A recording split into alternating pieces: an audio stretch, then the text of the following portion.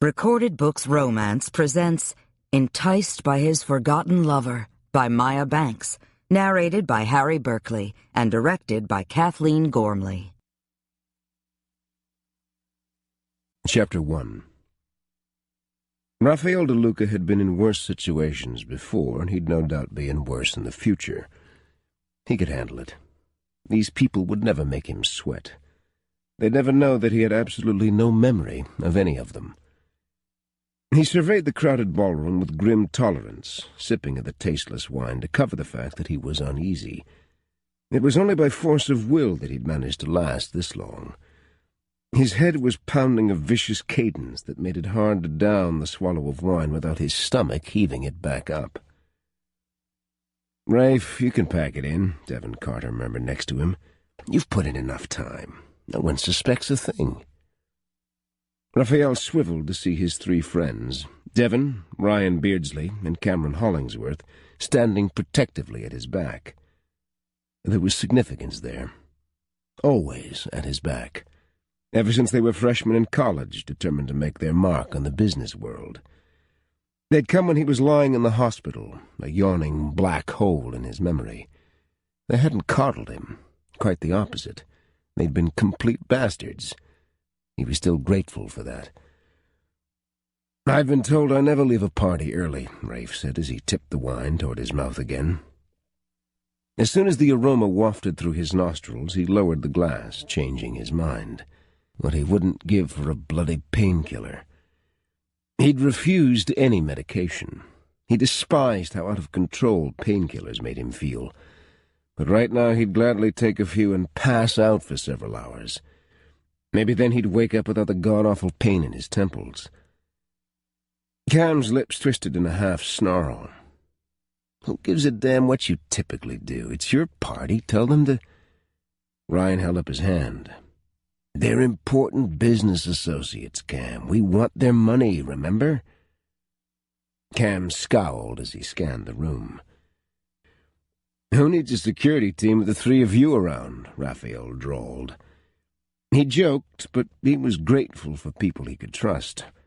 There was no one else he'd admit his memory loss to. Devon leaned in quickly and said in a low voice, "The man approaching is Quentin Ramsey III. His wife's name is Marcy. He's already confirmed for the Moon Island deal." Raphael nodded and took a step away from the shelter of his friends and smiled warmly at the approaching couple. A lot rode on making sure their investors didn't get nervous. Raphael and his business partners had located a prime spot for their resort, a tiny island off the coast of Texas just across the bay from Galveston. The land was his. Now all they had to do was build the hotel and keep their investors happy. "Quentin, Marcy, it's wonderful to see you both again. And may I say how lovely you look tonight, Marcy. Quentin is a very lucky man." The older woman's cheeks flushed with pleasure as Raphael took her hand and brought it to his lips.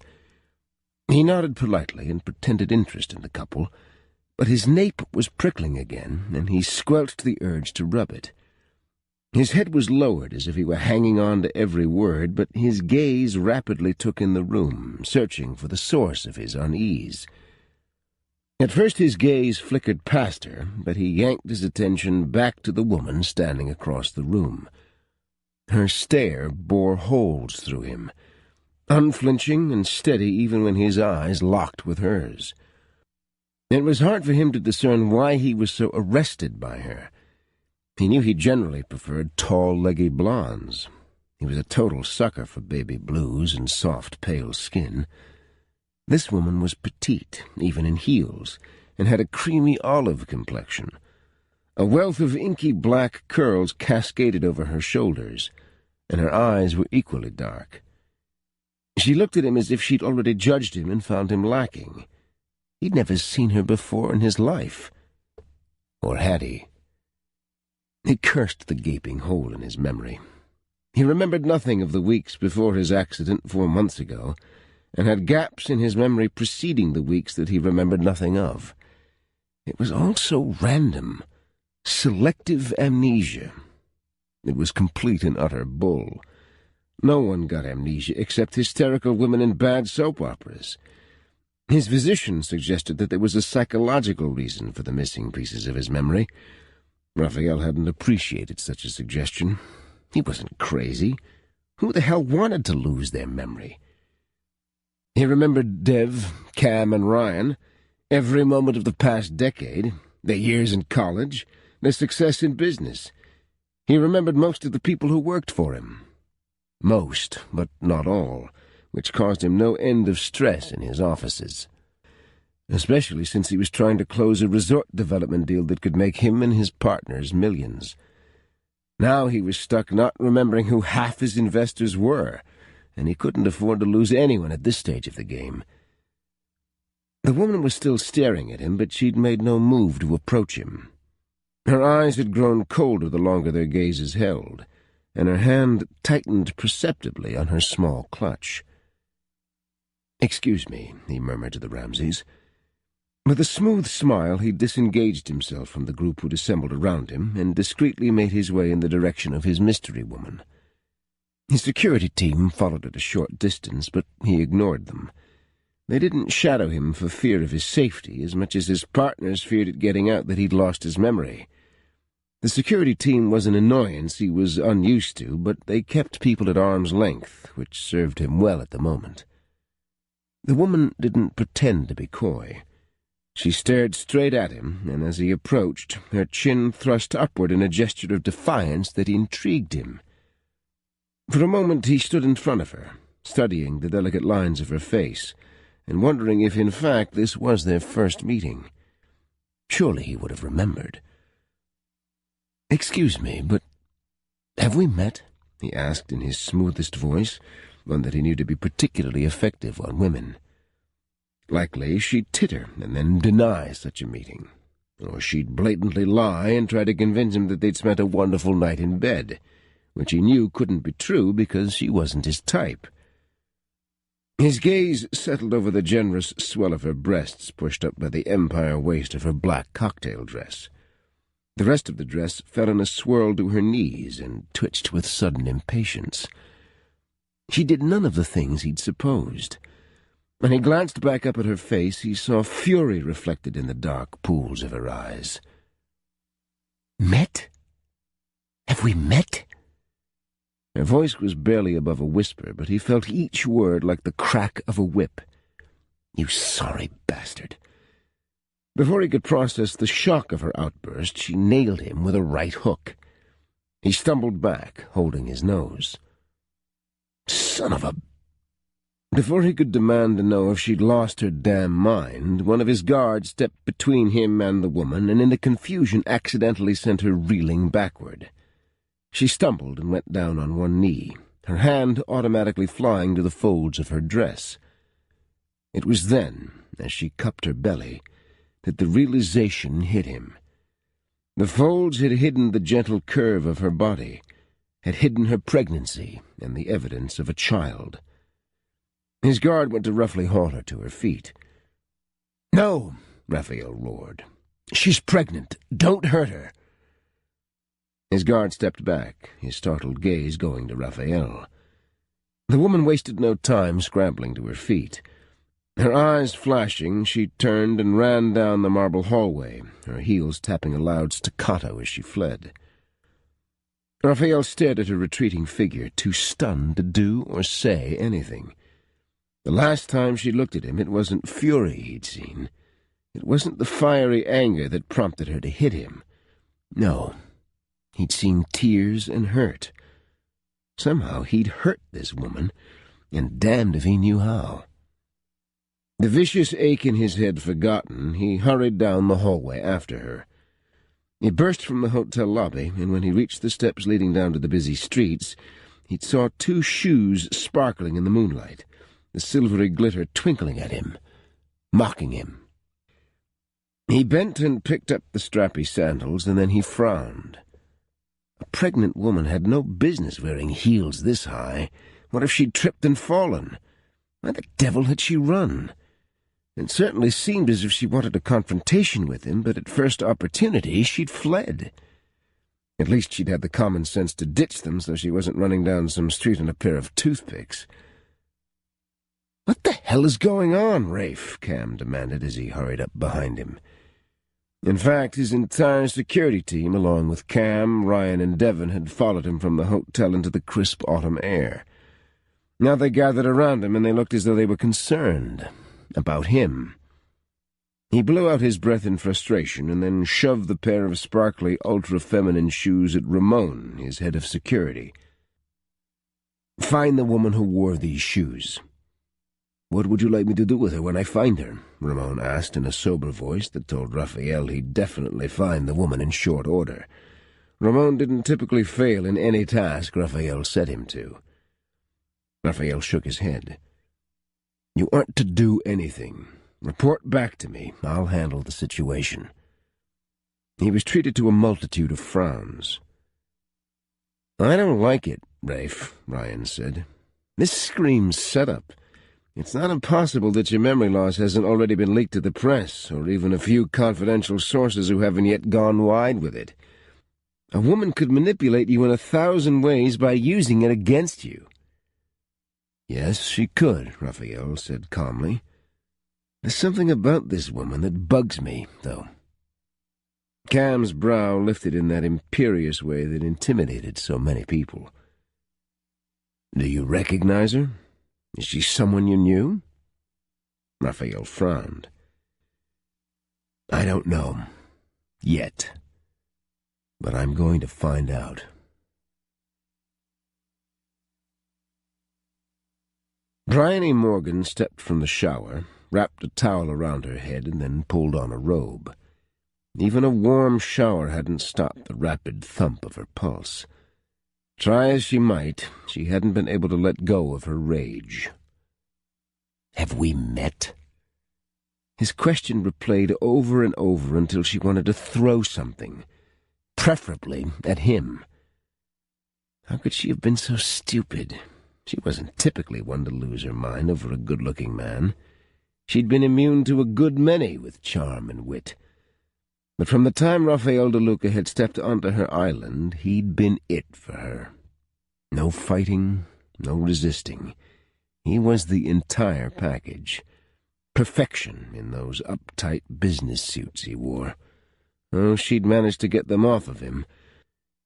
By the time he left the island, his pilot hadn't even recognized him.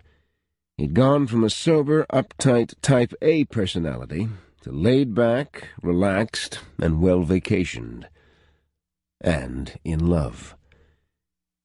She closed her eyes against the sudden surge of pain that swamped her. He obviously hadn't been in love, or anything else. He came, he saw, and he conquered. She was just too hopelessly naive and too in love herself to consider his true motives. That may well have been the case, but it didn't mean he was going to get away scot-free with his lies and deception. She didn't care what she had to do. He wasn't going to develop the land she'd sold him into some ginormous tourist mecca and turn the entire island into some playground for bored, wealthy jet-setters. It had taken all her courage to crash his party tonight, but once she'd learned the purpose, the gathering of his potential investors for the project he planned to ruin her land with, she'd been determined to confront him, right there in their midst, daring him to lie to her when the entire room knew of his plans. She hadn't counted on him denying that he'd ever met her, but then how better to paint her as the village idiot, or some crazy do-gooder granola bar out to halt progress. The force of just how wrong she'd been threatened to flatten her. She sighed heavily and shook her head. She had to calm down or her blood pressure was going to skyrocket. Slowly she unclenched her jaw. Her teeth were ground together with enough force to break them. Where was room service? She was starving. She rubbed her belly apologetically and made a conscious effort to let all the anger and stress flow out of her body. It couldn't be good for the baby to have her mother so pissed off all the time. She gritted her teeth before she realized that she'd done so again. Forcing her jaw to relax once more, she performed the arduous task of combing out her hair and blow-drying it. She was finishing up when a loud knock sounded at her door. "Food, finally," she murmured as she turned off the hairdryer. She hurried to the door and swung it open, but there was no food cart or hotel employee. Raphael stood there, her abandoned shoes dangling from his fingertips. She stepped back and tried to slam the door, but he stuck his foot in, preventing her from shutting it. As indomitable as ever, he pushed his way in and stood in front of her. She hated how small and vulnerable she felt against him. Though she hadn't always hated it. She'd loved how protected and cherished he'd made her feel when she curled her much smaller body into his. She bared her teeth into a snarl. "Get out, or I'll call hotel security." "You could," he said calmly. "But as I own this hotel, you might have a hard time having me thrown out." Her eyes narrowed. Of course he'd own the hotel she'd chosen to stay in. What were the odds of that? "I'll call the police, then. I don't care who you are. You can't force yourself into my hotel room." He raised an eyebrow. "I came to return your shoes. Does that make me a criminal?" "Oh, come on, Raphael. Stop playing stupid games. It's beneath you. Or it should be. I get it. Believe me, I get it. I got it as soon as you looked right through me at the party. Though I have to say the 'have we met' line, that was priceless. Just priceless. Not to mention overkill." It was all she could do not to hit him again, and maybe he realized just how badly she wanted to because he took a wary step back. She advanced, not willing for a moment to allow him to control the situation. "You know what? I never took you for a coward. You played me, I get that. I was a monumental idiot. But for you to hide from the inevitable confrontation like you've done makes me physically ill." She stuck a finger into his chest, ignoring the baffled look on his face. "Furthermore, you're not going to get away with your plans for my land. If it takes every cent I own, I'll fight you. We had a verbal agreement, and you'll stick to it." He blinked, then looked as if he was about to say something. She crossed her arms, so furious she wanted to kick him. If it wouldn't land her on her ass, she'd do it. "What? Did you think you'd never see me again? That I'd hide away somewhere and sulk because I learned you don't really love me and slept with me to get me to agree to sell to you? You couldn't be more mistaken," she seethed. Raphael reacted as though she'd hit him again. His face paled and his eyes became hard, cold points. If she weren't so angry, what she saw in his gaze would probably scare the bejesus out of her. But Mama had always said that common sense was the first thing to go when someone got all riled up. Boy, was that the truth. "Are you trying to insinuate that you and I have slept together?" he asked in a dangerously low voice that, again, should have frightened her. But she was way beyond fear. "I don't even know your name." It shouldn't have hurt her. She'd long since realized why Raphael had chosen her, why he'd seduced her, and why he'd told her the lies he told. He couldn't shoulder the entire blame. She'd been far too easy a conquest. But still, that he'd stand there before her and categorically deny even knowing her name sliced a jagged line through her heart that was beyond repair. "You should go," she said in a barely controlled tone. Damn the tears, but if he didn't leave now, she wasn't going to keep her composure for long. His brow furrowed, and he cocked his head to the side, studying her intently. Then, to her dismay, he swept his hand out and smudged a tear from the corner of her eye with his thumb. "You're upset." Sweet Mother of God, this man was an idiot. She could only pray their child inherited her brains and not his. She nearly laughed aloud, but it came out as a strangled sob. How could she hope for the poor baby to inherit any intelligence whatsoever when it was clear that both his parents were flaming morons? Get out. But instead, he cupped her chin and tilted it upward so he could stare into her eyes. Then he wiped at the dampness on her cheek in a surprisingly gentle gesture. We can't have slept together. Besides the fact that you aren't my type, I can't imagine forgetting such an event. Her mouth gaped open, and any thought of tears fled.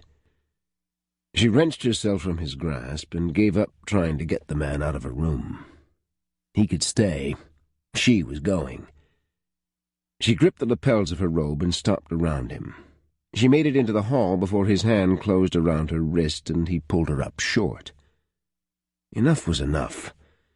She opened her mouth to let out a shriek, but he yanked her against his hard body and covered her mouth.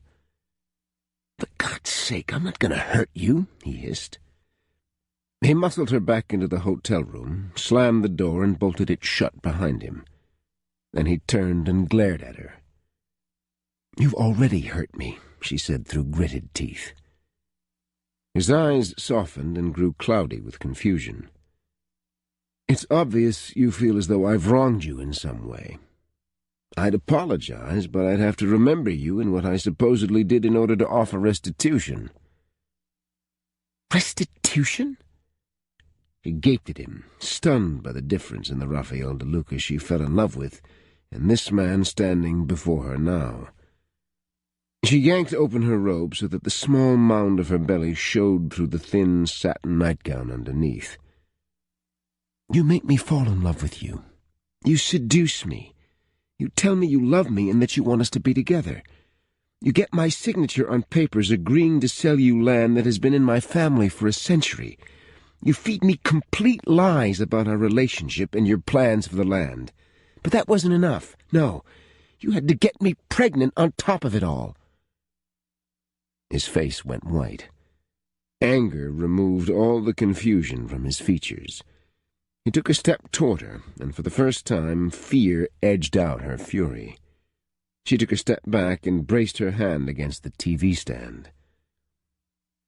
"Are you saying that we slept together and that I'm the father of your baby?" he demanded. She stared wordlessly at him, hurt still crowding viciously into her chest. "Are you trying to say we didn't? That I imagined the weeks we spent together? Do you deny that you left me without a word and never looked back?" Sarcasm crept into her voice, but there was also deep pain that she wished wasn't so evident. It was enough that he'd betrayed her. She didn't want to be humiliated further. He flinched and closed his eyes. Then he took a step back, and for a moment she thought he was finally going to do as she demanded and leave. "I don't remember you," he said hoarsely. "I don't remember any of it. You, us, that." He gestured toward her belly. He trailed off, and something about the bewilderment in his voice made her stop in her tracks. She crossed her arms protectively over her chest and swallowed. "You don't remember?" He ran a hand through his hair and swore under his breath. "I had an accident several months ago. I don't remember you. If what you're saying is true, we met during the period where my memory is a complete blank."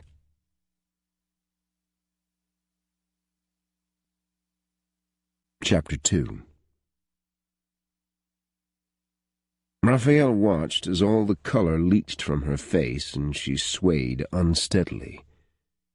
With a curse, she reached to grasp her arms. This time she didn't fight him. She was limp in his hands, and he felt the slight tremble beneath his fingers. "Come, sit down before you fall," he said grimly. He led her to the bed, and she sat, her hands going to the edge to brace herself. She glanced up at him, her eyes haunted. "You expect me to believe you have amnesia? Is that the best you could come up with?" He winced because he felt much the same about the idea of amnesia. If all she'd said was true and their positions were reversed, he'd laugh her out of the room. "I don't ask this to make you angry, but what's your name? I feel at quite a disadvantage here." She sighed and rubbed a hand wearily through her thick hair. "You're serious about this?" He made a sound of impatience, and she pinched the bridge of her nose between her fingers. "My name is Bryony Morgan," she said quietly. She bowed her head and black curls fell forward, hiding her profile. Unable to resist, he ran his finger over her cheek and then pushed the hair back behind her ear. "Well, Bryony, it would seem you and I have a lot to discuss. I have many, many questions, as you can well imagine." She turned her head to stare up at him. "Amnesia? You're seriously going to stick to this insane story?" He tried to remember how skeptical he'd be in her shoes, but her outright disbelief was ticking him off. He wasn't used to having his word questioned by anyone. "Do you think I like being punched in the face at a public gathering by a woman claiming to be pregnant with my child, when to my knowledge it's the first time we've met? Put yourself in my shoes for a moment. If a man you'd never seen before, or had no memory of, walked up to you and said the things to you that you're saying to me, don't you think you'd be a little suspicious? Hell, you'd probably have already called the cops you keep threatening me with." "This is crazy," she muttered. "Look, I can prove what happened to me. I can show you my medical records and the doctor's diagnosis. I don't remember you, Bryony. I'm sorry if that hurts you, but it's a fact. I have only your word that we were ever anything to each other." Her lips twisted. "Yeah, you can't forget I'm not your type." He winced. Trusted her to remember that remark. "I'd like for you to tell me everything. Start from the beginning. Tell me when and where we met. Maybe something you say will jog my memory." A knock sounded at the door, and he scowled. "Are you expecting someone at this hour?" he asked when she rose to answer it. "Room service. I'm starving. I haven't eaten all day." "Well, that can't be good for the baby." She didn't look as though she appreciated the remark. Gathering her robe tighter around her, she went to the door, and a few seconds later a room service attendant wheeled in a cart bearing covered plates. She signed the bill and offered a half-hearted smile of thanks to the man. When Raphael and Bryony were alone again, she pushed the cart the rest of the way to the bed. "Sorry, obviously I wasn't counting on company. I only ordered enough food for one." He lifted a brow as she began uncovering the dishes. There was enough food to feed a small convention. "Sit down and relax. We can talk while you're eating." She settled in the armchair catty-corner to the bed and curled her feet underneath her. As she reached for one of the plates, he studied the face of the woman he'd forgotten. She was beautiful, no denying that. Not the kind of woman he usually gravitated toward.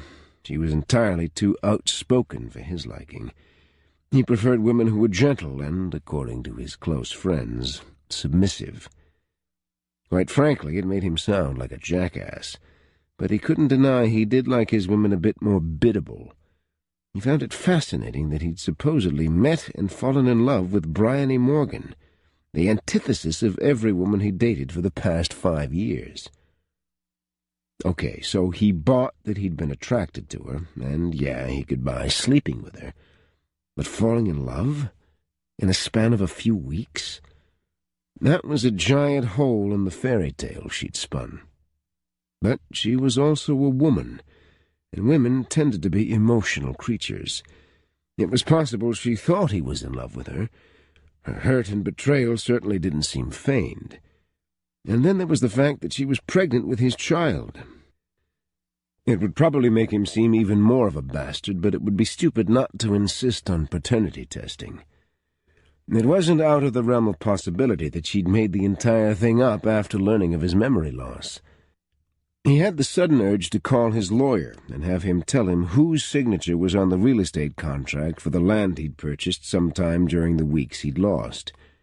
He hadn't seen the paperwork since before his accident. He paid people to keep his business running and his affairs in order. Once he scored the deal, there was no reason to look back. Until now. Damn, but this was a mess. And yeah, he was definitely calling his lawyer first thing in the morning. "What are you thinking?" she asked bluntly.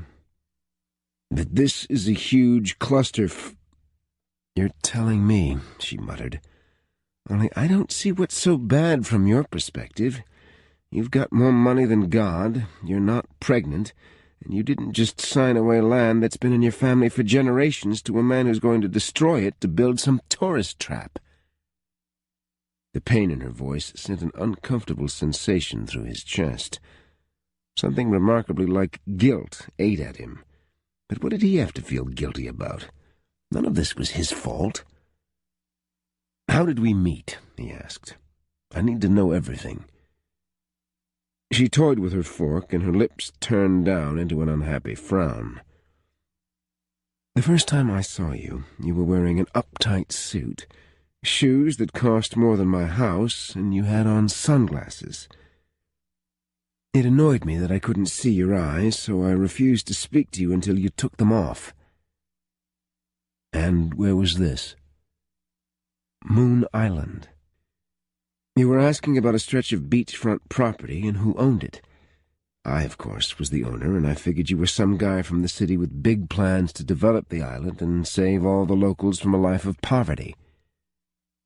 He frowned. "It wasn't for sale? I remember it being for sale before I even went down there. I wouldn't have known about it otherwise." She nodded. "It was. I needed to sell it. My grandmother and I could no longer afford the property taxes, but we agreed we wouldn't sell to a developer. It was bad enough that I was forced to sell land that's been in my family for generations." She broke off, clearly uncomfortable with all she'd shared. "Anyway, I figured you for another stiff suit, and so I sent you across the island on a wild goose chase." He sent a glare in her direction. For the first time, a smile flirted on the edge of her lips. "You were so angry with me. You stormed back to my cottage and banged on my door. You demanded to know what the hell I was doing and said I didn't act like someone who desperately needed to sell a piece of land." "That sounds like me," he acknowledged. "I informed you that I wasn't interested in selling to you, and you demanded to know why. When I told you of my promise to my grandmother that we'd only sell to someone willing to sign a guarantee that they wouldn't commercially develop the stretch of beach, you asked to meet her." An uncomfortable prickle went up his nape. That didn't sound like him. He wasn't one to get personal. Everyone had their price. He would have simply upped his offer until he found theirs. "The rest is pretty embarrassing," she said lightly. "I took you to meet Mama. The two of you got along famously. She invited you to stay to supper. Afterward, we took a walk on the beach. You kissed me. I kissed you back. You walked me back to my cottage and told me you'd see me the next day." "And did I?" "Oh, yes," she whispered. "And the day after, and the day after. It took me 3 days to talk you out of that suit." He lifted a brow and stared. Her cheeks turned red, and she clapped a hand over her mouth. "Oh, God, I didn't mean it like that. You wore that suit everywhere on the beach. You stuck out like a sore thumb, so I took you shopping. We bought you beachwear." This was starting to sound like a nightmare. Beachwear? Her head bobbed up and down. Shorts, T-shirts, flip-flops. Maybe the doctor had been right. He lost his memory because he wanted to forget. Flip-flops? It was all he could do not to stare down at his very expensive leather loafers and imagine wearing flip-flops. And I wore this beachwear? She raised an eyebrow. "You did. We bought swim trunks, too. I don't know of anyone who goes to an island and doesn't pack something to swim in, so we got you some trunks, and I took you to my favorite stretch of the beach." So far, her version of the weeks missing from his memory was so divergent from everything he knew of himself that it was like listening to a story about someone else. What could have possessed him to act so out of character? "How long did this relationship you say we had go on?" he croaked. 4 weeks, she said softly. 4 wonderful weeks. We were together every day. By the end of the first week, you gave up your hotel room and you stayed with me, in my bed. We'd make love with the windows open so we could listen to the ocean. I see. Her eyes narrowed. You don't believe me? "Bryony," he said carefully, "this is very difficult for me. I'm missing a month of my life, and what you're telling me sounds so fantastical, so utterly out of character for me, that I can't even wrap my head around it." She pressed her lips together, but he could still see them tremble. "Yeah, I get that this is difficult for you, but try to see things from my perspective for just a few moments. Imagine that the person you were in love with and thought was in love with you suddenly can't remember you. Imagine what kind of doubts you have when you discover that everything he told you was a lie, and that he made you promises he didn't keep. How would you feel?" He stared into her eyes, gutted by the sorrow he saw. "I'd be pretty damn upset." "Yeah, that about covers it." She stood and pushed the serving cart back so that she could step around it. Her hand crept around the back of her neck, and she rubbed absently as she stood just a short distance from where he sat on the edge of the bed. "Look, this is pointless. I'm really tired. You should probably go now." He shot to his feet. "You want me to go?" It was on the tip of his tongue to ask her if she was out of her damn mind, but that wouldn't win him any more points with her. "After dumping this story on me, after telling me I'm going to be a father, you expect me to just walk away?" "It's what you did before," she said wearily. "How the hell can you say that? How do you know what I did or didn't do when I don't even know? You said you loved me and that I loved you. I've just told you I can't remember any of it. How do you get that I walked away from you? That I somehow betrayed you? I was in an accident, Bryony. What was the last day you saw me? What did we do? Did I dump you? Did I tell you I was leaving you?" Her face was white, and her fingers were balled into tiny fists at her sides. "It was the day after we closed on the land. You said you had to go back to New York. It was some emergency you had to attend to personally. You said it wouldn't take more than a day or two. You told me you'd be back, that you couldn't wait to come back, and that once you'd returned, we'd discuss what we'd do with the land," she said painfully. "What day was it? The date, Bryony, the exact date." "June 3rd. The day of my accident." She looked stricken. Her hand flew to her mouth. She looked so unsteady that he thought she might fall. He reached out, snagged her wrist, and pulled her down to sit beside him. She didn't fight. She just stared at him numbly. "How? What happened?" "My private jet went down over Kentucky," he said grimly. "I don't remember a lot. I woke up in a hospital and had no idea how I'd come to be there." "And you remember nothing?" she asked hoarsely. "Only those 4 weeks. I have some other gaps, but it's mostly people I'm supposed to know or remember but don't. I didn't initially remember the circumstances surrounding my decision to fly down to Moon Island, but that's easy enough to figure out since I bought a piece of property while I was there." "So you just forgot me," she said with a forced laugh. He sighed. "I know it's not easy to hear. Try to understand that I'm having the same difficulty believing all you've told me. I may not remember you, Bryony, but I'm not a complete bastard. It doesn't bring me any satisfaction to see how much this hurts you." "I tried to call," she said bleakly. "At first I waited. I told myself all sorts of excuses. It was a bigger emergency. You're a really busy guy. But then I tried to call the number you'd given me. No one would let me speak to you. There were always excuses. You were in a meeting, you were out of town, you were at lunch.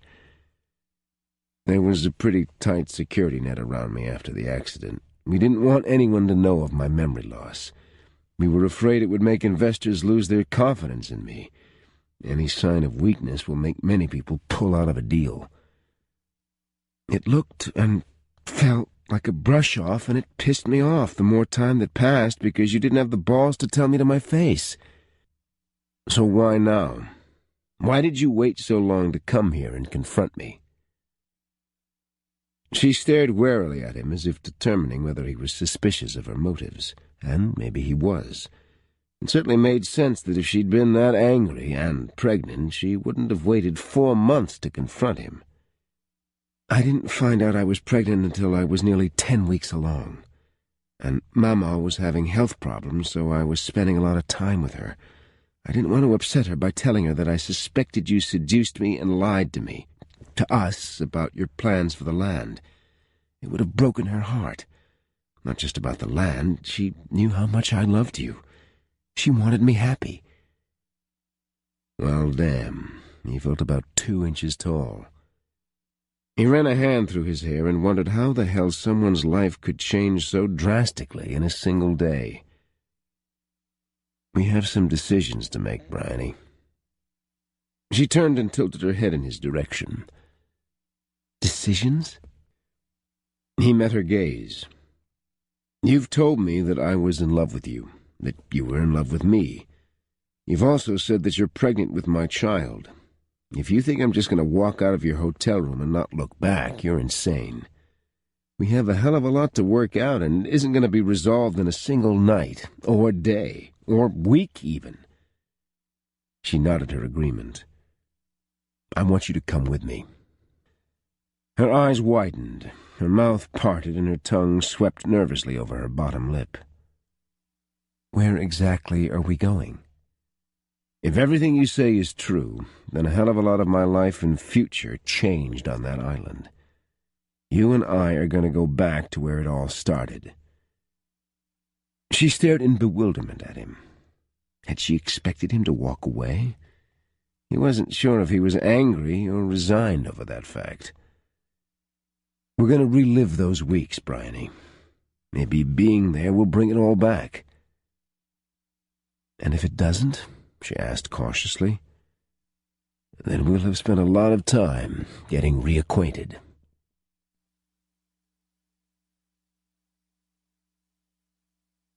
Chapter 3. Have you lost your mind? Ryan demanded. Raphael stopped pacing and leveled a stare at his friends who'd gathered in his office. Let's not talk about who's lost their mind, Raphael said pointedly. I'm not the one mounting a search for the woman who screwed me over with my brother. Ryan glared at him and then shoved his hands into his pockets and turned to stare out the window. Low blow, Devon murmured. Raphael blew out his breath. Yeah, it had been.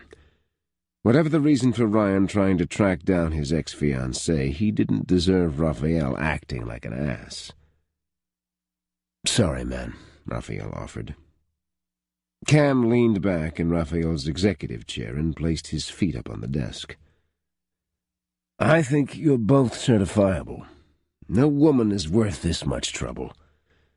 He clasped his hands behind his head and leveled a stare in Raphael's direction.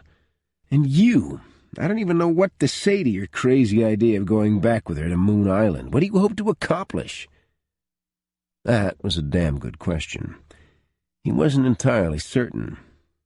He wanted his memory back. He wanted to know what had made him go off his rocker and supposedly fall in love with and impregnate a woman in a matter of weeks. He was 34 years old, but from all accounts he'd acted like a teenager faced with his first naked woman. She says we fell in love. He nearly groaned. Just saying the words made him feel utterly ridiculous. The 3 other men stared at him as if he just announced he was taking a vow of celibacy, though at the moment it didn't sound like a bad idea. She also claims the child she's pregnant with is yours, Devon pointed out. That's a lot of things she's claiming.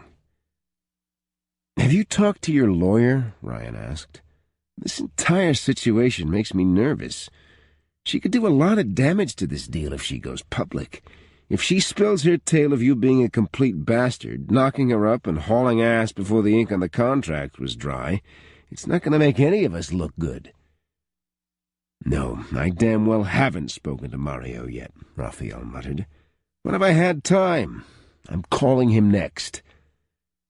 So how long are you going to be gone on this soul-searching expedition? Cam asked. Raphael shoved his hands into his pockets and rocked back on his heels. As long as it takes. Devon glanced down at his watch. As much as I'd love to stick around and be amused by all this, I have an appointment.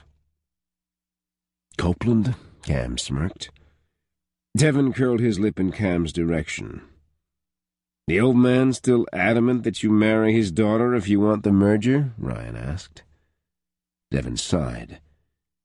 Yeah, she's flighty, and Copeland seems to think I'd settle her. Raphael winced and shot his friend a look of sympathy. Cam shrugged. So tell him the deal's off. She's not that bad. She's just young and exuberant. There are worse women to marry. In other words, she'd drive a stick in the mud like you crazy, Ryan said with a grin. Devon made a rude gesture as he headed toward the door. Cam swiveled in Raphael's chair and let his feet hit the floor with a thud. I'm off too. Make damn sure you give us a heads-up before you head off to find yourself, Rafe. Raphael grunted and claimed his chair as Cam followed behind Devon. Ryan still stood at the window when he turned to Raphael once they were alone. Hey, I'm sorry for the crack about Kelly, Raphael said before Ryan could speak. Have you been able to find her yet? Ryan shook his head. No, but I will. Raphael didn't understand Ryan's determination to hunt down his ex-fiancée. The whole fiasco had taken place during the 4 weeks Raphael had lost, but Devon and Cam had told him that Kelly had slept with Ryan's brother. Ryan had tossed her out and had seemingly moved on. Only now Ryan had hired an investigator to find her. You don't remember Bryony? Ryan asked. Nothing at all? Raphael slapped a pen against the edge of his desk. No, nothing. It's like looking at a stranger. And you don't think that's odd? Raphael made a sound of exasperation. Well, of course it's odd. Everything about this situation is odd. Ryan leaned back against the window and studied Raphael. You'd think if you'd fallen head over ass for this woman, spent every waking moment for 4 weeks with her, and managed to knock her up in the process, that there would at least be some serious déjà vu. Raphael tossed the pen down and spun in his chair until his foot caught on the trash can next to his desk. I get where you're going with this, Ryan, and I appreciate your concern. Something happened on that island. I don't know what, but there's a gaping hole in my memory, and she's at the center. I've got to go back, if for no other reason than to disprove her story. And if she's telling the truth, Ryan asked, then I've got a hell of a lot of catching up to do, Raphael muttered.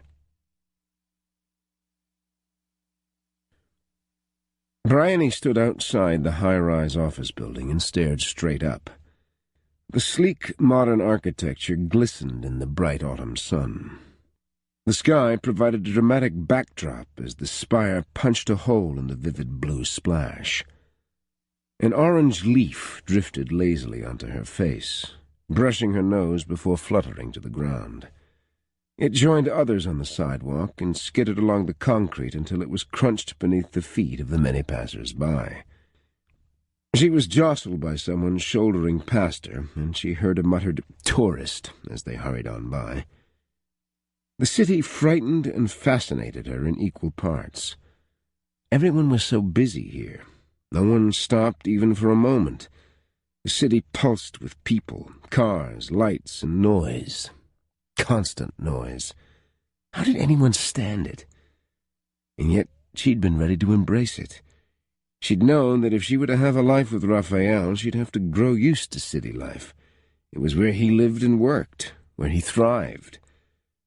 Now she stood in front of his office building, feeling hesitant and insecure. There was a seed of doubt, and it grew with each breath. She couldn't help but wonder if she wasn't being an even bigger fool this time. "Fool me once, blah, blah," she muttered. I must be insane to trust him. But if he were telling the truth, if his utterly bizarre, improbable story were true, then he hadn't betrayed her. He hadn't dumped her. He hadn't done any of the things she'd accused him of. Part of it was relieved, and the other part had no idea what to think or believe. "Bryony, is it?" She yanked her gaze downward, embarrassed that she was still standing in front of the building looking straight up like a moron, and saw two of the men she'd seen with Raphael at the party. She took a wary step back. "I'm Bryony, yes?" They were both tall. One had medium brown hair, short and neat. He smiled at her. The other one had blonde hair with varying shades of brown. It was longish and unruly. He frowned at her, and his blue eyes narrowed as though she were a nasty bug. The smiling one stuck out his hand. "I'm Devon Carter, a friend of Raphael's. This is Cameron Hollingsworth." Cameron continued to scrutinize her, so she ignored him and focused on Devon, although she had no idea what to say. "Nice to meet you," she murmured. "Are you here to see Rafe?" Devon asked. She nodded.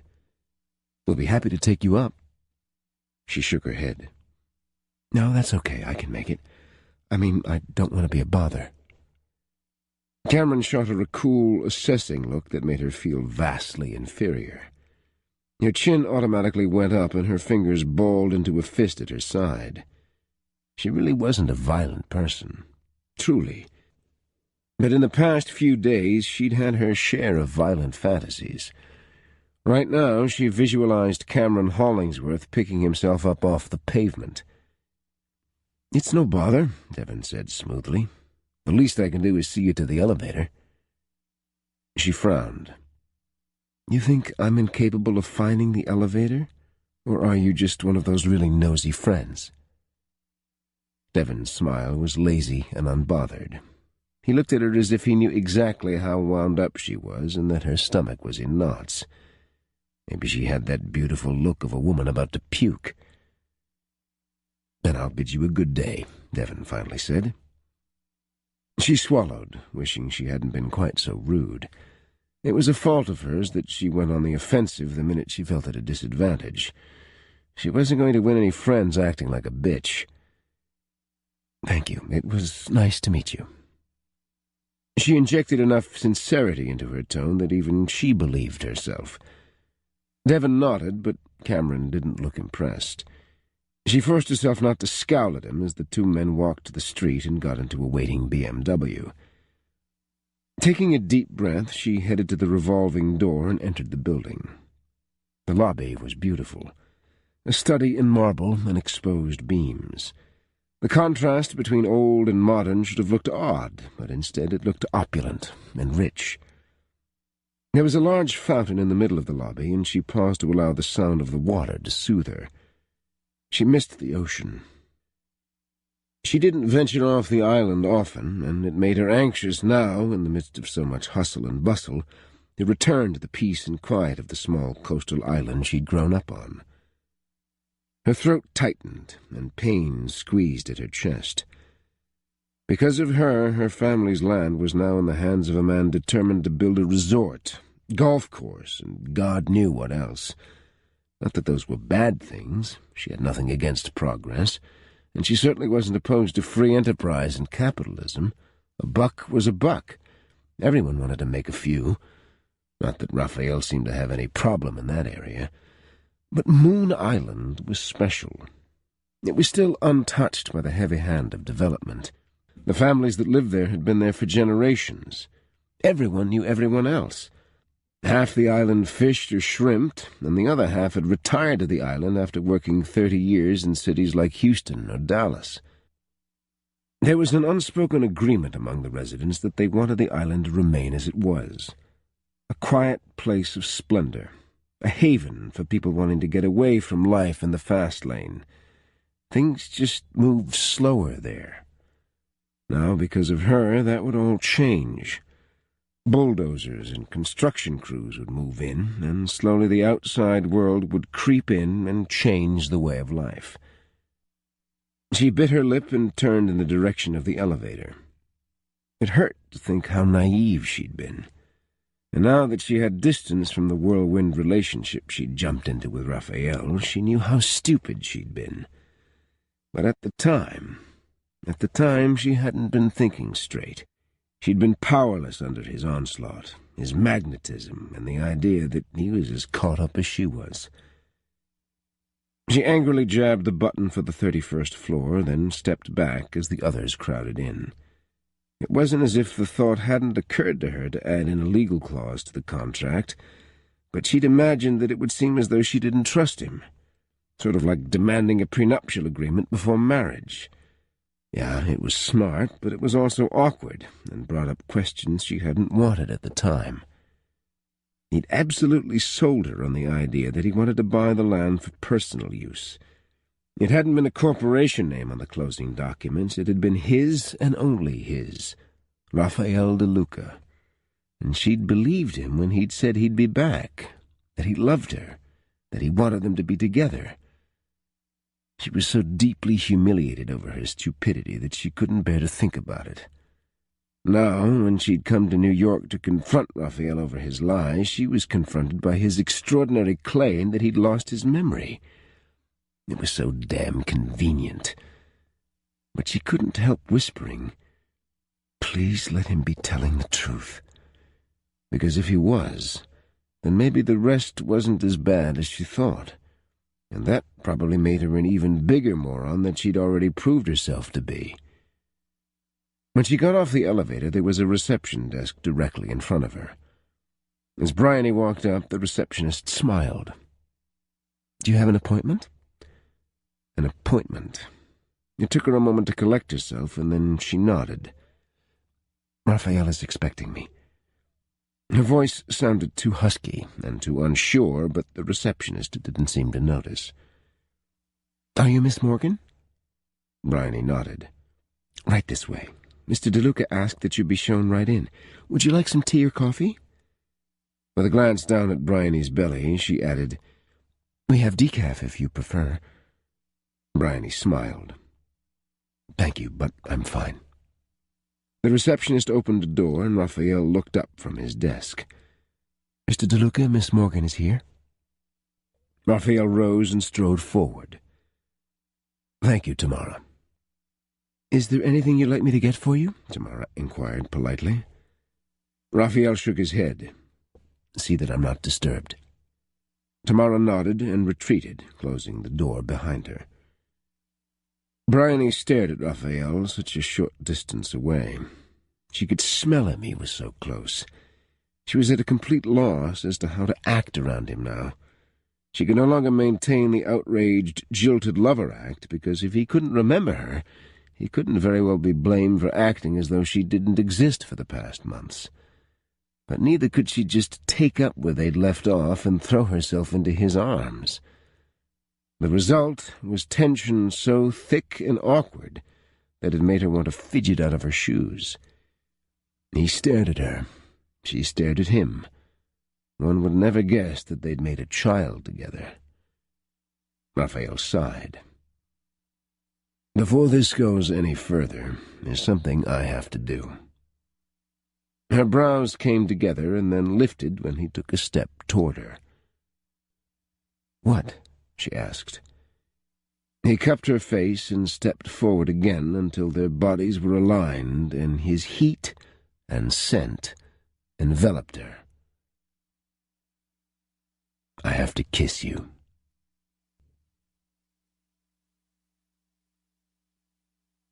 Chapter 4.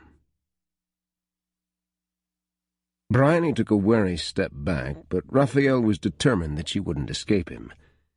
He caught her shoulders and pulled her almost roughly against him, swallowing up her light gasp just before his lips found hers in a heated rush. He wasn't entirely certain what he'd expected to happen. Fireworks? His memory miraculously restored? Images of those missing weeks to flash into his head like a slideshow? None of that happened, but what did shocked the hell out of him. His body roared to life.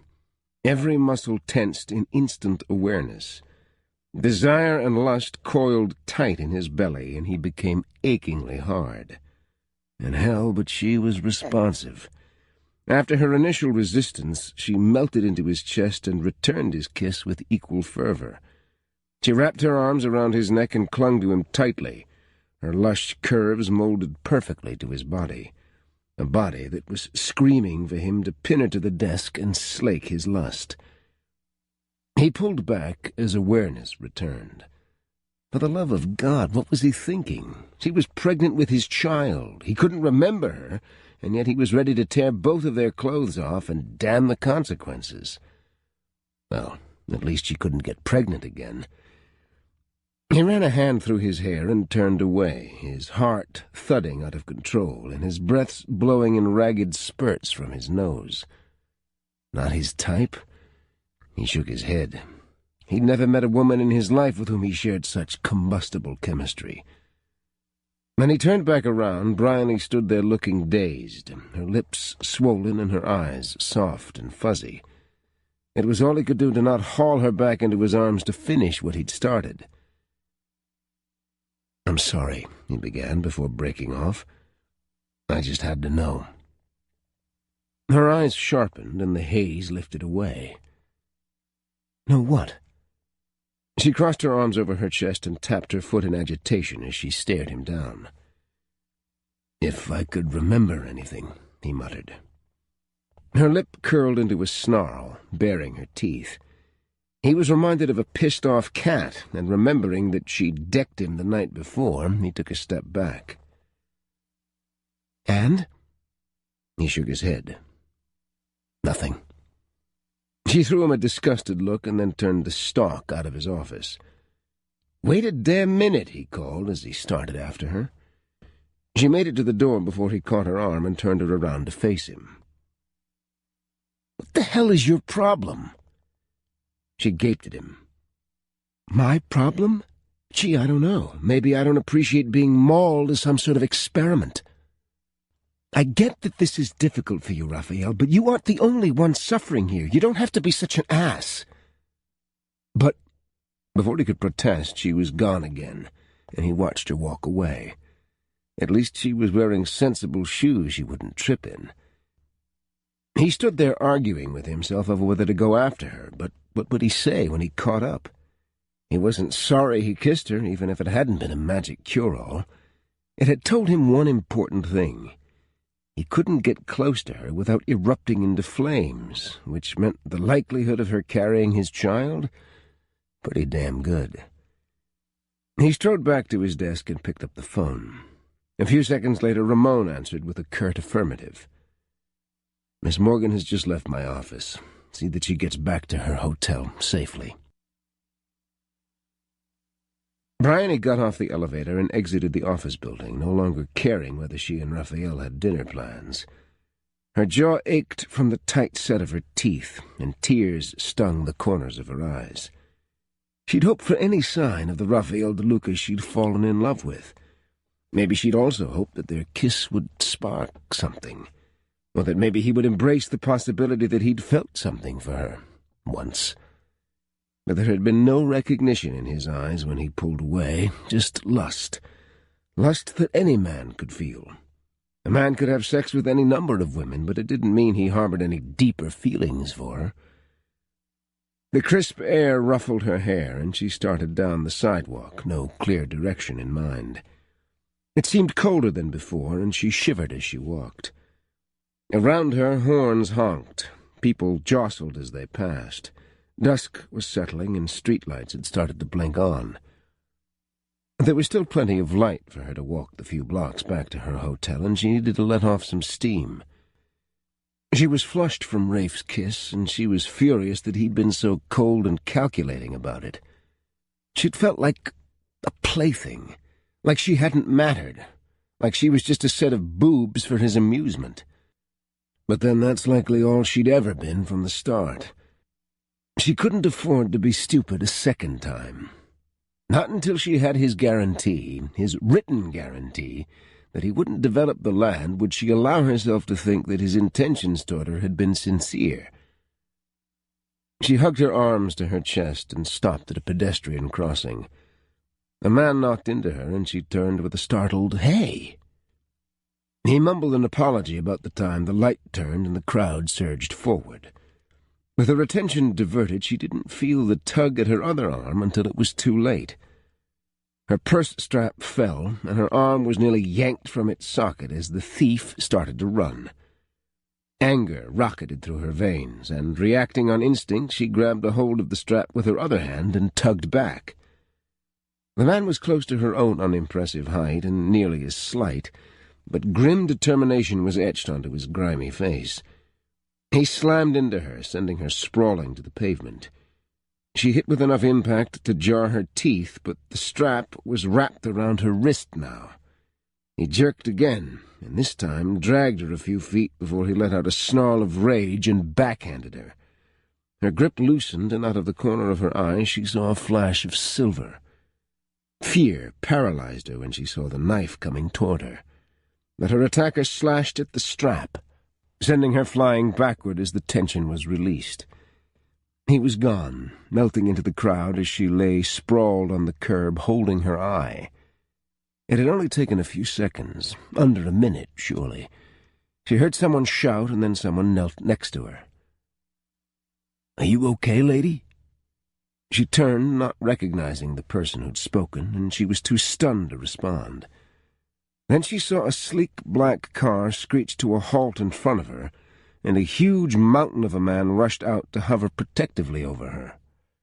He moved with a grace that belied his enormous size, and he knelt in front of her, his hand cupping her chin as he turned her this way and that to examine her eye. He barked rapidly into his Bluetooth, but she was too muddled to know what he said or to whom he'd spoken. She hoped it was the police. "Miss Morgan, are you all right?" he asked urgently. "How do you know my name?"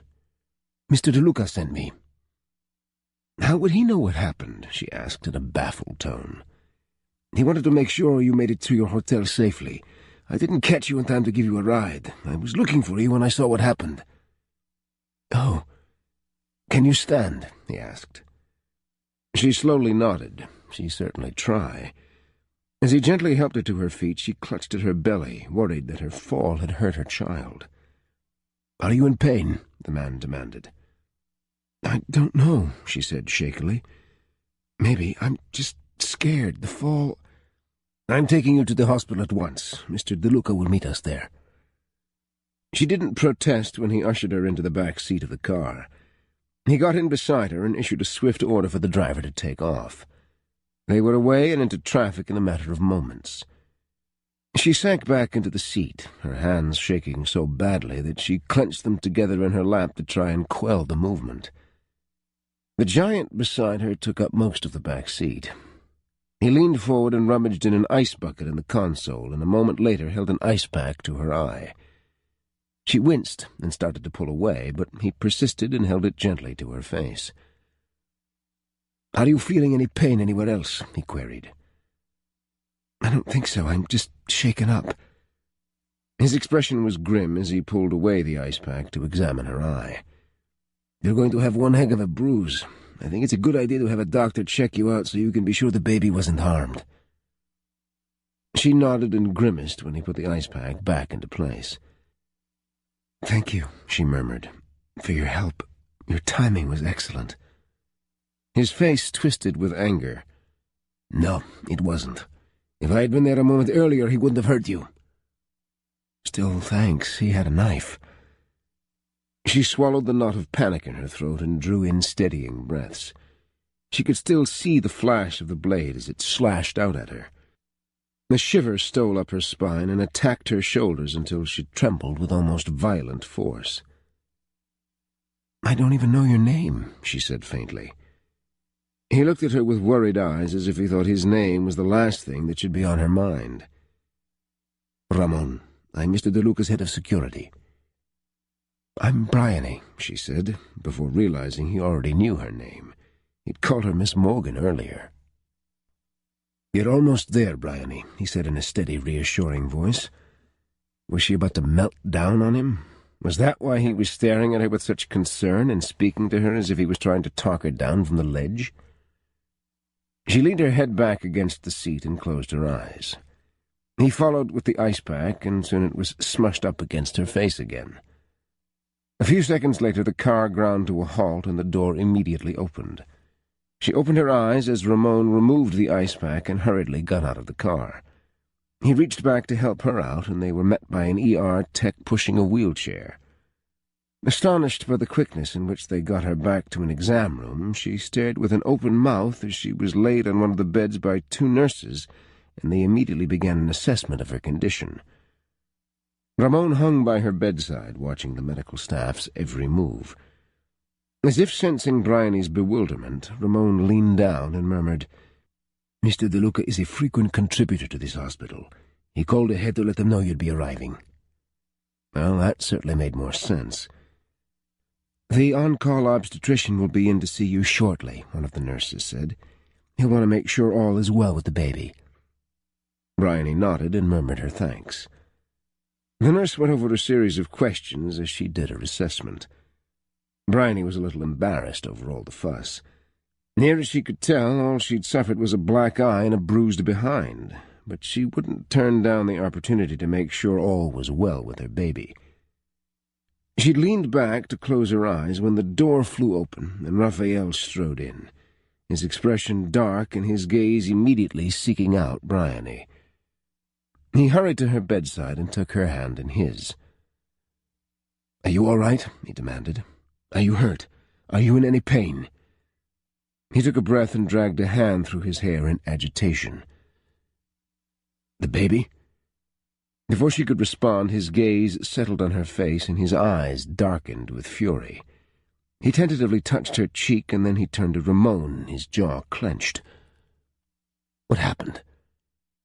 "I'm fine," Bryony said in answer to the barrage of questions. But Raphael was no longer concentrating his efforts on her. He was interrogating his head of security. "Raphael?" And he still didn't stop his tirade of questions. She tugged at his hand until finally he turned back to her. "I'm okay, really. Ramon showed up just in time. He took good care of me." "I should not have let you leave my office," Raphael gritted out. "You were upset and in no condition to be out on the streets. I thought Ramon would give you a ride home." She shrugged. "I walked. He didn't catch up with me until after—" Raphael looked hastily around and then dragged a chair to her bedside. He perched on the edge and stared intently at her. "Has the doctor been in yet?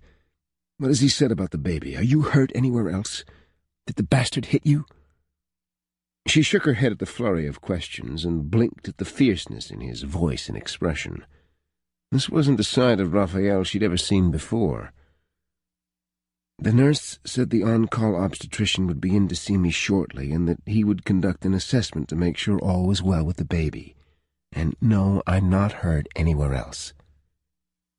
She raised her hand to her eye and winced when she pushed in on the already swelling area. Raphael captured her hand and pulled it away from her eye. "It's unacceptable for you to be walking the streets of New York City alone. I don't even like you staying in that hotel alone." She smiled in amusement. "But it's your hotel, Raphael. Are you suggesting it isn't safe?" "I'd prefer you with me, where I know you're safe," he said through gritted teeth. Her brows came together as she studied him. "What are you saying?" "Look, we're going to be leaving together for Moon Island in a few days anyway. It's only reasonable that you'd stay with me until we depart. It'll give us additional time to reacquaint ourselves with one another." She stared hard into his eyes, looking for She wasn't sure what she was looking for. What she saw, however, was burning determination and outrage that she'd been harmed. He may not remember her, but his protective instincts had been riled, and whether he fully accepted that she carried his child, he was certainly concerned about both mother and baby. Wasn't that a start? "All right," she said softly. "I'll stay with you until we leave for the island." Chapter 5.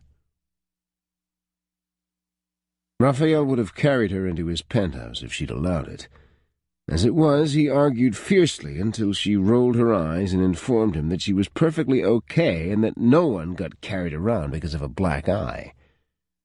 The reminder of her black eye just infuriated Raphael all the more. She was a tiny woman, and the idea that some street thug had manhandled her, a pregnant woman, made his jaw clench, even though the doctor had assured him that all was well with her pregnancy. He wasn't sure what to do with himself. He was in new territory, for sure. Bryony was the first woman he'd ever brought up to his penthouse, and it felt as though his territory had been invaded. "Would you like me to order in dinner?" he asked when he'd settled her on the couch. Surely it wasn't a good idea for her to go out, and it was late. "I'd like that, thanks," she said as she leaned her head back against the sofa. He frowned when he saw the fatigue etched on her face. "You must be tired." Her lips twisted ruefully, and she nodded. "It's been an eventful couple of days." Guilt crept up his nape until he was compelled to rub the back of his neck. He hadn't made things easier for her. She'd traveled a long way, and then things had gone all to hell. He stood, irritated with himself. Why should he feel guilty about anything? He couldn't remember. God knew he'd tried. He went to bed frustrated every single night, hoping when he woke the next morning that everything would be restored and he could stop wondering about the holes. Stop wondering if he'd done something ridiculous like seduce and fall in love with a woman in the space of a few weeks. It sounded so incredible that he couldn't wrap his head around it. No, he shouldn't feel guilty. None of this had been his fault, except for the fact that he'd upset her and caused her to flee his office, and she'd wound up being mugged as a result. He studied her from across the room as he picked up the phone to call in their food order. She already looked as if she was asleep, and he battled with whether to even bother waking her for dinner. His gaze drifted to her belly, and he swiftly decided against allowing her to sleep through the meal. It had likely been hours since she'd eaten anything. He returned to her a moment later and settled on the chair next to the couch where she lay sprawled. "Would you like something to drink while we wait for the food?" She stirred and regarded him lazily through half-lidded eyes. "Do you have juice? I feel a little lightheaded." He bolted to his feet. "Why didn't you say anything before now?" She shrugged. "Quite frankly, all I wanted was a comfortable place to sit and relax. Having all those people around me was making me crazy." He strode to the kitchen and rummaged in the fridge for orange juice. After checking the date on the carton, he poured a glass and went back into the living room. This time he sat on the couch next to her and handed her the glass. She drank thirstily until half the contents were gone and then handed him back the glass. "Thanks, that should do the trick." "Is this something that happens regularly, or is it just the excitement of the day?" he asked suspiciously. "I'm borderline hypoglycemic. My blood sugar gets too low every once in a while. Pregnancy sort of messes with that, and I have to be careful to eat regularly or I risk passing out." Raphael swore under his breath. "What if you were to pass out when you were alone?" "Well, the point is to make sure I don't pass out." He scowled and then checked his watch. Only 5 minutes had passed since he'd placed the order. "I'll be fine, Rafe," she said softly. "My grandmother is a diabetic. I'm well acquainted with how to handle low or elevated blood sugar." The shortened version of his name, only used by his closest friends, slipped from her lips as if she'd used it 1,000 times before. Coming from her, it sounded right. as if he'd heard it before or maybe even encouraged her to use it. He put a hand to his nape and looked away. Why couldn't he remember? If he had truly been involved with this woman, and if, like she'd said, they'd formed some romantic attachment, he couldn't quite bring himself to say love, then why would he shove her as far from his memory as he could? She kicked off her shoes and then curled her feet underneath her on the couch before grabbing one of the cushions to snuggle into. It occurred to him that if they were a real couple, he would have sat beside her and cuddled, or maybe offered her a foot rub. Weren't pregnant women supposed to have swollen ankles or something? Which further proved to him that the idea of him falling in love and spending 4 weeks wrapped up in one woman was just ludicrous. He dated. He even had relationships, but they were on his terms, which meant that his female companions didn't come to his penthouse. If they had sleepovers, it was done in one of his hotels. He certainly didn't engage in cuddling or cutesy things that a man would do for the woman he loved. But then she glanced up, and their eyes met. There was something in her gaze that peeled back his skin and squeezed his chest in a manner he wasn't familiar with. She looked tired and vulnerable. She looked as if she needed comfort. Hell. "Rafe, he got away with my purse," she said quietly. He nodded. The police had come to the hospital to take her statement, but it was doubtful they'd find the attacker. "I didn't think... everything happened so fast, and then at the hospital..." She lifted her hand in a helpless gesture that only made his desire to comfort her stronger. "What's worrying you, Bryony?" "I need to cancel my credit cards, my bank card. God, he's probably already emptied all my accounts. My driver's license was in it. How am I supposed to get back home? I can't fly without identification." The more she spoke, the more agitated she became. He slid onto the couch beside her and awkwardly put his arms around her. "There's no need to panic. Do you have the telephone numbers you need?" She shook her head and then laid it on his shoulder, her hair brushing across his nose. "I can look them up on the internet if you have a computer." He snorted. "Do I have a computer? I'm never without an internet connection of any kind." She lifted her head and stared into his eyes. "You were when you were on the island." His brow crinkled. "That's impossible. I wouldn't have just dropped off the map like that. I have a business to run." "No, you kept in touch," she said, "but you often made your calls or answered emails in the morning or late at night. During the day, you left your BlackBerry at my house while we explored the island." He sighed. "See, this is why I have such a hard time with the story you tell. I would never do something like that. It isn't me." Her lips turned down in a frown, and she leaned away from him. To cover the sudden awkwardness, he stood and went to his briefcase to pull out his laptop. He stood for a long moment with his back to her just so he could compose himself and keep from turning and apologizing. He didn't want to hurt her, damn it. But one of them was crazy, and he didn't want it to be him. He finally went back to the couch, opened the laptop, and set it on a cushion next to her. "If you have any problems canceling your cards or ordering new ones, let me know. I've typed up my address so you can have them overnighted here." "And my license?" she asked in a tight, frustrated voice. "How am I going to get home?" She dragged her fingers through her hair, which only drew attention to the dark bruise marring her creamy skin. "I'll get you home, Bryony. I don't want you to worry.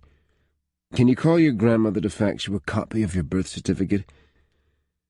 It's my understanding you can fly with your birth certificate, but you'll be subjected to closer scrutiny by security." "Couldn't we take your jet?" "Oh, I guess... Sorry." She broke off, seemingly embarrassed at her slip. "I have more than one," he said dryly. She continued to stare at him. "Then why aren't we taking it? Wouldn't it be easier to fly without identification if we were on a private jet?" He cleared his throat and then rubbed the back of his neck. Let's just say I have a newly developed phobia of flying on small planes." She frowned. "I must sound so insensitive. This has been a rotten trip all the way around." "Yes, I suppose it has been for you," he murmured. He eased back onto the couch beside her as she tapped intently on the keys. He hated how unsure of himself he was around her, but it was himself he was angry at, not her. If she was to be believed, her life had been completely upended by him. More and more he had an uneasy feeling that she was telling the truth, no matter how bizarre and unlikely such a scenario seemed. And if she was telling the truth, then he had to figure out what the hell he was going to do with the woman he supposedly loved and the child she carried. His child.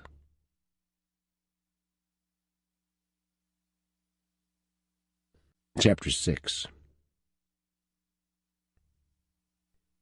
"This reminds me of the nights we spent at my house," Bryony said as she forked another bite of the seafood into her mouth.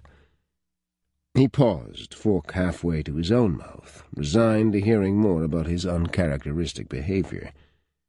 But she said nothing and resumed eating, her gaze downcast, almost as if she knew how ill at ease he was.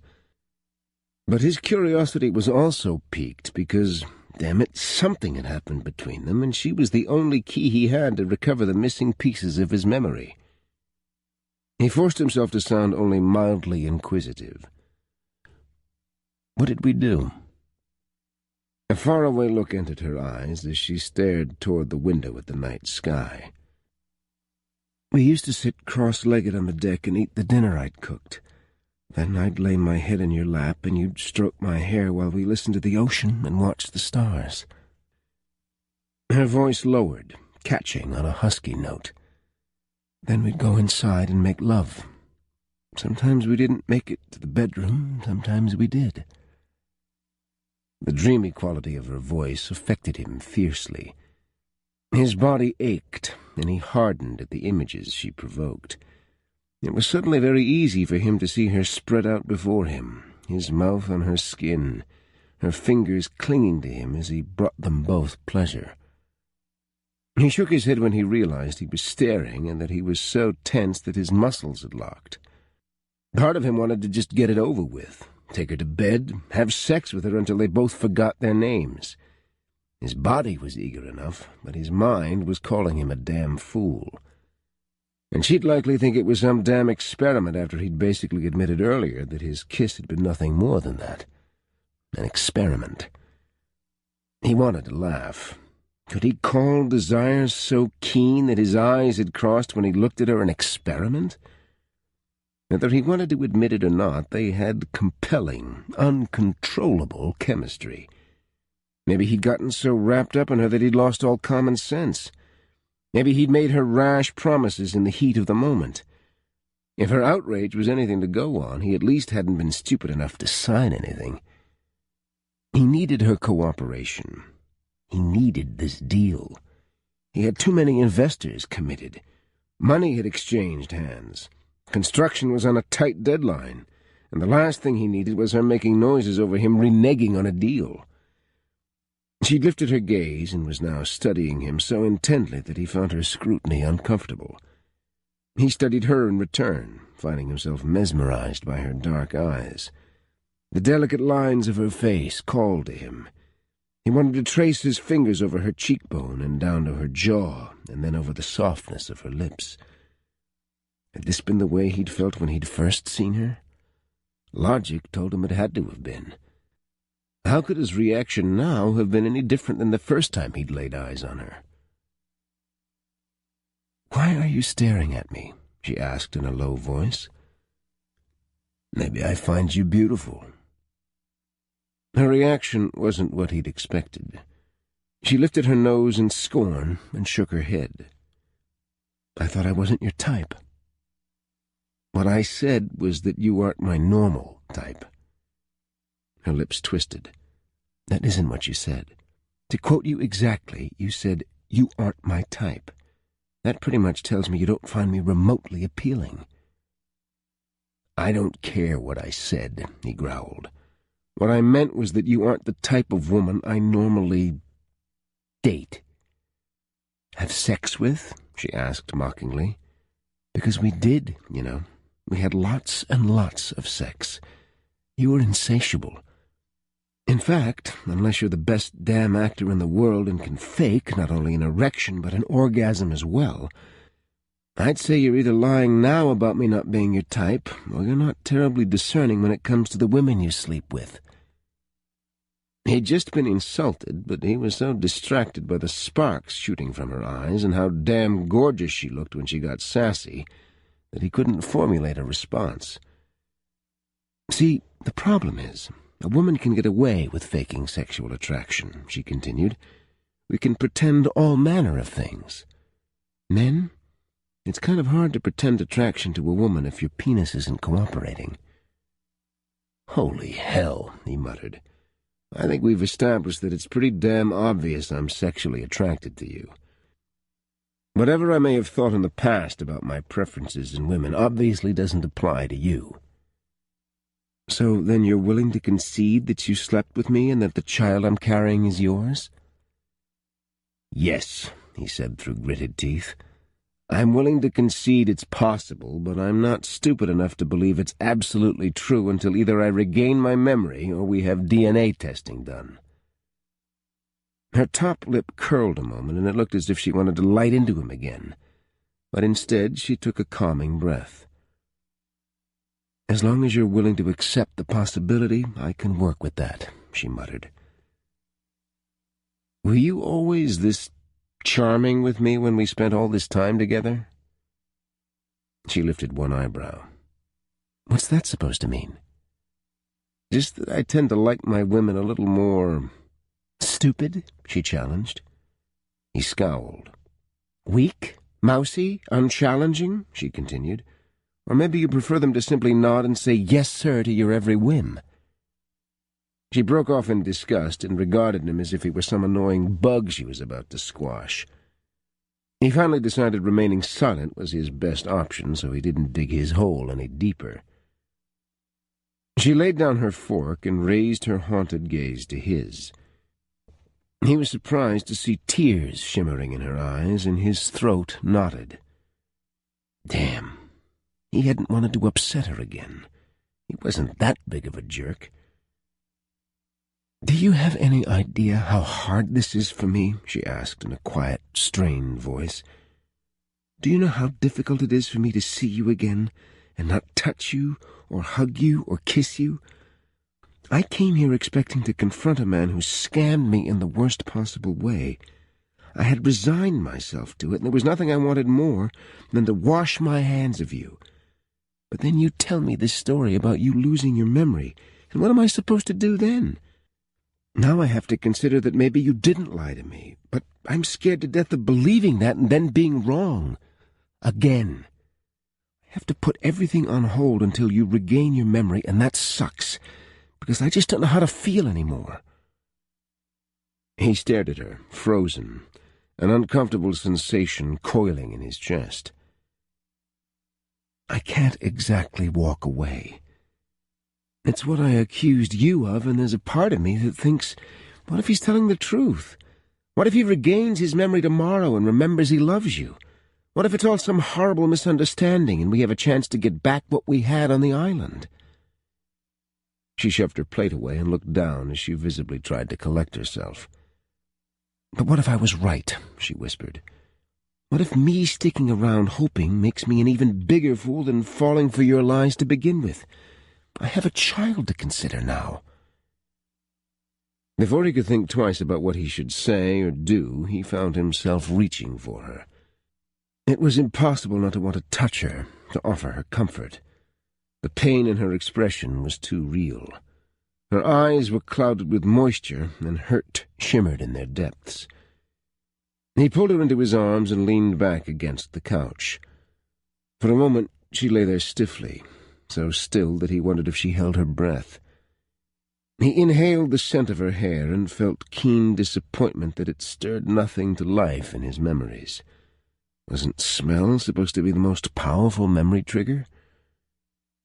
Gradually she relaxed against him, her fingers curling into his chest as her cheek rested on his shoulder. He dropped his mouth to the top of her head and stopped himself a moment before brushing his lips across her hair. It seemed the most natural thing to do, and yet he knew tenderness wasn't a usual characteristic. It seemed too personal, too intimate. But the need to show her a more gentle side of himself was a physical ache. "I'm sorry," he said truthfully. He had no love for seeing this woman hurt. He didn't like to see anyone needlessly suffer. The fact that he was the source of her pain made him extremely uncomfortable. "Just let me stay here a minute and pretend," she said. "Just don't say anything." He carefully laid his hand over her dark curls and did as she asked. He sat there, her head on his shoulder, one arm wrapped around her, his hand wrapped in her hair, and silence descended on them. But the silence felt awkward to him, as if he should fill the gaps, or ask questions. Something. He glanced down at the soft curls splayed out over his chest. He could just feel the swell of her belly against his side. Was this his reality? And if it was, why wasn't he running as hard as he could in the other direction? It wasn't as if he was commitment-phobic. Okay, maybe a little, but it wasn't as if he'd endured some trauma in the past that made him leery of women. Nor was he some patsy who was afraid of allowing a woman to hurt him. He hadn't ever committed because, well, he wasn't entirely certain. Men in relationships lacked a certain amount of control. They could no longer make solo decisions, and Raphael was used to making decisions in a split second, without conferring with someone else. It wasn't a fluke that he owned his own business, not to mention had a partnership with 3 of his friends. His work took a lot of time he wouldn't have if he had to worry about being home every night for dinner. He liked being able to jet off at a moment's notice. He looked forward to business meetings, considered them a challenge. While he didn't have a lot of downtime, he did enjoy taking it at his leisure. He met Ryan, Devon, and Cam at least once a year for golf, lots of alcohol, and other pursuits only available to men who were not otherwise involved in a relationship. Simply put, he'd never met a woman who made him want to give up all that. He damn sure couldn't imagine meeting her and giving up his life in a matter of 4 weeks. That kind of decision would have to be made over the course of years, maybe never. But on the other hand, there was always a but. As he stared down at the woman curled trustingly in his arms, something pulled at him. Some desire he hadn't ever acknowledged, one that would normally have horrified him, should horrify him. He found himself wishing he could remember all the things she'd described to him, because all of a sudden they sounded appealing. And if that didn't scare the hell out of him, he wasn't sure what would.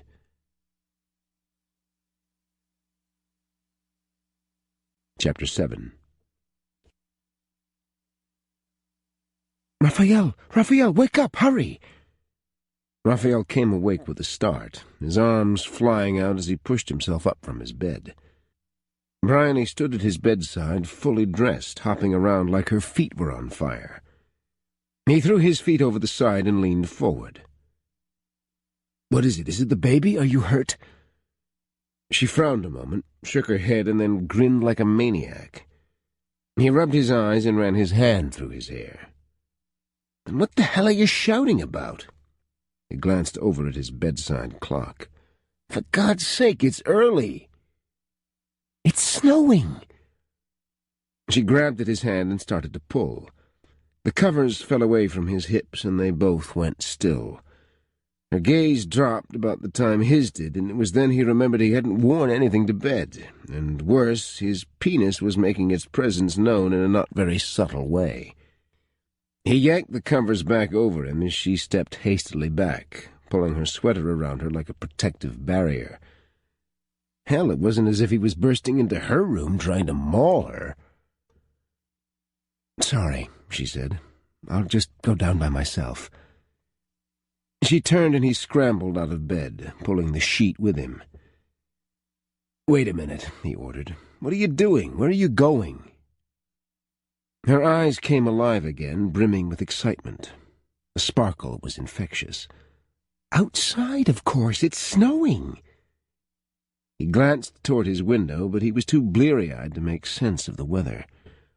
"Haven't you ever seen snow before?" She shook her head.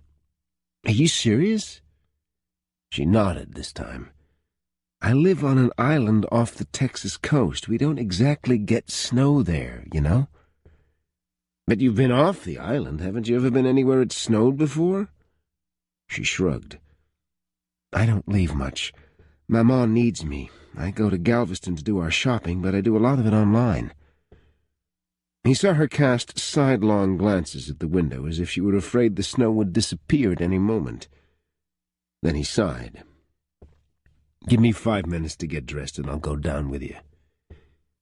Her smile lit up the entire room, and he was left with the feeling that someone had just punched him in the stomach. She nearly danced from his bedroom and shut the door behind her. Slowly he dropped the sheet to the floor and stared down at his groin. "Traitor," he muttered.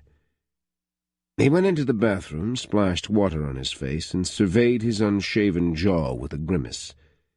He never left his apartment without looking his best. There wasn't time for even a shower. The lunatic was probably already outside, dancing in the snow. He brushed his teeth and then went to his closet to pull out a pair of slacks and a sweater. He realized that since she'd never seen snow, she'd hardly be dressed for it, so he pulled a scarf and a cap from the top shelf. Any of his jackets or coats would swallow her whole, so he'd simply have to limit her snow-gazing to a short period of time. After donning his overcoat, he walked out of his bedroom to find Bryony glued to the window in the living room. Big flakes spiraled downward, and her smile was like a child's at Christmas. "Here," he said gruffly. "If you're going to go out, you need warmer things." She turned and stared at the scarf and cap he held out, and then reached for them, but he waved her hand off and looped the scarf around her neck himself, pulling her closer. "You probably don't even know how to put one on," he muttered. After wrapping the scarf around her neck, he arranged the cap over her curls and stepped back. She looked damn cute. Before he could do something idiotic, he turned and gestured toward the door. "Your snow awaits." Bryony walked into the small courtyard that adjoined the apartment building, surprised that it was empty. How could everyone just stay inside on such a beautiful day? As soon as one of the flakes landed on her nose, she turned her face up and laughed as more drifted onto her cheeks and clung to her lashes. She held out her hands and turned in a circle. Oh, it was marvelous and so pretty. There was just a light dusting on the patio surface, but along the fence railing and the edges of the stone planters there was enough accumulation for her to scoop into a ball. She scraped her hands together until she had a sizable amount of snow, and then she turned to grin at Raphael. He regarded her warily and then held up his hand in warning. "Don't even think." Before he could finish, she let fly, and he barely had time to blink before the snowball exploded in his face. "About it," he finished as ice slid down his cheek. He glared at her, but she giggled and hastily formed another snowball. "Oh, hell no," Raphael growled. As she turned to hurl it in his direction, a snowball hit the side of her face and melting ice slid down her neck, eliciting a shiver. "I see you couldn't resist," she said with a smirk. "Resist what?" "Playing. But who could resist snow?" He scowled. "I wasn't playing, I was retaliating. Now, come on, you've seen the snow, we should go back inside. It's cold out here." "Well, duh, it is snowing," she said. "It's supposed to be cold." Ignoring his look of exasperation, she hurled another snowball. He ducked and she ran for cover when she saw the gleam in his eyes. She hastily formed another snowball, then peered around one of the hedges in time to get smacked by his, right between the eyes. "For someone who doesn't play in the snow, your snowball fighting is sure good," she muttered. She waited until he went for more snow, and she nailed him right in the ass. He spun around, wiping at his expensive slacks, but who wore slacks to play in the snow, for Pete's sake? And then lobbed another ball in her direction. She easily dodged this one and nailed him with another on the shoulder. "I hope you know this means war," he declared. She rolled her eyes. Yeah, I made you lose that stuffy attitude once. I'll do it again." His eyes narrowed in confusion, and she used his momentary inattention to plaster him in the face. Wiping the slush from his eyes, he began to stalk toward her, determination twisting his lips. "Uh-oh," she murmured, and began backtracking. There wasn't a whole lot of room for evasion in the small garden, and unless she wanted to run back inside, there wasn't anywhere to go. Since it was probably his plan to herd her back indoors, she decided to meet him head-on and weather whatever attack he had in mind. She began scooping and pelting him with a furious barrage of snow.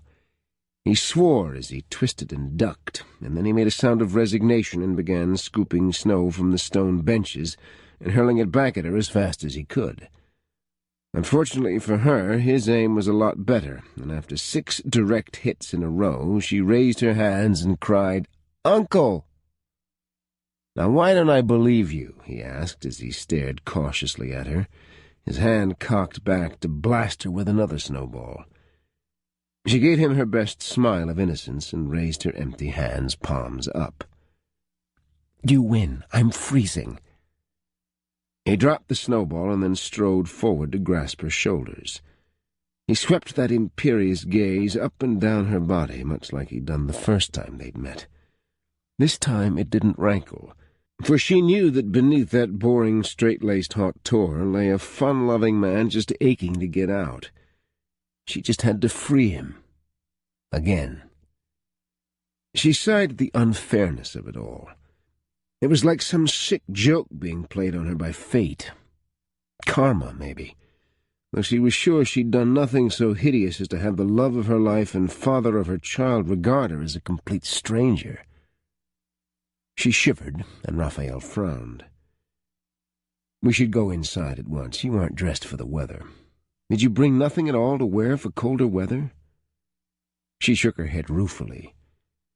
"We'll need to go shopping, then." She shook her head again. "There isn't a point. We'll be leaving to go back to Moon Island, and it's still quite warm there." "And in the meantime you'll freeze," he said darkly. She rolled her eyes. "You at least need a coat. I'll send out for one. Do you have a preference? Fur? Leather?" Just a coat, nothing exotic." He made a dismissive gesture with his hands, as if deciding that consulting her was pointless. "I'll have it arranged." She shrugged. "Suit yourself." He always did. "When the doorman told me you were out playing in the snow, I asked him if the real Raphael had been abducted by aliens." Bryony and Raphael both swung around to see Devon Carter leaning against one of the light posts just outside the door leading back into the apartment building. "Very funny," Raphael muttered. "What are you doing here?" He took Bryony's hand in his. Devon raised one lazy brow. "Just checking in on you and Bryony. I heard there was some excitement yesterday." Bryony grimaced and automatically put her other hand to the bruise she'd forgotten about until now. "As you can see, she's fine," Raphael said. "Now, if you'll excuse us, we're going up so she can change into some warmer clothing." "Actually, I was checking on you," Devon said with a grin. "Bryony strikes me as someone who can take care of herself." Bryony cleared her throat as the moment grew more awkward. Devon wasn't worried about her. He was worried about Raphael and her clutches. Her face warm with embarrassment, she extricated her hand from Raphael's grasp. "I'll just go up and leave you to, talk. Did you leave the door unlocked?" Or whatever it was they did in these kinds of apartments. Raphael fished in his pocket and then held out a card. "You'll need this for the elevator." She tucked it into her hand and hurried toward the door after a small wave in Devon's direction. The two men watched her go, and then Raphael turned to his friend with a frown. "What was that all about?" Devon shrugged. "Just checking in on you, like I said. You've had a lot to digest over the past couple of days. Wanted to see how you were holding up and whether you'd remembered anything." Raphael grimaced and then shoved Devon toward the door. "Let's at least go inside. It's cold out here." The two men stopped in the coffee shop off the main lobby, and Raphael requested the table by the fire. "Things are fine," Raphael said after they were seated. "I don't want you worrying, nor do I want you plotting with Ryan and Cam to protect me for my own good." Devon sighed. "Even if I think this idea of yours to jet off to this island is a damn foolish idea?" "Especially then." Devon sipped at his coffee and didn't even attempt to sugarcoat his question. But then that wasn't Devon. He was blunt, if anything, cut and dried, practical to a fault. "Are you sure this is what you want to do, Rafe? Do you really think it's a good idea to go off with this woman who claims to be pregnant with your child? It seems to me the smarter thing to do would be to call your lawyer, have paternity testing done, and sit tight until you get the results." Raphael's lips were tight as he stared back at Devon. "And what then?" Devon blinked. "Well, that depends on the outcome of the tests." Raphael shook his head. "If it turns out that I'm the father, if everything she claims is true, then I will have effectively denied her for the entirety of the time I wait for the test results. If she's telling the truth, I've already dealt her far too much hurt as it is. How can I expect to mend a rift if I have my lawyer sit on her while we wait to see if I'm going to be a father?" Devon blew out his breath. "It sounds to me like you've already made up your mind that she's telling the truth." Raphael dragged a hand through his hair. "I don't know what the truth is. My head tells me that she couldn't possibly be telling the truth, that the idea of me falling head over ass for her in a matter of weeks is absurd. It sounds so ludicrous that I can't even wrap my head around it. But my gut is screaming that there is definitely something between us," Raphael grimly admitted. "When I get near her, when I touch her, it's like I become someone else entirely, someone I don't know. I hear the conviction in her voice when she talks of us making love by the ocean, and I believe her. More than that, I want to believe her." Devon let out a whistle that sounded more like a crash and burn. "So you believe her, then?" Raphael sucked in his breath. "My head tells me she's a liar." "But your gut?" Raphael sighed because he knew what Dev was getting at. Raphael always went with his gut, even when logic argued otherwise, and he'd never been wrong. "My gut tells me she's telling the truth." Chapter 8. "Do you feel well enough to travel?" Raphael asked Bryony over dinner. Bryony looked up from the sumptuous steak she was devouring to see Raphael studying the bruise on her face. "Raphael, I'm fine. Perhaps you should see an obstetrician before we leave the city. If it makes you feel any better, I'll go see my doctor as soon as we get to the island, but I'm certainly capable of traveling. Unless you have matters to attend to here. I can go ahead if you can't get away yet." Raphael frowned and put down his fork. "We'll go together. It's important we retrace all our steps and follow the same pattern we did when I was there before. Perhaps the familiarity will bring back my lost memories."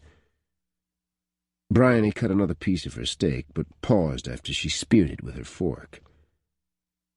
"What does your doctor say?" Raphael became visibly uncomfortable. Even though the table they'd been seated at provided complete privacy from the other patrons, he glanced around as if the idea of anyone overhearing his personal business caused him no end of grief. His lips pursed in distaste, and then he finally said, "He thinks there's a psychological reason behind my memory loss. If I was so happy and in love, then why would I want to forget it? It makes no sense." She was unable to control the flinch. Her fingers went numb as she realized how tightly she gripped the fork. "I didn't say that to hurt you," he said in a low voice. "There's just so much I don't understand. I want to go back because I want to find the person I lost while I was there. The man you say you loved and who loved you is a stranger to me." "Apparently we're both strangers to you," she said quietly. "Maybe that man doesn't exist. Maybe I imagined him." Raphael's gaze dropped down her body to where her belly was hidden by the table. "But neither of us imagined a child. He or she is all too real. The one real thing in this whole situation." She couldn't keep the sadness from her expression. The corners of her mouth drooped, and she shoved her plate aside, her appetite gone. "Our baby isn't the only real thing in our relationship. My love for you was real. I held nothing back from you. I guess we won't know whether you were real when you were with me. You deny that you could be that person. You deny it with your every breath. And I'm supposed to forget all of this denial if you suddenly remember you did and do love me." She dropped her hands into her lap and wound her fingers tightly together as she leaned forward. "Tell me, Raphael, which man would I believe? The man who tells me I'm not his type and that he couldn't possibly have loved me? Or the lover who spent every night in my arms while we were on the island? No matter what you remember tomorrow or the next day, I'll always know that a part of you rebels at the mere thought of being with me." She could tell her words struck a chord with him. Discomfort darkened his features, and regret simmered in his eyes. He splayed his hand out in an almost helpless gesture. "Bryony, She gave a short, forceful shake of her head. "Don't, Raphael, don't make it worse by saying you didn't mean it. We both know you did. At least you've been honest. You just need to remember that you're not the only victim in this." "I'm sorry," he said, and she knew he meant it. He reached across the table and slipped his hand over hers. For a moment he stroked his thumb across her knuckles, and then he gently squeezed. "I really am sorry. I'm being a selfish bastard. I know this has to hurt you and that none of this is easy for you. Forgive me." Her heart squeezed at the sincerity in his eyes.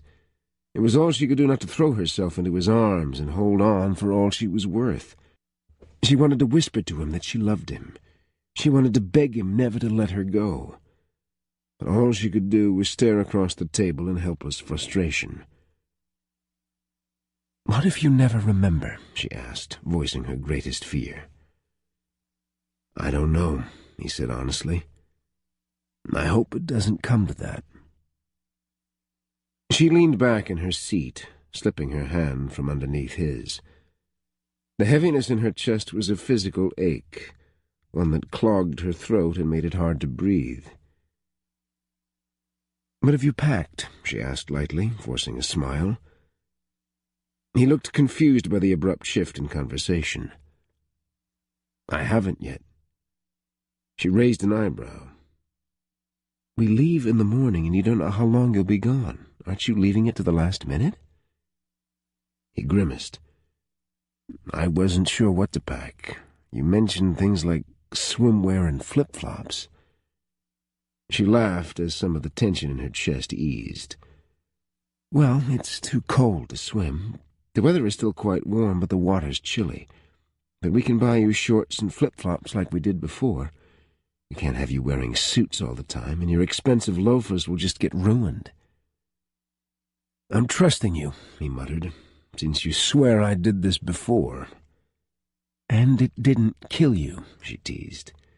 "When I was done with your makeover, you looked more relaxed and less like a stuffed shirt."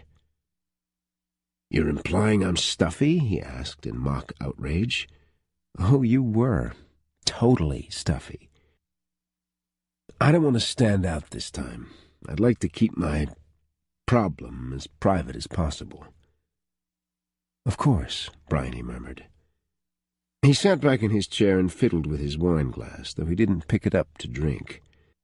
He turned in the direction of the band playing soft, mellow jazz, and then back to her, his expression thoughtful. "Tell me, Bryony, did we ever dance?"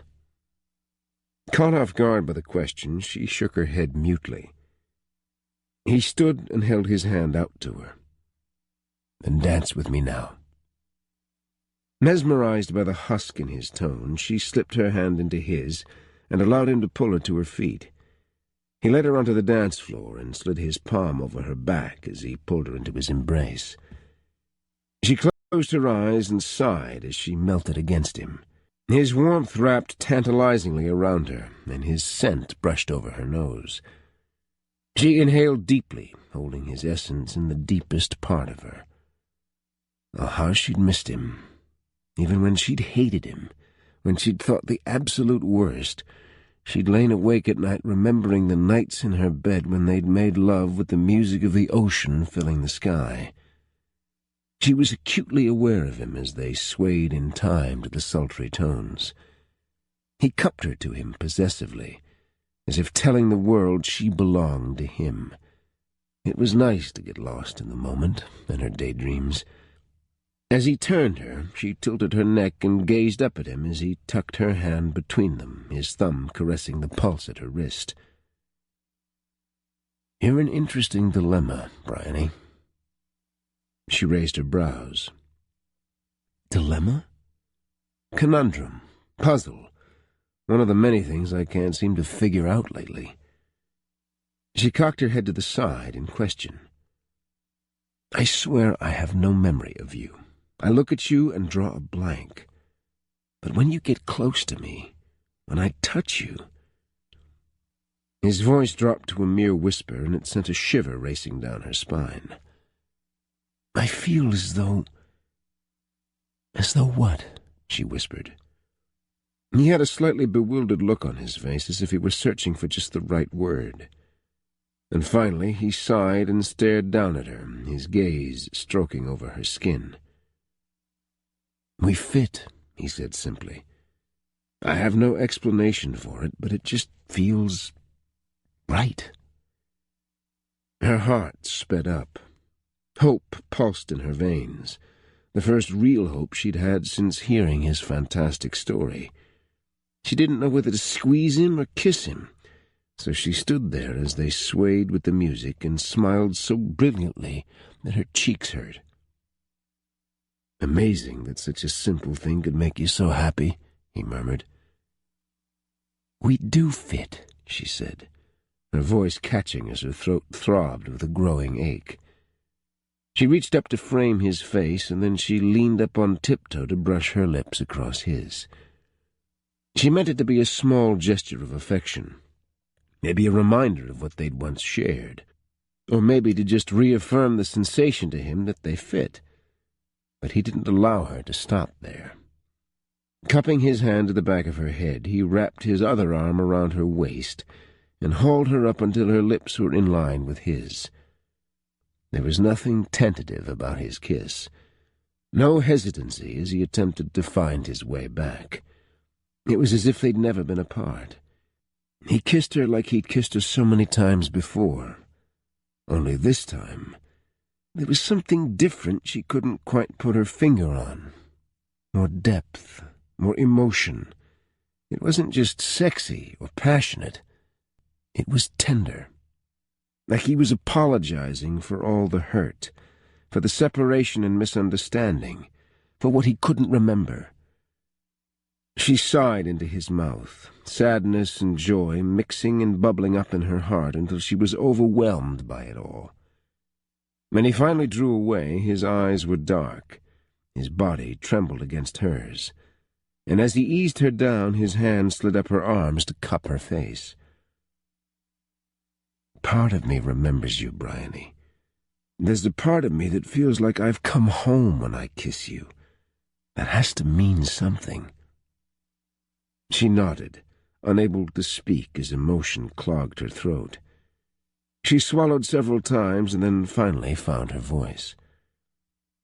"We'll find our way back, Rafe. I won't let you go so easily.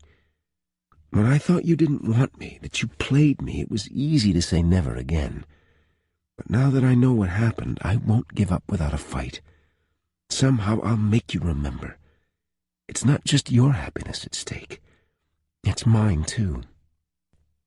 He smiled and stroked a thumb over one cheekbone. "So fierce. You fascinate me, Bryony. I'm beginning to see how it could be true that I was so transfixed by you from the start." Then he leaned down and kissed her again, the room around them forgotten. "I want to remember. Help me remember." "You'll get it back," she said fiercely. "We'll get it back. Together."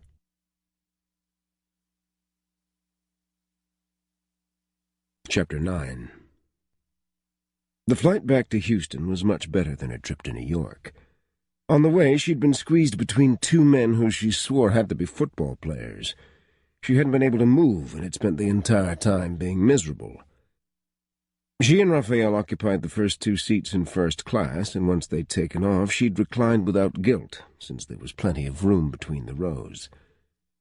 By the time they landed in Houston, she actually felt rested and ready for the drive from the airport. Apparently, Raphael had ideas of having a driver take them to the island. "My car is here. There's no reason for us not to take it," she insisted as they stood in baggage claim. "We would both be more comfortable if you let me see to the travel arrangements."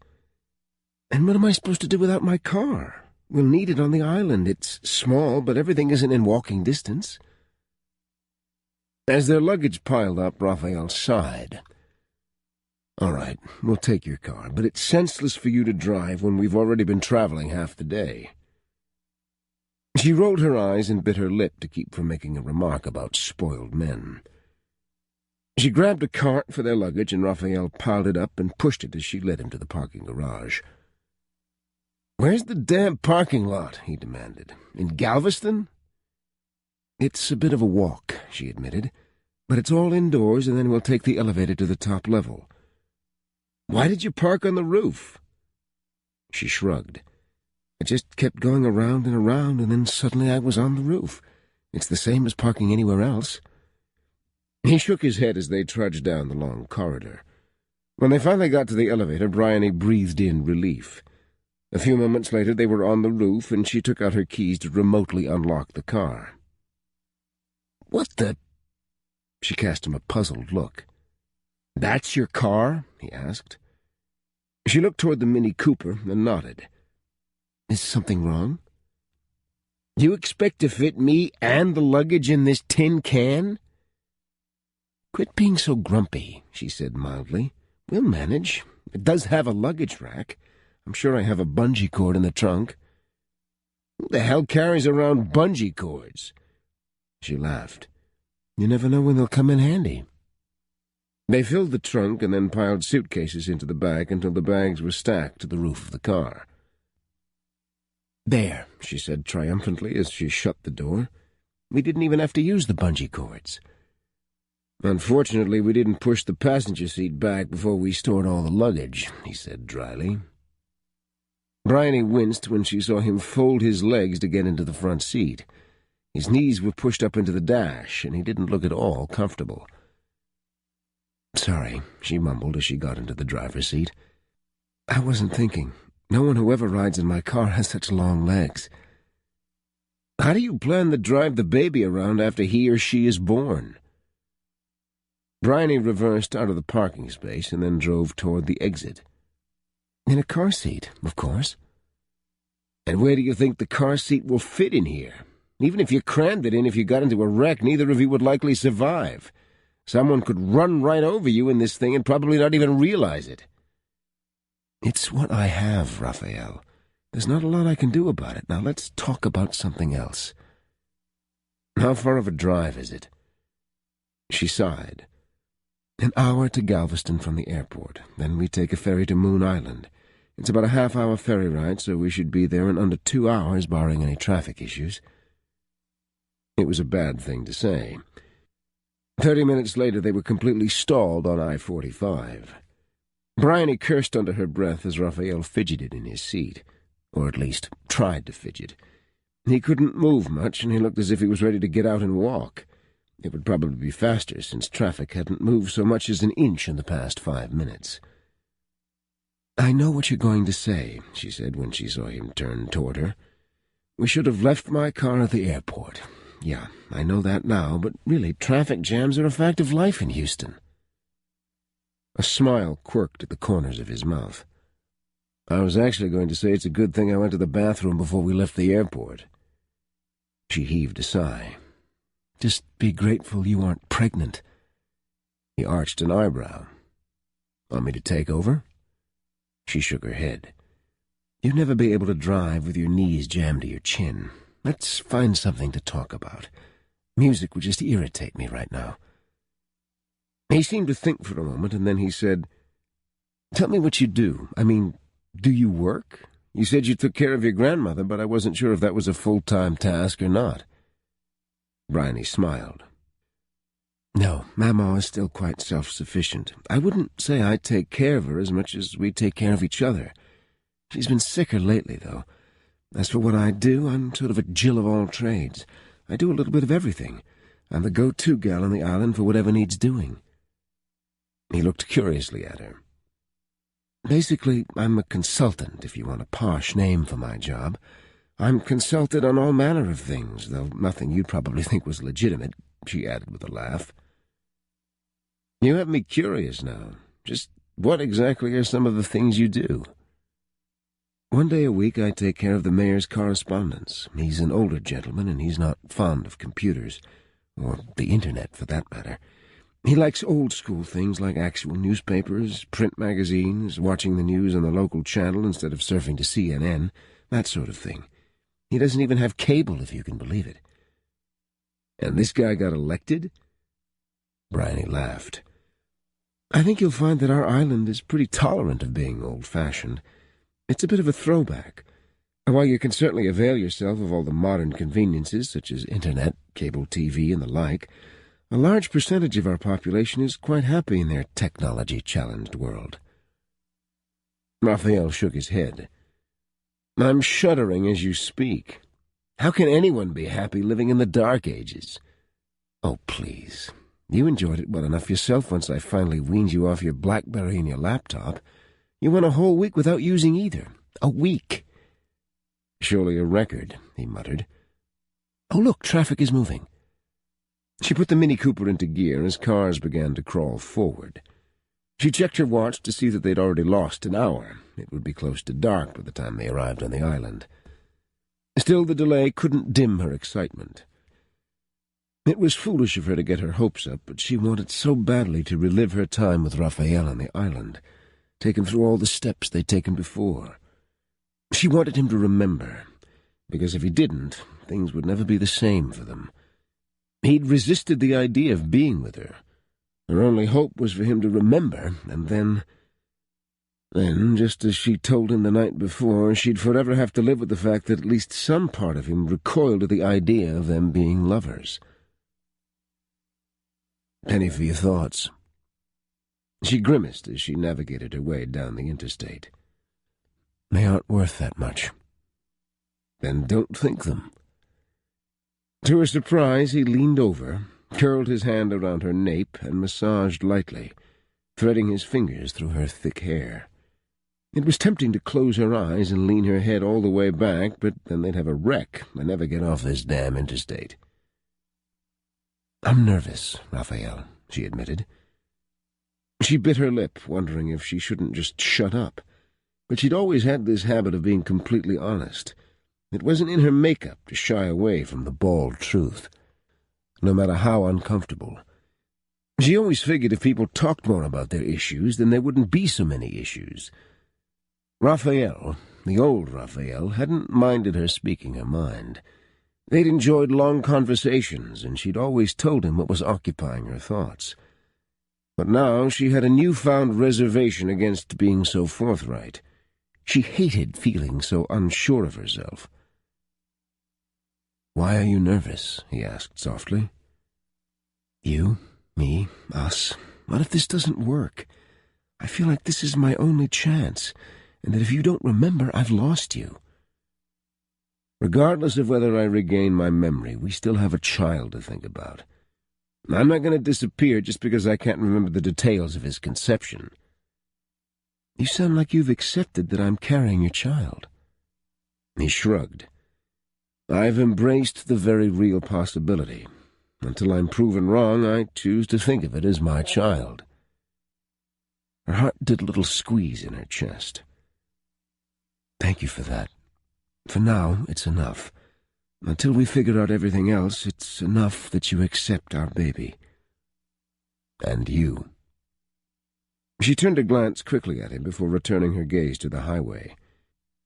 He lowered his hand from her neck to cover her hand that rested on his leg. "There's definitely something between us. If I accept that we made a child together, surely I have to accept that we were lovers, that you meant something to me." "I hope I did," she said softly. "Tell me, Bryony, do you still love me?" There was a note of raw curiosity in his voice, almost as if he wasn't sure how he wanted her to answer. "That's unfair," she said in a low voice. "You can't expect me to lay everything out when there's a real possibility we'll never be what we once were to each other. You can't expect me to admit to loving a man who thinks of me as a complete stranger." "Not a stranger," he corrected. "I've already admitted that it's obvious we were something to each other." "Something. Not everything," she said painfully. "Don't ask me, Raphael. Not until you remember me. Ask me then." He reached up to touch her cheek. "All right. I'll ask you then." Chapter 10. After what seemed an interminable time, Bryony drove her little car onto the ferry and was immediately sandwiched by two vehicles twice the size of hers. Raphael had serious reservations about her driving around with a newborn in something only a little larger than a matchbox car. To his surprise, she opened her door and started to climb out. "Where are you going?" She ducked down to look at him through the window and flashed a wide smile. "Come on, it's a beautiful sunset. We can watch it from the railing." Her exuberance shouldn't have surprised him by now. He'd gotten a taste of it in bits and pieces, but now that they'd left the city, she seemed to be even more excited, as if she couldn't wait to go back. There was no doubt that he wanted to regain his memory. Having a gaping hole in his mind wasn't at all acceptable to someone like him, who was used to control in every aspect of his life. Now he was dependent on someone else to guide him, and it made him extremely uncomfortable. But in addition to knowing what happened during those lost weeks, he found himself hoping. Hoping that Bryony was right, even if it meant a drastic change for him. He wasn't at all sure he was ready for fatherhood and a relationship. Love. If Bryony was to be believed. Love. It baffled him and intrigued him all at the same time. He didn't want to hurt her. At this point, he'd do anything to keep from hurting her, and so he hoped that some miracle had occurred on this island and that he'd be able to find that same miracle again. He climbed out of the car and stretched his aching legs. He inhaled deeply, enjoying the tang of the salty air. A breeze ruffled his hair, but he noted it was a warm breeze despite the coolness of the evening. The air was heavier here, but cleaner, if that made sense. Bryony, in her impatience, which she was fast learning was an overriding component of her personality, grabbed his hand and tugged him toward the rail where others had gathered. Some had chosen to remain inside their vehicles, but others, like he and Bryony, were leaning over the side and staring at the burst of gold on the horizon. Pink and purple hues mixed with the strands of gold and spread out their fingers until the entire sky looked as if it were alive and breathing fire. "It's beautiful, isn't it?" He glanced down at Bryony and nodded. "Yes, it is." "You don't see too many sunsets," she said smugly. "What's that supposed to mean?" She shrugged. "You mentioned before when we used to sit out on my deck that it wasn't something you ever had time to do.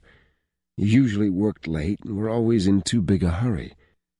So I was determined to show you as many as I could while you were here. Looks like I get to do it all over again. Oh, look, dolphins! He looked to where she was pointing to see several sleek gray bodies arc out of the water and then disappear below the surface. They follow the ferry quite a bit, she said. I look for them every time I make the trip to Galveston. He found himself caught up in the moment, and before he knew it, he was pointing as they resurfaced. There they are again. She smiled and hooked her arm through his, hugging him close. It seemed the most natural thing in the world to extricate his arm and then wrap it around her. They stood watching as the dolphins raced through the water with her tucked up close to his side. He shook his head at the absurdity of it all. Here he was without his phone or an internet connection. He left his BlackBerry in the car. He was on a ferry, of all things, watching dolphins play as he held the mother of his child. Much was said about near-death experiences and how they changed a person, but it would appear that he'd begun his great transformation act before his accident. It was little wonder Ryan, Dev, and Cam were so worried about him. They were probably back in the city researching mental hospitals in preparation for his breakdown. He rubbed his hand up and down Bryony's arm and then pressed a kiss to the top of her head. Then he sighed. He had to admit he was actually looking forward to being on the island and spending time with Bryony, and not just because he was anxious to recover his memory. She wrapped her arms around his waist and squeezed. Her hug warmed him all the way through, but not in a particularly sexual way. It was comforting. It was like holding a ray of sunshine. As strange as it might sound, he felt comfortable around her. A complete stranger. Someone who before a few days ago he hadn't remembered, and for all practical purposes had never laid eyes on. Yeah, his statement the night before had been a little, a lot corny, but it was absolutely true. They fit. She fit him, and he had absolutely no explanation for it other than somehow he'd lost his heart and soul on that island, and then the entire event had been wiped from his mind. Okay, he accepted it. Hell, he embraced it. He wasn't fighting it. He was ready for whatever lay ahead. So why couldn't he remember? He held her tightly to him, his face buried in her fragrant dark curls. Tentatively, he slid his hand down to cup her belly. The first time he'd made an overt gesture to acknowledge the life inside her womb. She stiffened momentarily, and then slowly turned her face up so she could look at him. He rubbed in a gentle back-and-forth motion, exploring the firmness of the swell. Something he could only define as magic tightened his chest and flooded his heart. This was his child. Somehow he knew it. He was going to be a father. The realization befuddled him, and at the same time he felt such a sense of awe. He hadn't planned on fatherhood. In fact, he'd always been extremely careful in his sexual relationships. Extremely careful. He'd bordered on phobic about an accidental pregnancy. Had he purposely discarded protection with Bryony? Had he considered the fact that they could make a child? Had she entertained such a possibility? He frowned as he remembered her outrage and anger that it hadn't been enough that he'd screwed her over, but that he'd made her pregnant, too. No, that didn't strike him as the reaction of a woman who'd embraced such a thing. Evidently it hadn't been something either of them had planned, but it was also obvious he hadn't gone to great lengths to prevent it. He kissed her upturned lips, and she smiled as she snuggled closer to him. Then she sighed in regret and carefully pulled away. We're nearly there. We should go back to the car. Bryony turned on her headlights as they rounded the sharp turn and began the drive north toward her cottage. She frowned when she saw several vehicles parked on the highway near her driveway.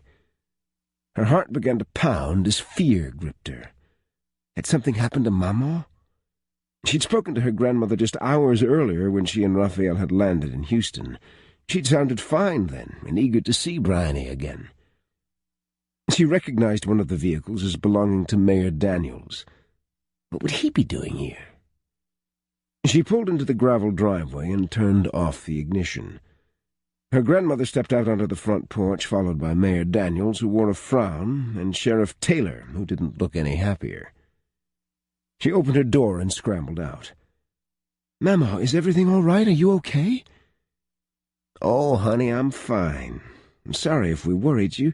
The mayor and the sheriff had some questions." Her grandmother eyed Raphael as he got out of the passenger seat. "We all do." Bryony frowned and looked over at Mayor Daniels. "It couldn't wait? We've been traveling all day and got stuck in a traffic jam on the interstate." The mayor picked up his finger and began to shake it, as he did every time he was upset over something. The sheriff put a hand on his shoulder. "Easy, Rupert. Give her a chance to explain." "Explain what?" Bryony demanded. "Why a ferry full of construction equipment landed on our island yesterday, and why they're set to start building some fancy new hotel on the land you sold to Tricorp Investment," the mayor said as he shook an accusing finger at Bryony. She shook her head adamantly. "There must be some mistake, Mayor. I've been in New York City all week to straighten out this mess. Raphael would have told me if construction was already scheduled to begin. And I didn't sell to Tricorp, I sold to Raphael." The sheriff grimaced. "There's no mistake, Bry. I questioned the men myself, asked to see their permits. Everything is all legal. I even asked to see the plans. That whole stretch of the beach is going to be turned into a resort, complete with its own helicopter pad." Her mouth dropped open, and she turned to Raphael, dread and disappointment nearly choking her. "Raphael?"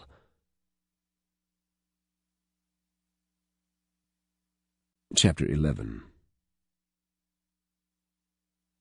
Raphael bit out a curse as he faced 4 accusing stares. Bryony's was confused, though, and a little dazed. Pain and bewilderment made their way across her face, and the look in her eyes made him wince. "Now see here," the mayor began as he stepped forward. Raphael brought him up short with a jerk of his hand. He stared hard at the other man, and the mayor took a hasty step back, nearly pulling the sheriff in front of him for protection. "This is a matter between Bryony and myself," he said in an even voice. "As she said, we're tired. We've traveled all day, she's pregnant, and she's dead on her feet. I won't stand here arguing with you in her driveway." "But—" the mayor turned to the sheriff. "Silas, are you going to let him get away with this?" The sheriff sighed and adjusted his hat. "What he's doing isn't illegal, Rupert.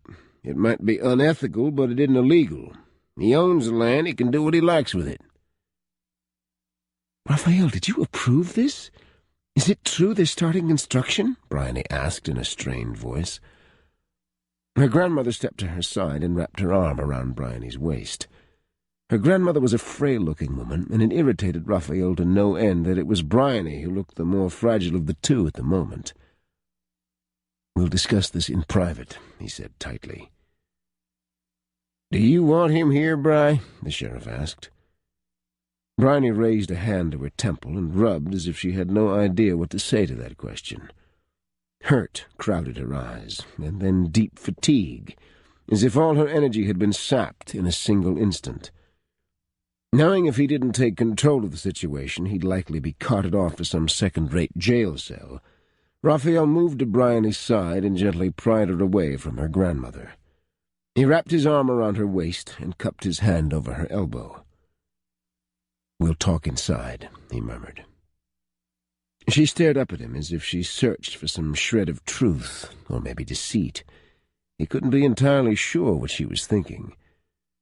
Then she stiffened and looked toward the 2 men. "He's staying here, Silas. I appreciate your concern." "And the construction?" Rupert asked in agitation. "What am I supposed to tell everyone? It wasn't me who sold the land to the outsider, but it happened on my watch. I'll never win re-election if it becomes known that the island went to hell during my term." "Rupert, shut up," Bryony's grandmother said sharply. "My granddaughter is upset enough without you yammering on about your political career." "Come on, Rupert. Nothing good can come of us standing in her driveway at this hour. There'll be plenty of time to sort this out tomorrow. Silas said as he herded the older man toward his vehicle. As he left, he tipped his hat to Bryony. "Let me know if you need anything, young lady." Bryony gave him a tight smile and nodded her thanks. When the two men were gone, Bryony's grandmother hugged her. "I'm glad you're home. I worry when you travel, especially to a city like New York." If Raphael had expected the older woman to turn on him in anger, he was wrong. Instead, she gently enfolded him in a hug and patted his cheek. "Welcome back, young man. I'm glad you found your way back here." With that, she walked down a narrow stone path in the grass that led to the adjoining yard. "Will she be okay?" Raphael asked with a frown. "Should we take her home?" Bryony sighed. "She lives next door, just a few steps from my front door." "Oh, right. Sorry." "Yeah, I know, you don't remember." This time her tone lacked the patience and understanding she'd exhibited until now. There was an undercurrent of hurt that cut into him and pricked his conscience. Hell, he'd once argued that he didn't have a conscience when it came to business. Business was business, nothing personal. Only now, it was definitely personal. "Come on," she said. "We need to get all this luggage inside." He put his hand on her arm. "You go in. I'll bring in the luggage. Don't argue. Go get something to drink or eat if you're hungry. I'll be in just a moment." She shrugged and walked to the steps leading onto the porch. A moment later, she disappeared into the house, leaving Raphael standing in the driveway, staring at his surroundings with keen eyes. So this is where he'd spent so many days and nights. This is where his life had supposedly undergone such a drastic change. He didn't feel anything other than that he was distinctly out of his comfort zone and in way over his head. He carried the luggage in 2 trips to the front porch and then propped her door open and began lugging the bags into the living room. As he stepped in, he stared around, absorbing the look and feel of the place Bryony called home. It reflected her personality to a T. Sunny, cheerful, a little cluttered, as if she were always in too much of a hurry to keep it spotless. It looked lived in, nothing like his sterile apartment, which a cleaning lady made spotless every day, regardless of whether he was in residence or not. She stood with her back to him, staring out the French doors that led onto the deck. Her arms were wrapped protectively around her chest, and when she turned he could see the barricade she'd erected as surely as if it were a tangible shield. "Did you know about the construction? Did you order it to begin?" she asked. He sighed. "Do you want me to lie, Bryony? I won't.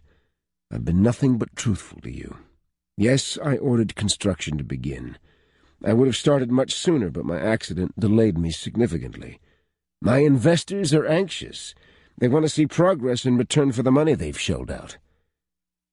"You promised," she choked out. He ran a hand through his hair and wished he could make this go away, at least until they had matters between them sorted out.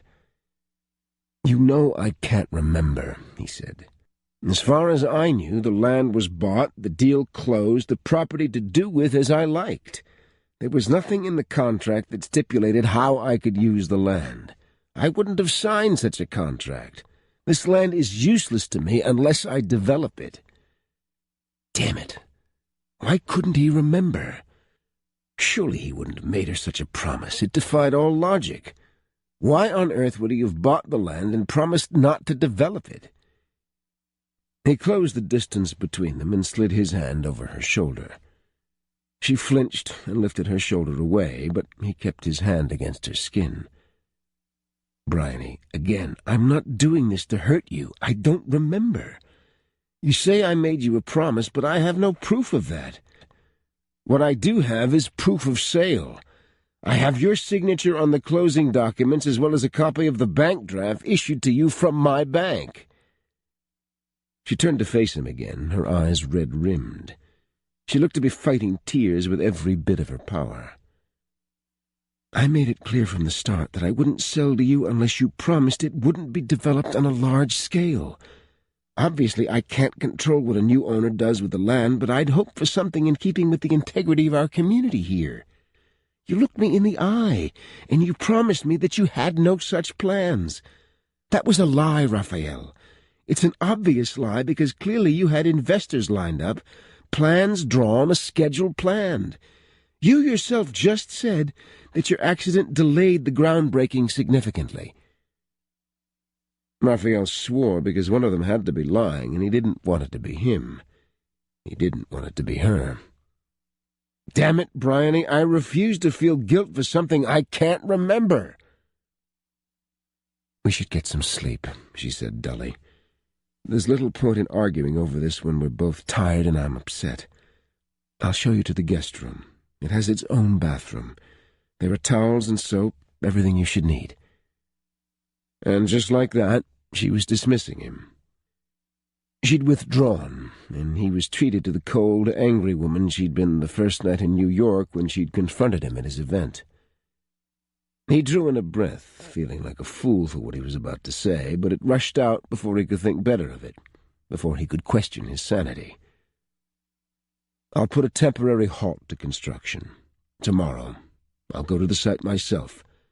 Until we sort things out between us and I regain my memory, I'll halt the groundbreaking.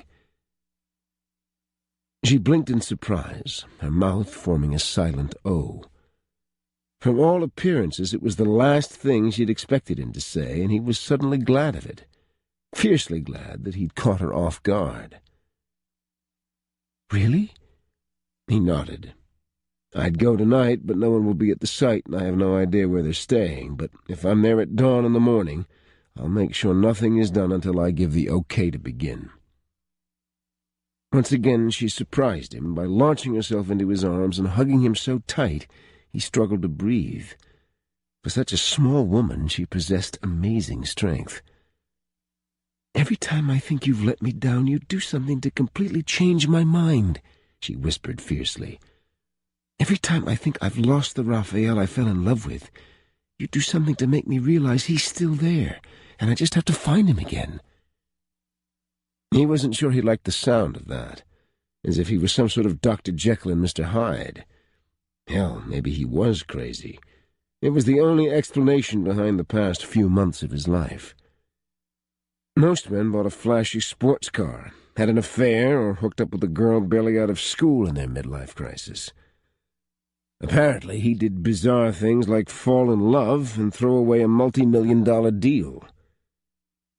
Ryan, Dev, and Cam are going to kill him. Chapter 12.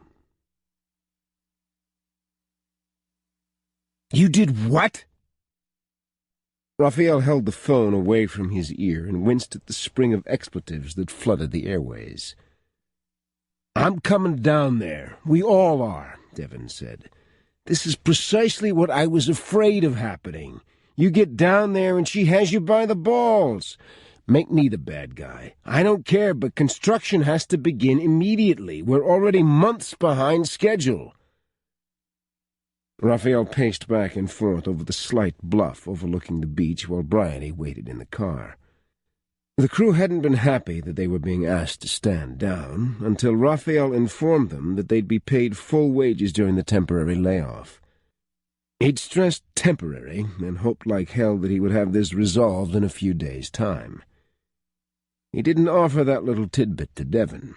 Devon would really lose his composure if he knew Raphael was footing the bill for a crew of construction workers to sit around and enjoy beach life for the next few days. "You stay your ass in New York," Raphael said. "I don't need you and Cam and Ryan to babysit me. It's the right thing to do, Devon, until I know what the hell I promised or didn't promise or whatever else happened while I was down here the first time. The right thing to do is wait." "Since when have you ever been concerned with doing the right thing?" Devon asked incredulously. "We're talking about the king of get it done. It's business, not personal. Whatever it takes, score the deal.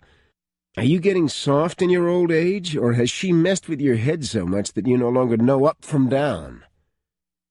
Raphael scowled. "You make me sound like a complete bastard."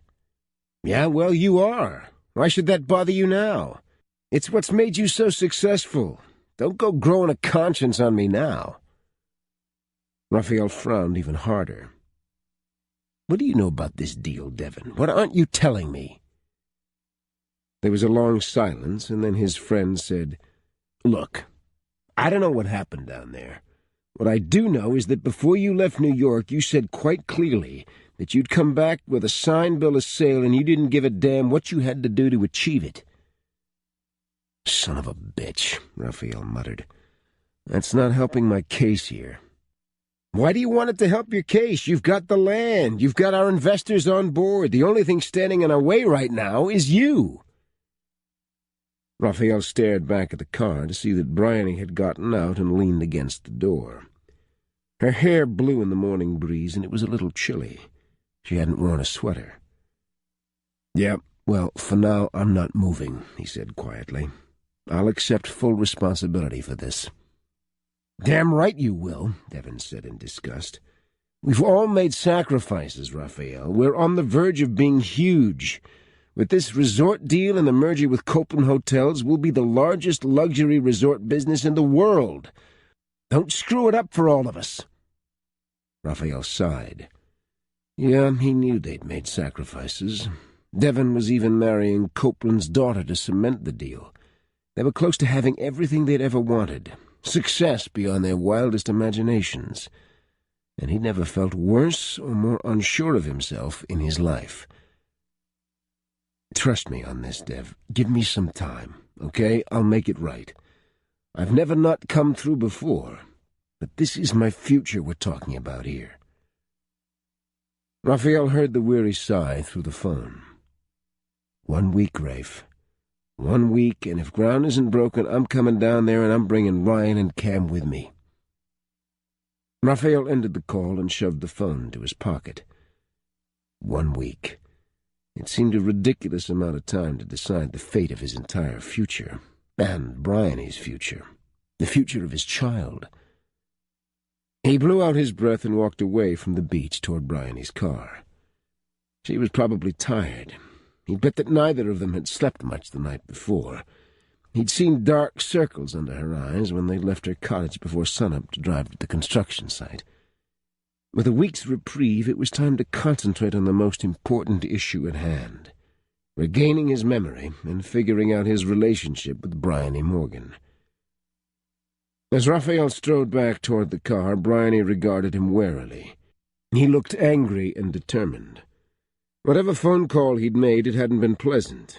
She could hear his raised voice all the way inside the car, though she couldn't make out what it was he said. True to his word, he'd given the order to suspend groundbreaking. It hadn't taken long for her cell phone to start ringing. Rupert had been first, congratulating her on keeping Raphael DeLuca in line. Bryony had rolled her eyes and bitten her tongue, as if anyone could leash Raphael DeLuca. No, whatever reason he had for agreeing to postpone construction, it hadn't been because she'd asked him to. Her pride had already taken enough of a beating. She wasn't going to beg him.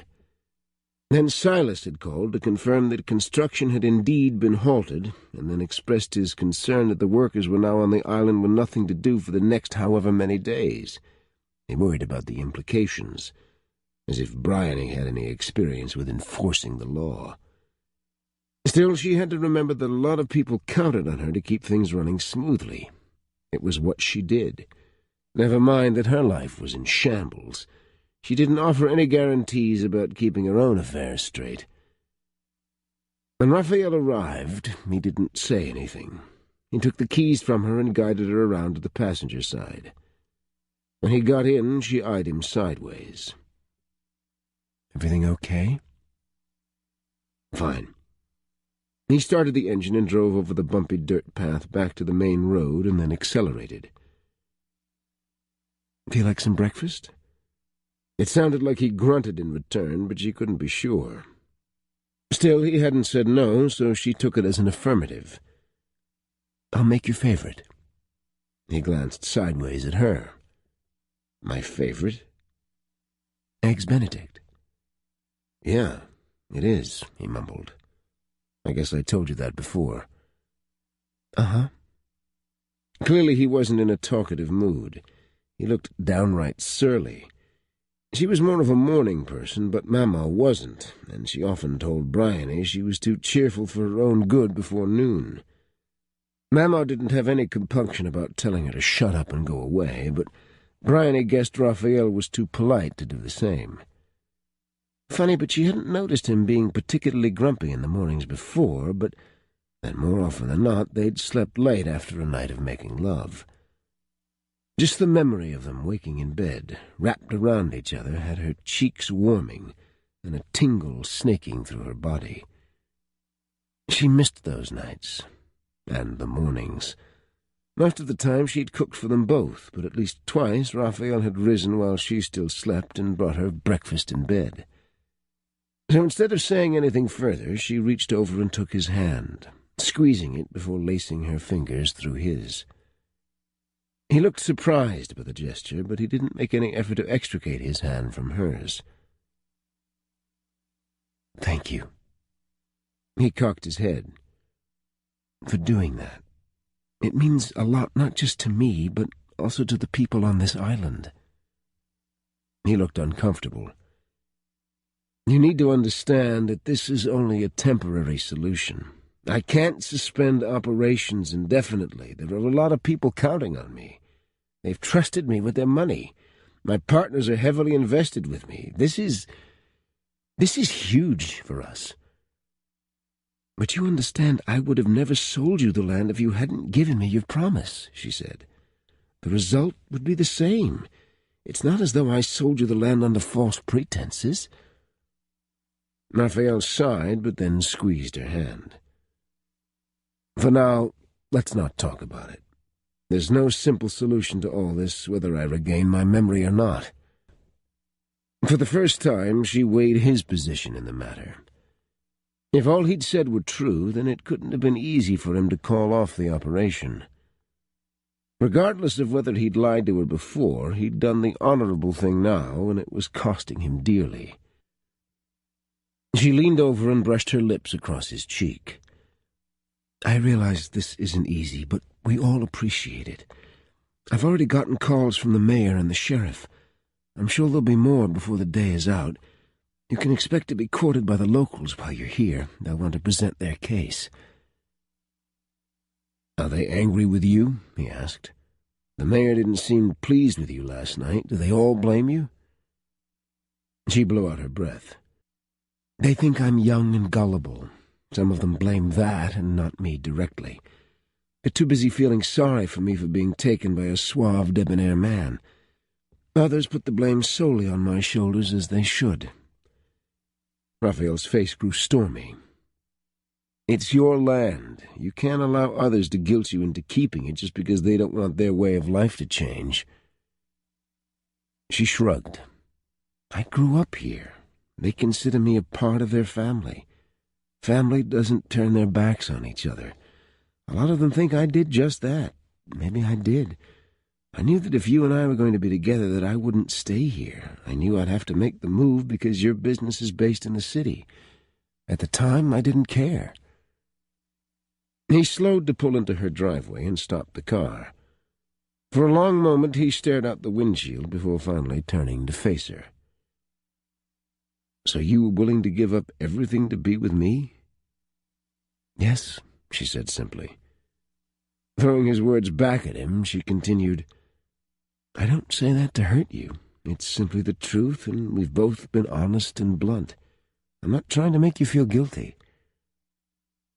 "I don't know what to say." She smiled. "Let's not say anything. Let's go eat instead. I'm starving. After breakfast, we'll go buy you the things you need for your stay, and then maybe we'll sit on the deck.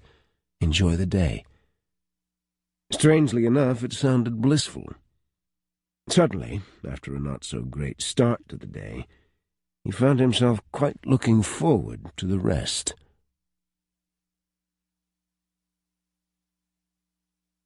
Chapter 13. Bryony tugged Raphael from shop to shop in the town square, where she made him try on more casual clothing. Jeans. Lord, but the man looked divine in jeans.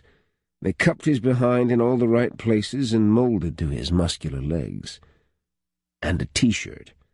Such an unremarkable item of clothing, but on him, a simple white T-shirt displayed his lean, taut body to perfection.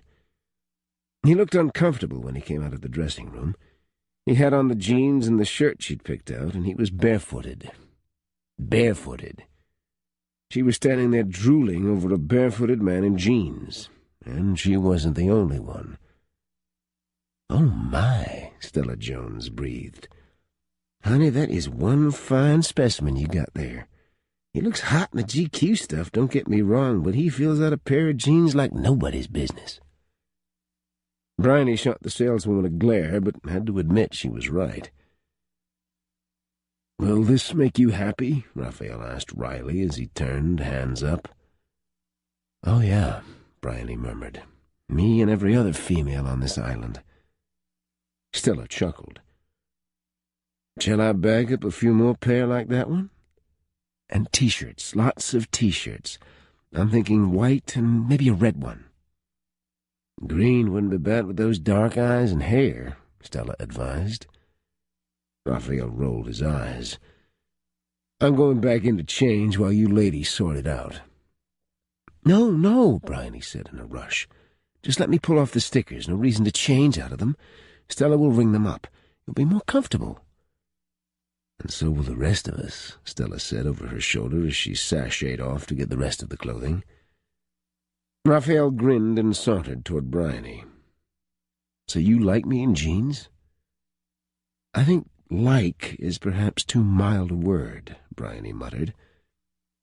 Although Bryony had been openly affectionate with Raphael the entire day, taking his hand, hugging him, or twining her arm through his, he hadn't made any overt gestures of his own. But now he slid his arms around her and pulled her into his embrace. He rested his hands loosely at the small of her back, and then slid his fingers into her back pockets, pulling her closer until she was pressed against his chest. "I like you in jeans, too," he said with a sly grin. Her heart fluttered as she curled her arms around his shoulders.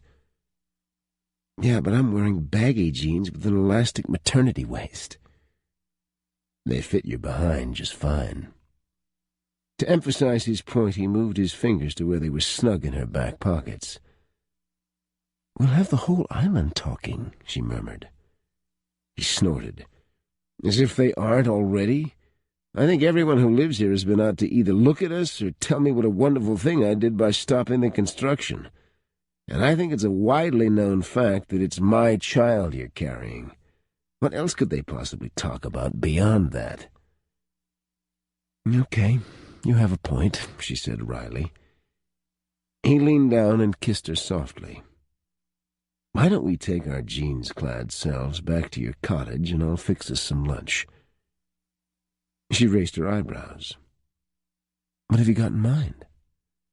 "I don't know. It depends on what you have in your pantry. You cooked breakfast for us, and you've taken me around town all morning. The least I can do is pamper you a while.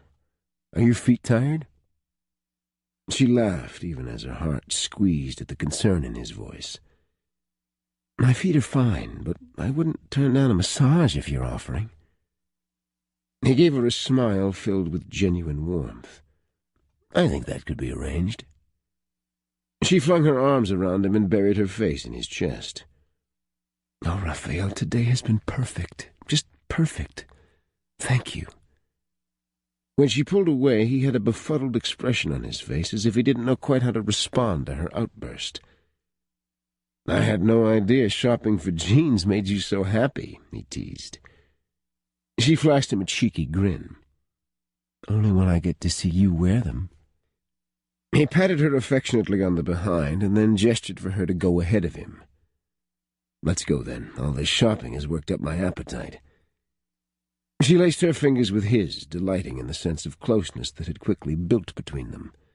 Whether he remembered or not, the moment they'd arrived, Bryony had sensed a change in Raphael. He'd reverted to the more relaxed, easy-going man with whom she'd fallen in love. He may not see himself as someone who would get away from the stress of the business world, or someone who would leave his cell phone off or his computer put away for a period of days, but Moon Island had changed him. She'd like to think that his relationship with her had changed his priorities. Maybe it was fanciful and naive for her to think such things, but it didn't stop her from hoping that he'd rediscover the island, and her. They drove back to the cottage, but Bryony directed him to pull into her grandmother's driveway instead of her own. "I want to check in with her and see how she's doing. I've only talked to her on the phone for the last week. I don't often leave her for long periods of time." Raphael nodded. "Of course. Would you prefer I go ahead to your cottage and begin lunch?" "Only if you want to. I don't mind if you come unless you're uncomfortable. I'm only going to talk to her a minute or two, make sure everything's okay." "Then I'll go with you," Raphael said. "I'd like to get reacquainted. You two seem to be very close. Did I spend a lot of time with her before?" Bryony smiled. "You got along famously. You'd drop in on her every other day or so, whether I was with you or not. You spoiled her by bringing her favorite flowers and a box of goodies from the bakery." "I sounded nice," he said, as though the idea were ridiculous. She paused in the act of opening her car door and turned her head so she looked directly at him. "You say that as if you aren't nice." He shrugged. "Bastard has been used on more than one occasion to describe me, this morning being the most recent. I've been called a lot of things: ruthless, driven, ambitious, son of a bitch, you name it. But nice? I can't say that being thoughtful was ever a priority. It's not that I intended to be a jerk, but I was never really concerned about it." "Well, you were wonderful to my grandmother, and I loved you for it," she said. "You were wonderful to me, too. Maybe you don't associate with the right people." He laughed at that. "Maybe you're right. I guess we'll see, won't we?" Bryony's grandmother appeared on the front porch and waved for them to come in. Bryony reached over and squeezed Raphael's hand. "Stop worrying so much about what you were or weren't. No one says you have to stay the same forever. Maybe you were ready for a change. Here you could be whoever you wanted because no one knew you before. You gotta have a fresh start." He raised her hand and pressed a kiss to her palm. "What I think is that you're a special woman, Bryony Morgan." She smiled again and opened her car door. As she got out, she waved at her grandmother. "We're coming." Mama smiled and waved, then waited with the screen door open while Raphael and Bryony made their way up the steps. "Good afternoon to you," Mama said cheerfully. She pulled Bryony into a hug and then did the same with Raphael, who looked a little dumbstruck by the reception. Come in, you two. I just sweetened a pitcher of tea and it's ready to pour. I'll get us some glasses. Have a seat on the back porch if you like. It's a beautiful day and the water is gorgeous." Bryony tugged Raphael to the glass doors leading onto a deck that was similar in build to her own. The wood was older and more worn, but it added character. The railings were dotted with potted plants and flowers. Colorful knickknacks and decorative garden figurines were scattered here and there, giving the deck an eclectic feel. Bryony often thought it resembled a rummage sale, but it so fit her grandmother's personality that it never failed to bring a smile to Bryony's face. Mama didn't much believe in throwing things away. She wasn't a hoarder, and she would part with stuff after a while, but she liked to collect items she said made her house more homey. "It's beautiful out here," Raphael said. "It's so quiet and peaceful. There aren't many stretches of private beach like this. It must be amazing to have this all to yourself." Bryony settled into one of the padded deck chairs and angled her head up to catch the full sun on her face. "It is," she said, her eyes closed. "The whole island is like this. It's why we're so resistant to the idea of commercially developing parts of it. Once the first bit of progress creeps in, it's like a snowball. Soon the island would just be another tourist stop with cheesy T-shirts and cheap trinkets. What I purchased was just a drop in the bucket for an island this size. Surely you don't begrudge any development. You could have the best of both worlds. The majority of the island would remain unspoiled, a quiet oasis, while a very small section would be developed so that others could be exposed to your paradise. She dropped her head back down, opening her eyes to look at him. You sound just like a salesman. The truth is, the whole sharing our paradise with others spiel is precisely what we don't want to do. Call us selfish, but there are numerous other islands that tourists can go to if they want sun and sand. We just want to be left alone. Many of the people who live here retired to this island precisely because it was private and unspoiled. Others have made their whole lives here, and to change it now seems grossly unfair.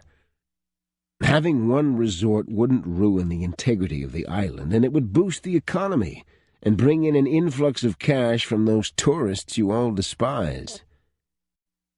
She smiled patiently, unwilling to become angry and frustrated and ruin a perfect day. Besides, biting his head off didn't serve her purpose. We don't need an influx of cash into our economy, she said gently.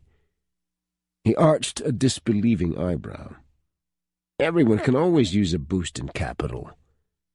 She shook her head. No. The thing is, many of the people who retired here left high-paying corporate jobs. Hell, some of them were CEOs who sold their companies or left the management to their sons and daughters and came to Moon Island to escape their high-pressure jobs. They have more money than they'll ever spend. And the rest? The ones who've lived here all their lives? She shrugged. They're happy. We have shrimpers who are third- and fourth-generation fishermen. We have local shop owners, restaurant workers, grocery store clerks. Basically, everyone's job fulfills a need on the island. Selling souvenirs to tourists isn't a need. Neither is providing them entertainment. We have a comfortable living here. Some of us don't have much, but we make it and we're happy. There's a certain weirdness to this whole place, Raphael said with an amused tone. Like stepping into a time warp. I'm shocked that you have internet access, cable and cellular towers. We keep up, she said. We just don't particularly care about getting ahead. There's a certain je ne sais quoi about our lifestyle, our people, and our island. In a lot of ways it can't be described, only experienced, as you did for those weeks you were here. And yet you were going to walk away from your life here. For me. She went still. Yes, I've already said so. I mean, I assumed I would have to make changes. You run a business. You have a home in New York. I could hardly expect you to give all that up and live here. I expected it to be an adjustment, but I thought you would be worth it. Given your passion for this island and the people here, I'm a little awed that you thought I was worth that kind of sacrifice. You sell yourself short, Raphael. Don't you think you're worth it? That someone could and should love you enough to give up important things to be with you? He averted his gaze, staring out over the water as if he had no answer. His body language had changed, and he held himself stiffly. His jaw tightened, and then he made an effort to relax. Maybe I've never met anyone who thought that much of me, he finally said. Again, you're associating with the wrong people, and you've definitely been dating the wrong women. The mischievous tone in her voice wrung a smile out of him. Why do I get the feeling that I probably tried like hell to keep you at arm's length, and you were having none of that? She frowned. Not at all. You seemed... Her expression grew more thoughtful. You were definitely open to what happened between us. You certainly did your share of pursuing. Put it this way. I didn't have to try very hard to get past that stuffy exterior of yours. He shook his head. I'm beginning to think I have a double running around impersonating me. I know I keep saying this, but the man you describe is so far out of my realm of understanding that he seems a complete and utter stranger. If I didn't know better, I'd say I suffered the head injury before I arrived here, not after. Does it appall you that much? He jerked his gaze to her. No, that's not what I'm saying at all. It's not that I'm ashamed or angry. It's hard to explain. I mean, think for a moment of things you would never do. Think of something so not in line with your personality. Then imagine someone telling you that you did all those things, but you can't remember them. You'd think they'd lost their mind, not that you'd lost yours. Okay, I can understand that. So it's not that you can't accept the person you were. I just don't understand him, Raphael mused. Or why?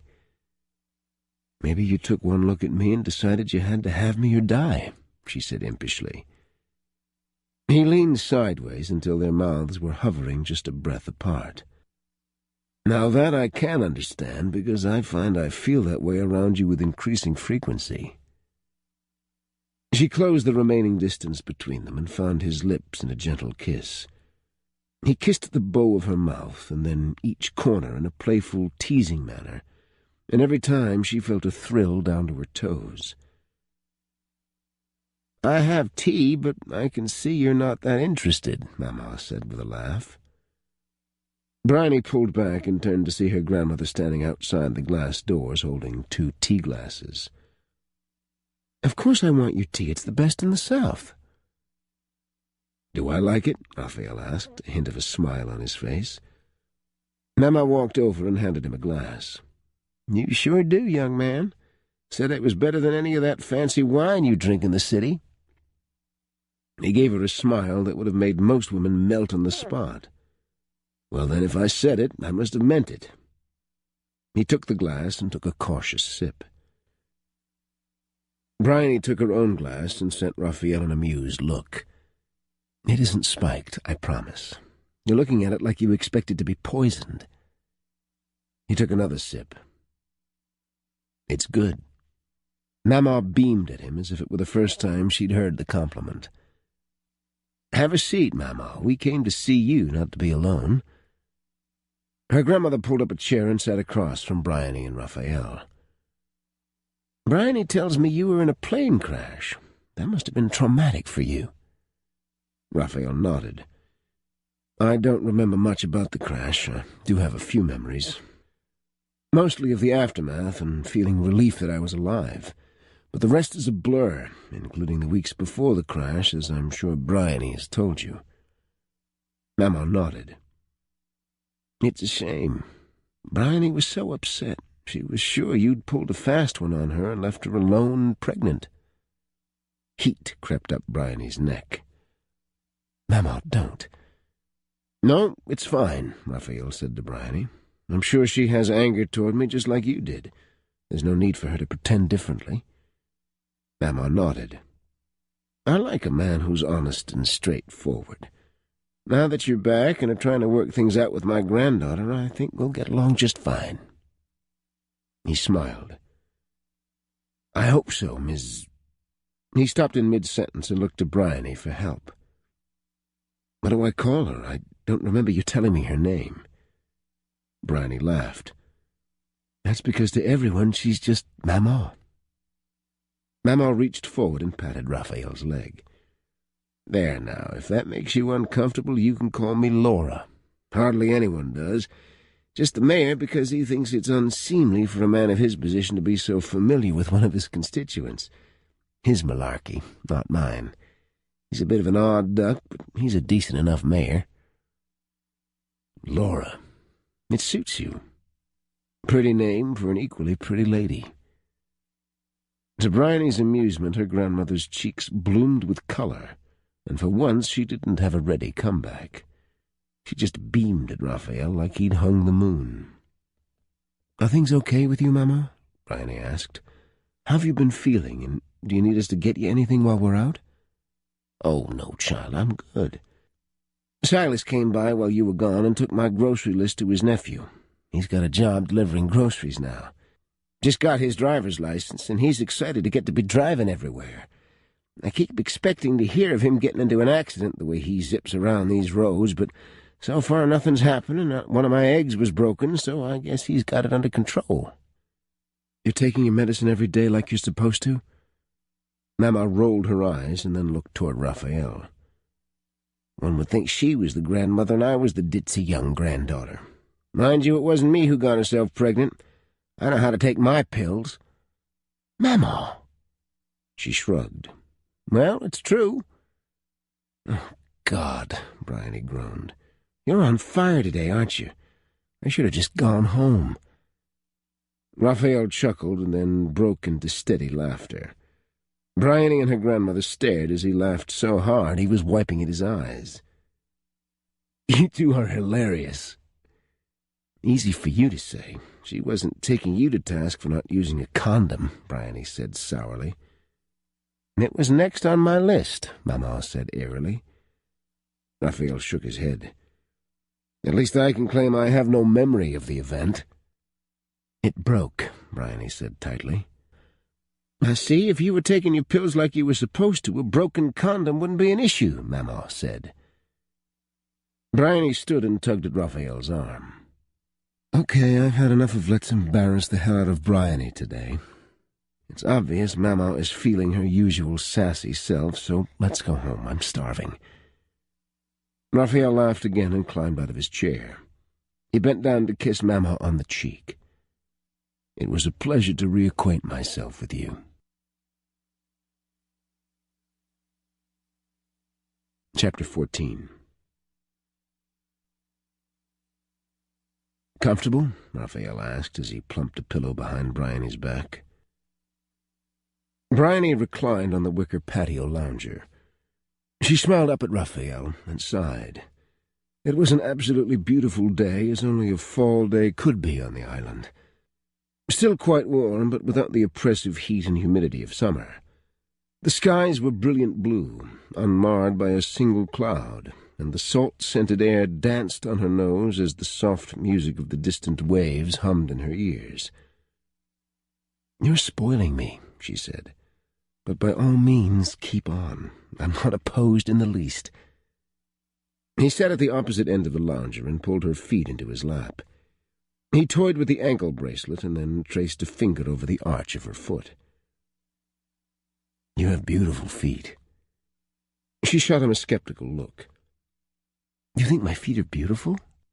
"Well, yes, and you draw attention to them and your ankles with this piece of jewelry. I like it.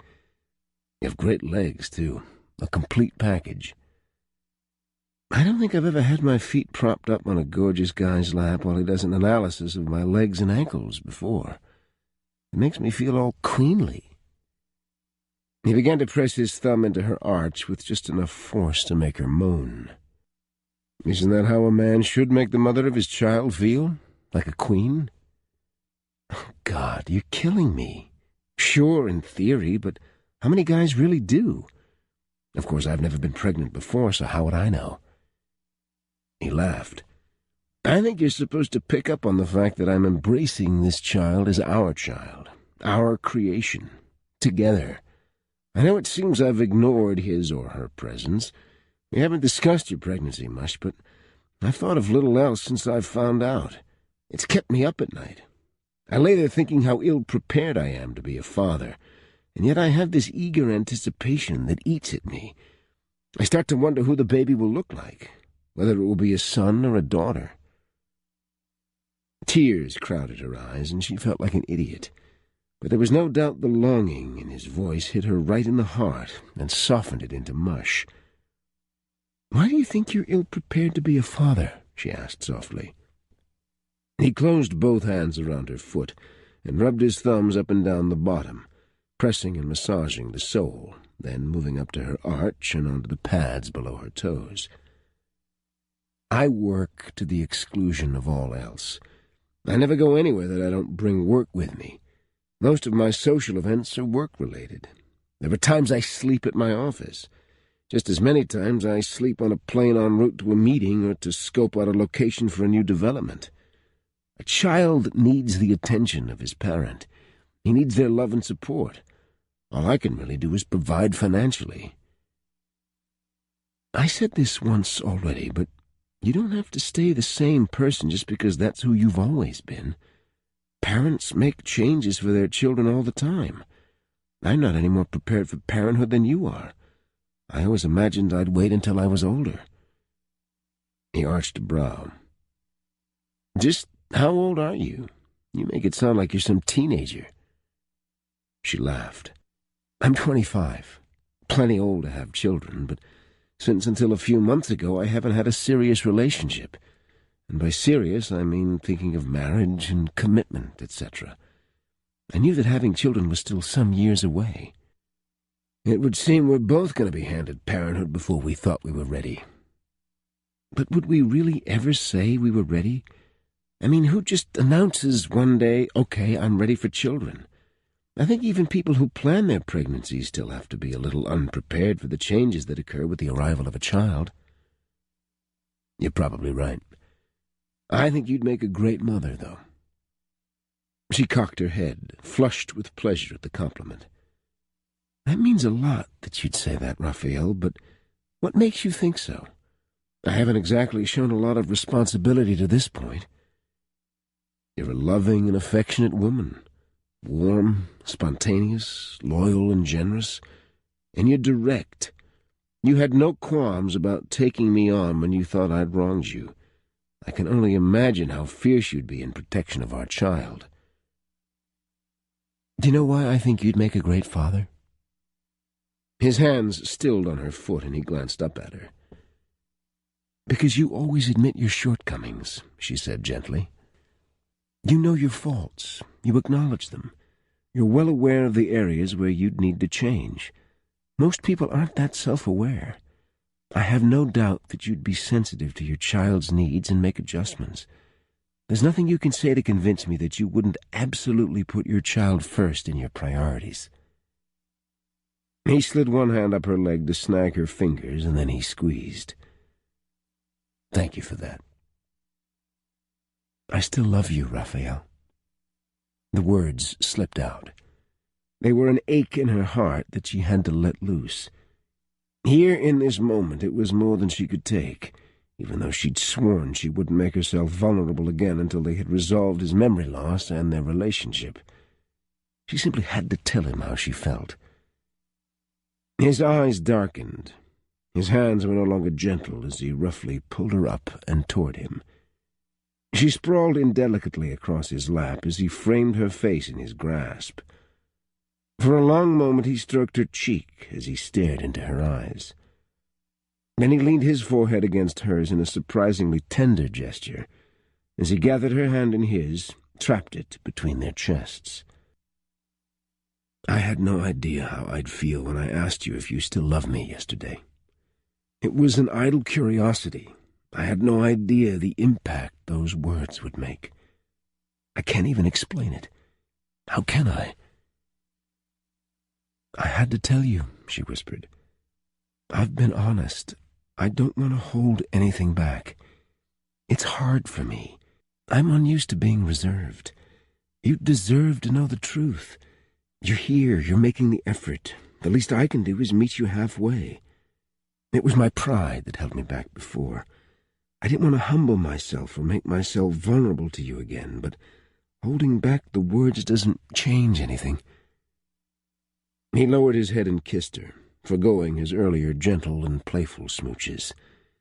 His lips moved heatedly over hers, dragging breath from her, then returning it, demanding it. He tasted of the lemonade he'd served for the lunch he'd prepared, tart and sweet and so hot. He licked over the seam of her mouth and plunged inward again as if determined to taste every part of her. Always before, his lovemaking had seemed practiced and deliberate, smooth and seductive. Now there was a desperation to his every caress and kiss, like he couldn't wait to touch her or to have her. Even as the differences plagued her, she gave herself over to this seemingly new man. It felt different. He was different. I want to make love to you, Bryony, but I want it to be for the right reasons. I want you to know I want you for the right reasons. Right now, I couldn't care less about the past, what I do or don't remember. What I know is that right here, right now, I want to touch you and kiss you more than I want anything else. As gracefully as she could manage when her legs and hands were shaking, she got off his lap to stand before him. Then she reached down for his hand and slid her fingers through his. "I want you too," she said simply. "I've missed you so much, Rafe." He rose unsteadily, his eyes dark and vibrant with desire. His usually calm composure seemed shaken, and he raised a trembling hand to her cheek. "Be sure of this, Bryony. Whatever happens today, whatever has happened in the past, what I remember or don't remember, it's not going to matter if you give yourself to me again. Now. If we do this now, we're starting over. New page, fresh beginning." She rubbed her cheek over his hand and closed her eyes. "I'd like that. No past, just today. Here and now. You and me." He wrapped an arm around her and urged her toward the door. They stumbled inside the cottage, and she guided him toward her bedroom. Past the guest room where he'd slept the night before. Back to the place where they'd spent so many hours making love in the past. He closed the door, and she stood in front of him, suddenly shy and unsure. Though she'd made love with him countless times before, it seemed new. He seemed different. Maybe she herself was even different. And then she laughed. Her laughter startled him. He looked up and cocked his head to the side. "What's so funny?" She closed her eyes and shook her head ruefully. "I was standing here thinking that this felt like the first time, and I'm so terribly nervous, but then I thought how ridiculous that was when I'm pregnant with your child, a testament to the fact that it's far from the first time for us." His expression softened, and he pulled her gently into his arms. "In a lot of ways, this is our first time. I think we should treat it as such. I know I plan to reacquaint myself with your body. I want to touch and see every part of you. There'll be no rushing. I want to savor every moment and draw it out until we're both crazy." She swayed toward him, feeling light-headed, as if she were a little drunk. He caught her to him and carefully walked her back until she met with the edge of the bed. Silently he began to unbutton her shirt, taking his time as he worked down her body. When he was done, he carefully parted the lapels and pushed back and over her shoulders so that the material fell away, and she stood in her jeans and bra. "Pretty and delicate," he said as he fingered the lace that cupped the swell of her breast. "A lot like you. It suits you. I like you in pink." "You don't fancy a siren in red or black?" she asked with a grin. "No, not at all. I like the softness of pink and how feminine it looks on you. Very girly." He lowered his head to kiss the bare expanse of skin that peeked above the cup and then nuzzled lower, pushing down the lace ever so slightly until he was just a breath from her taut nipple. Then he drew away. "I like girly." "You're a tease," she said in a strained voice. He reached down to unbutton her pants, loosening them and then pulling them down just enough to bare the swell of her belly. To her utter shock, he went to his knees and molded her stomach with both hands. He gently caressed the bump and then pressed a kiss to her flesh. It was an exquisitely tender moment, and an image she'd never forget as long as she lived. This proud, arrogant man on his knees in front of her, lavishing attention on their baby and her. She gazed down, lovingly running her fingers through his dark hair. He stared up at her, and the look in his eyes made her catch her breath. Then he tugged at her jeans and slowly rolled them over her hips and down her legs. When they pulled at her feet, he lifted one leg, his hands sliding up and down in a sensual caress. He tugged the material free and then lifted her other foot to completely remove the jeans. "Matching lacy pink," he said just before pressing a kiss to the V of her underwear. "I like it. I like it a lot." Her legs trembled and butterflies fluttered through her veins, around her chest and up into her throat. She wasn't self-conscious about her pregnant body, as many women were. In fact, she liked the newfound lushness of her curves. In a lot of ways, she'd never looked better. Her skin glowed with a healthy sheen. Her breasts had grown larger, and she was fascinated by the shape of her expanding abdomen. She hadn't really considered being worried over Raphael's reaction to the changes in her body. If she had, she would have worried in vain, because he seemed entranced. Nothing in his actions told her he found her anything but desirable. "You're beautiful," he said in a raw voice, almost as if he'd been privy to her thoughts. Slowly he rose, sliding his hands up her body as he straightened to stand in front of her. Then he tangled his fingers in her hair and fit his mouth to hers. She struggled for air, but wouldn't retreat long enough to take a breath. She took every bit as much as he did, demanding more in return. There was something markedly different between them. Their lovemaking had always been casual, fun, a little flirty and laid back. The Raphael who stood before her now was different. It was in the way he looked at her, so dark and forbidding, as if he was set to devour her, as if he wanted her more than he'd ever wanted another woman. Fanciful, but there was definitely nothing casual about the way he touched and kissed her. She liked the new Raphael. He was commanding and yet gentle and loving. Reverent. He cupped one hand around her nape, his fingers pressing possessively on her neck as he pulled her into another bone-melting kiss. Then he nibbled a path down her jaw to her ear and sucked the lobe into his mouth. Each tug sent pulsating waves of desire low into her pelvis. Her muscles clenched and she tensed as a whispery sigh floated from her lips.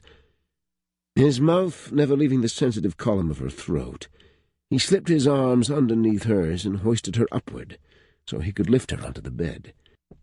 He lowered her, then hovered over her, his denim-clad knees sliding between her thighs. He kissed her again, then reached up to brush the hair from her forehead, his touch so light and caressing that it sent a thrill coursing through her veins. Once more he brushed his mouth across hers as if he hated to leave her even for the time it would take him to undress. But he stepped back, and the fact that his hands shook as he pulled at his T-shirt endeared him to her all the more. He stripped the shirt off, the muscles rippling across his chest and shoulders. He tossed it aside and then began undoing the fly of his jeans. She nearly moaned when he pulled both jeans and underwear down in one impatient shove. The man was sexy, cut like a flawless gem, toned, fit, lean but not too lean. He had enough bulk that told of his workout regimen. Her gaze drifted downward to his groin, and she sighed her appreciation as his erection jutted upward. Impatient for him to return to her, she shifted and leaned up on her elbow so she could better see him. But then he was crawling back onto the bed, straddling her body. He put the flat of his palm on her chest and gently pushed her down onto the mattress. Then he carefully slipped the straps of her bra off her shoulders, nudging until the cups released her breasts. He lifted her just enough that he could fit one hand underneath to unhook her bra, and then he pulled it away and tossed it onto the floor. For a long moment he stared down at her, his gaze drifting up and down her body, then focusing on her, their eyes catching and holding. "I'm burning the image of you into my memory," he said in a husky voice. "I don't want to ever forget again. I can't imagine how I ever did to begin with. What man, when presented with such beauty, could possibly let such a memory of it escape?" Her heart went all fluttery again. It was hard to breathe around him. When he wasn't sending shivers of delight over her flesh with his touch, he sent ripples of pleasure through her heart with his words. "Kiss me," she begged softly. "Just as soon as I've taken the last of your pink girly underwear off," he said with a smile. His fingers danced down her sides and hooked into the lacy band of her panties, and he tugged, moving backward as he pulled them down her legs. This time he moved up the side of her and curled his arms around her, pulling her against him so her naked flesh met his. It was a shock, a delicious, decadent thrill. His hardness was cupped intimately in the V of her legs, and her breasts pressed against the slightly hair-roughened surface of his chest. As he kissed her, his hand roamed possessively down her back and over the swell of her buttocks, and then around to cup her belly before drifting lower into the damp, sensitive flesh between her legs. She moaned and arched forward as his fingers found her most sensitive points. His erection slid between her slightly parted legs, burning, rigid, branding her flesh. She wanted him inside her, a part of her after being so long without him.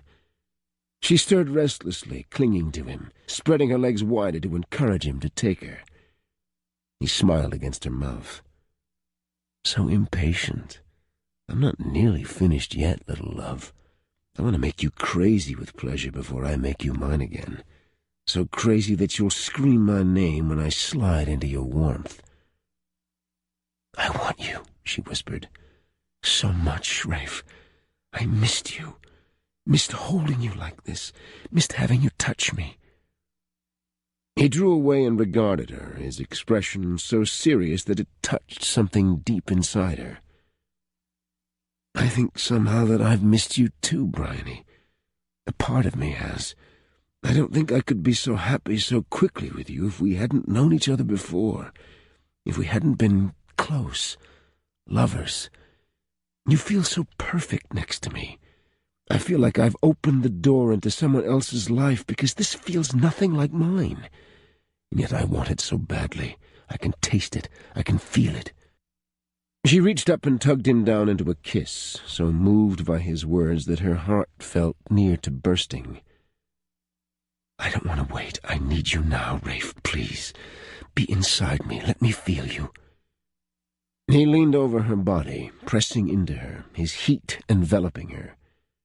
She savored the sensation of being mushed beneath him, of inhaling his scent so deeply that she could almost taste him. "Are you sure you're ready, Bryony?" Even as he spoke, he slid one finger inside her and rolled his thumb across her clitoris. She closed her eyes and gripped his arms until her fingers felt bloodless. "Please," she whispered again. He positioned himself and pushed the tiniest bit forward until he was barely inside. "Open your eyes. Look at me, Bryony. Let me see you." Her eyelids fluttered open and she met his gaze, so dark and sensual. He slid forward again, just a bit, stroking her insides with fire. He seemed determined to draw out their reunion, to make it last. She let her hands wander down his sides and she caressed up and down, encouraging him to complete the act. He leaned down until their noses brushed, and then he angled his mouth over hers just as he slid the rest of the way inside her welcoming body. Tears burned her eyes. The knot in her throat was such that she couldn't speak. She didn't have words anyway to describe the sensation of being back with the man she loved after having thought she'd lost him. He withdrew and thrust again, his mouth never leaving hers. He breathed her. She breathed him. Their tongues tangled, stroked, and coaxed. He let his body descend on her, and he planted his forearms into the mattress so that she wasn't completely bearing his weight as his hips rocked against hers. It was much like the ocean waves, rolling forward, then receding, gentle and yet building in intensity. He was patient, much more patient than he'd ever been. "Tell me if I hurt you," he said against her mouth, "or if I'm too heavy for you." In answer, she wrapped both arms around him and hugged him tight. She slid one hand down to cup his firm buttocks as he undulated his hips against her. "Tell me what you need," he whispered. "Tell me how to please you, Bryony." Her hands ran up his back to his shoulders, and then one slid to his nape, her fingers thrusting upward into his hair. "You're doing just fine," she said dreamily. "I feel like I'm floating." He dropped his head to suck lightly at her neck, and then he nibbled to the curve of her shoulder and sucked again, harder this time until she was sure he'd leave a mark. She hadn't had such a mark since she was a teenager, but strangely it thrilled her that she would have a reminder of his possession. He groaned. "I'm sorry, Bryony, I can't. Damn it." He issued several more muffled curses that ended in a long moan as he increased his pace. As soon as the intensity changed, the orgasm that had begun as a lazy, slow build escalated into a sharp, coiling burn low in her abdomen. It rose and spread until she gasped at the tension. She dug her fingers into his back, not knowing how else to handle the mounting pressure. She arched her buttocks off the bed, pushing him deeper inside her. He tensed and shuddered against her, reaching fulfillment while she was still reaching blindly for her own. He pulled from her body, rolled to the side, and slid his hand between her legs, caressing and stroking her taut flesh. He lowered his head to her breast and sucked her nipple into his mouth, laving it with his tongue as he pressed another finger inside. His thumb rolled over her clitoris, his fingers worked deep, and his mouth tugged relentlessly at her breast. Her surroundings blurred, and the coiling tension suddenly snapped, unraveling at super speed. "Raphael!"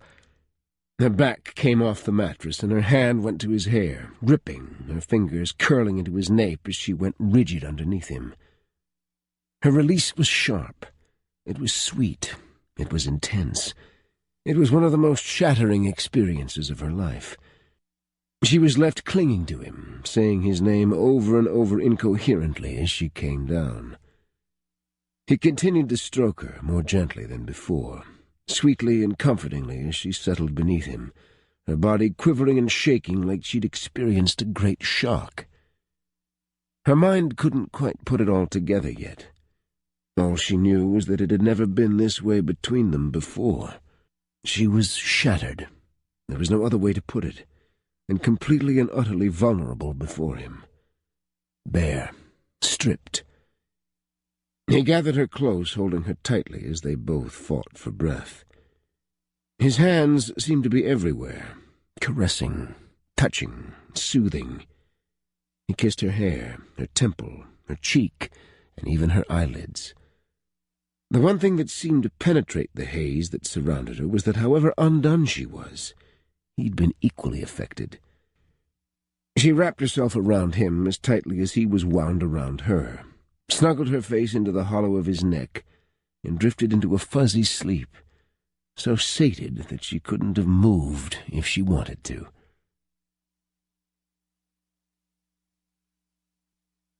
Chapter 15. Bryony woke to warm kisses along her shoulder and hands possessively stroking her body. She murmured as she lazily stretched. "Oh, good, you're awake. I'd hate to think I was taking advantage of a sleeping woman." She laughed. "Oh, I bet." "I have a lot to make up for," he said. He slid his mouth down the midline of her chest and then over the swell of one breast. "You do?" He traced the puckered crest of her nipple with his tongue and then sucked gently. He let go and looked up to meet her gaze. In the soft glow of her bedside lamp, she could see regret simmering in his eyes. "Evidently I have no control when it comes to you. I wanted to make it good for you. I wanted it to last. I didn't take care of you very well. I guess it goes along with my selfish bastard ways." She rolled her eyes and lifted her palm to caress the side of his face. "If I'd been any more satisfied, I think I would have died. I like that I drove you a little wild." He arched one eyebrow. "A little? I'm not sure that accurately describes the mind-numbing experience I had. I don't ever remember losing it like that with any other woman. Was it like that between us before?" "No," she said softly. "Not like that." "Better?" "Definitely better." "Ah, good then. I was starting to feel threatened by the self I couldn't remember." She laughed, and then so did he. It felt good, for once, to joke about an event that had altered the course of both their lives. "I'm hungry." He lowered his mouth to her breast again. So am I. Laughing, she smacked his shoulder. For food. It's been... What time is it anyway? He shrugged underneath her palm that had stilled on his shoulder. Sometime in the wee hours of the morning. We slept a long time. You wore me out. Let's eat in bed, and then... He arched an eyebrow as he stared lazily back up at her. Then what? She smiled wickedly. Then I'm going to have dessert. In that case, he scrambled up, covers flying. You stay here. I'll get us something to eat and be back in a minute. She pulled the covers to her chin and snuggled into the pillows, smiling as he strode naked out of the bedroom. He didn't look at all abashed by his nudity. Confidence in a man was so sexy. She sighed and stretched, a dreamy smile spreading across her face. 15 minutes later, Raphael returned with a tray holding 2 saucers. Piled on each was 2 grilled cheese sandwiches. There were 2 glasses of leftover lemonade from lunch. She sat up as he placed the tray over her lap, and her mouth watered at the smell of the buttery grilled bread and melted cheese. Oh, this is perfect. Glad you approve. It was all I could think of that would be done this quickly, Raphael said as he climbed onto the bed. He sat cross-legged in front of her and reached for one of the sandwiches. They ate, stealing glances, their gazes meeting and then ducking away. She was mesmerized by this unguarded side of Raphael. If possible, she was more in love now, after only a few days, than she'd been before. It seemed like he was freer with her now. She left half of one of the sandwiches and drank the lemonade down, then waited patiently for him to finish his own food. When he would have gotten up to remove the tray, she leaned forward and wrapped her hands around his wrists, holding him motionless. And she shoved the tray off the bed. It landed with a clatter, the saucers and glasses rolling this way and that. She kissed him. Not a sweet, nice girl kiss. She gave him the naughty version that said, "I'm about to have my wicked way with you." "Oh, hell," he groaned. "Oh, yes," she purred just before she gave him a shove. He fell back, sprawled on the bed, his eyes glowing with fierce excitement as she threw one leg over his knees and straddled him. She reached down and wrapped her fingers around his straining erection and smiled. "I think it's time for dessert." "Oh, damn." She lowered her mouth and ran her tongue around the tip of his penis. His breath hissed out, the sound explosive in the silence. His fingers tangled in her hair, and he arched his hips. "Bryony," he whispered. She took him hard, loving and licking every inch of him. She wanted to give him as much pleasure as he'd given her. She wanted to show him her love, her heart. She settled between his legs, her hair drifting down over his hips. His fingers gentled against her scalp and stroked lovingly as she continued making love to him. He made low sounds of appreciation and of pleasure, and he began thrusting upward, seeking more of her mouth. Finally, it seemed to be too much for him to bear. He grasped her shoulders and hauled her up his body until she straddled him. She scooted up until his erection was against her belly, and she carefully wrapped her fingers around his length. Instinctively, she glanced back up, seeking direction. He held out his hands for her to grab, and when she did, he pulled her toward him. "Take me," he whispered. "I made you mine again. Now make me yours." Oh, how seductive his husky words were. Prickles of anticipation licked over her skin like flames to dry wood. She rose up, using his hands to brace herself with. Their fingers slid together, twining, symbolic of their joining. She arched over him, and he let one of her hands go long enough to position himself at her opening. As soon as she began the delicious slide downward, he laced their fingers back again, and she began the delicate mating dance of a woman reclaiming her man.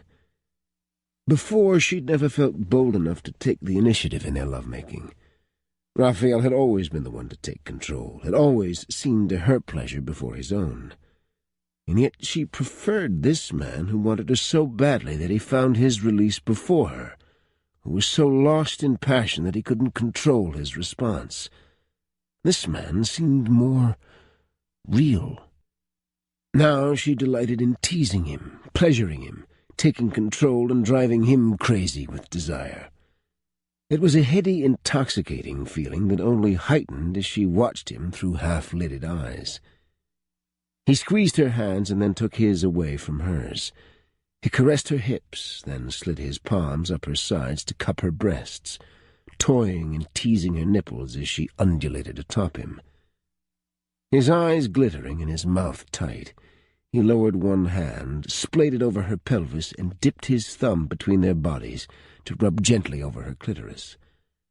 She flexed and spasmed around him as they both gasped. He stroked harder, finding a rhythm she responded to, and with his other hand he caressed and plucked at her nipples, alternating until she was nearly mindless. How quickly he turned the tables. Though she was on top, taking him in and out of her body at her leisure, his hands worked magic, finding all her sweet spots.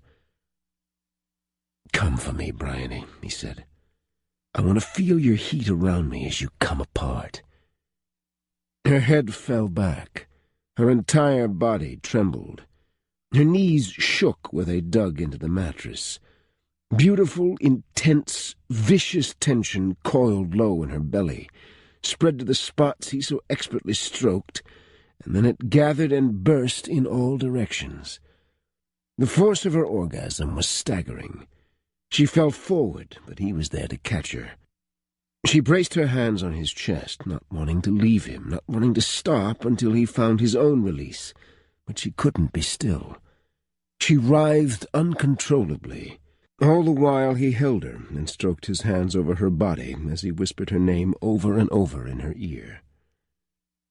She heard a sob, an exclamation of pleasure, and knew it was herself, but it sounded so distant that it seemed impossible it could have come from her.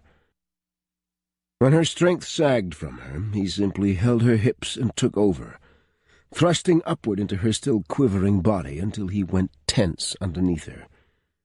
Then he wrapped his arms around her, pulling her down until there was no space separating them.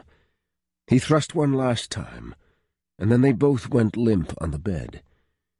She was sprawled atop him. She probably resembled a dish rag, but she couldn't muster the energy to care. He rubbed his hands up and down her back, down over her buttocks, and then back up to tangle in her hair. He kissed her forehead and then ran his fingers through her hair again. "That was incredible." "Mm-hmm," she agreed. He stroked her arm in a lazy pattern. "What happened here, Bryony? It sure as hell wasn't just sex. I've had just sex before. This doesn't qualify." "No," she said in a low voice. "It wasn't just sex." "Then what was it?" She raised her head and stared down into his eyes. "It was making love, Raphael. I love you. You loved me. I'd like to think that didn't just go away. Some things the heart knows even if the mind hasn't accepted it or has blocked it out. It scares the hell out of me that something this huge could be forgotten. I haven't loved anyone before." "Never?" He shook his head. "I'm sure I loved my parents in the beginning. I don't hate them now. I just don't think about them, the same way they don't think about me. I was an inconvenience.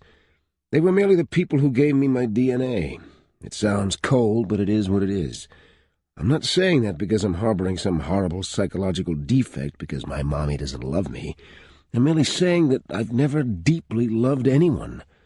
And now that I supposedly have, I forgot it? It and nothing else? Maybe finally falling in love was so traumatic for you that you blocked it out," she teased. "I can't believe you can joke about this," he grumbled. "Well, it's either laugh or cry, and crying gives me a headache. Besides, you'll remember. I think you're already starting to. A lot of things are instinctive to you. You don't treat me like a stranger, even though for all practical purposes I am. If you really thought I was unknown to you, would you be in my bed sharing your deep, dark secrets? Probably not, he admitted. She leaned down to kiss him and then rested her head on his shoulder again. One day at a time, Rafe. It's all we can do, and hope that each day brings us closer to the time you remember us. He tightened his arm around her and kissed her forehead. I'm not sure I deserve your sweetness or your patience, but I'm damn grateful for both. Chapter 16. When his BlackBerry rang first thing the next morning, Raphael knew by the ringtone who it was, and he ignored it. Devon had called Cam in. Cam was calling to curse and yell at him that he was a moron who was thinking with his dick. Cam was predictable, if nothing else.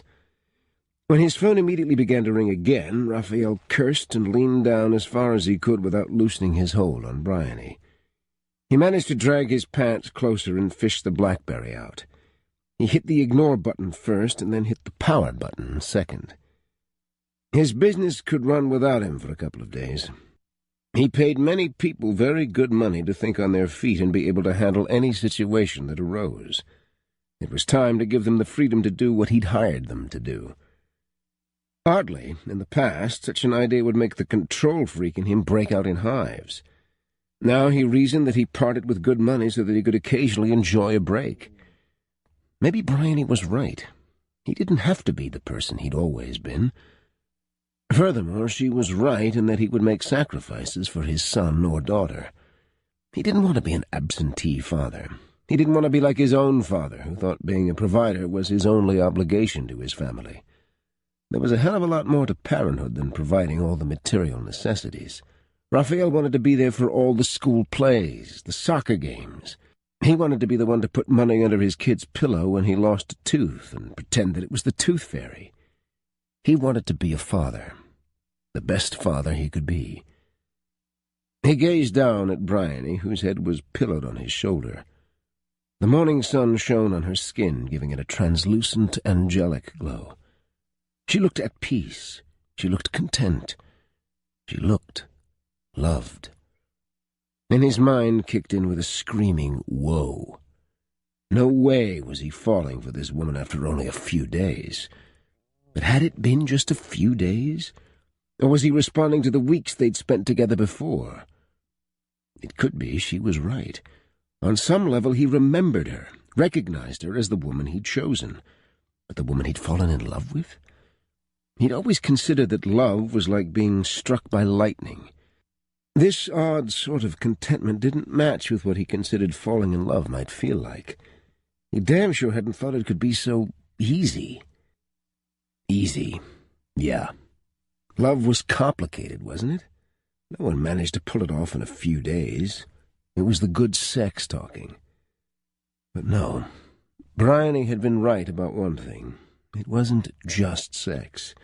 Calling it that cheapened it on some level, reduced it to the level of flirtatious, sex-only relationships he'd had in the past. A quick romp in bed, send the woman on her way, move on to the next. Nothing about his past experiences came even close to the way he felt about Bryony, or the way he felt about making love to her. Last night had felt like something he'd been anticipating forever, a sense of homecoming that was so keen it had nearly flattened him. He'd been ridiculously emotional, like he wanted to go around blurting about how he felt and crap. The mere idea should have humiliated the hell out of him, but it didn't. Being forthright with Bryony just felt natural. She'd played it completely straight with him. He'd played it straight with her, even when it had meant admitting or saying something that had hurt her. It was weird being this honest and open with a woman. Hell, with anyone. He trusted Ryan, Dev, and Cam, but he never talked about intensely personal issues with them. Not that they wouldn't listen, but that wasn't the nature of their relationship. His thoughts flickered back to the woman in his arms. Yeah, she did odd things to him. Made him want to do stuff, different stuff, stuff that should have him running the other direction. He sighed. This was a woman a man kept. Maybe he'd known that when he'd met her. Maybe it was true that a man just knew when he'd met the woman who would change everything for him. Bryony was the marrying kind, not the bed him and leave him with a smile kind of woman. She had permanent written all over her sweet face. She was his, and hell if he was going to let her go. He didn't care if he ever remembered. He had enough pieces of the puzzle to know that she belonged with him. They had a lot to work out. What new couple didn't? They jumped ahead a few steps in the relationship with her being pregnant, but it wasn't anything they couldn't work out. The more he settled the matter in his mind, the more convinced he became that this was right. She was right. Bryony, their baby, him, a family. He could have it all. The resort. He grimaced. It hung over him like a dark cloud. It was the one thing standing between him and Bryony.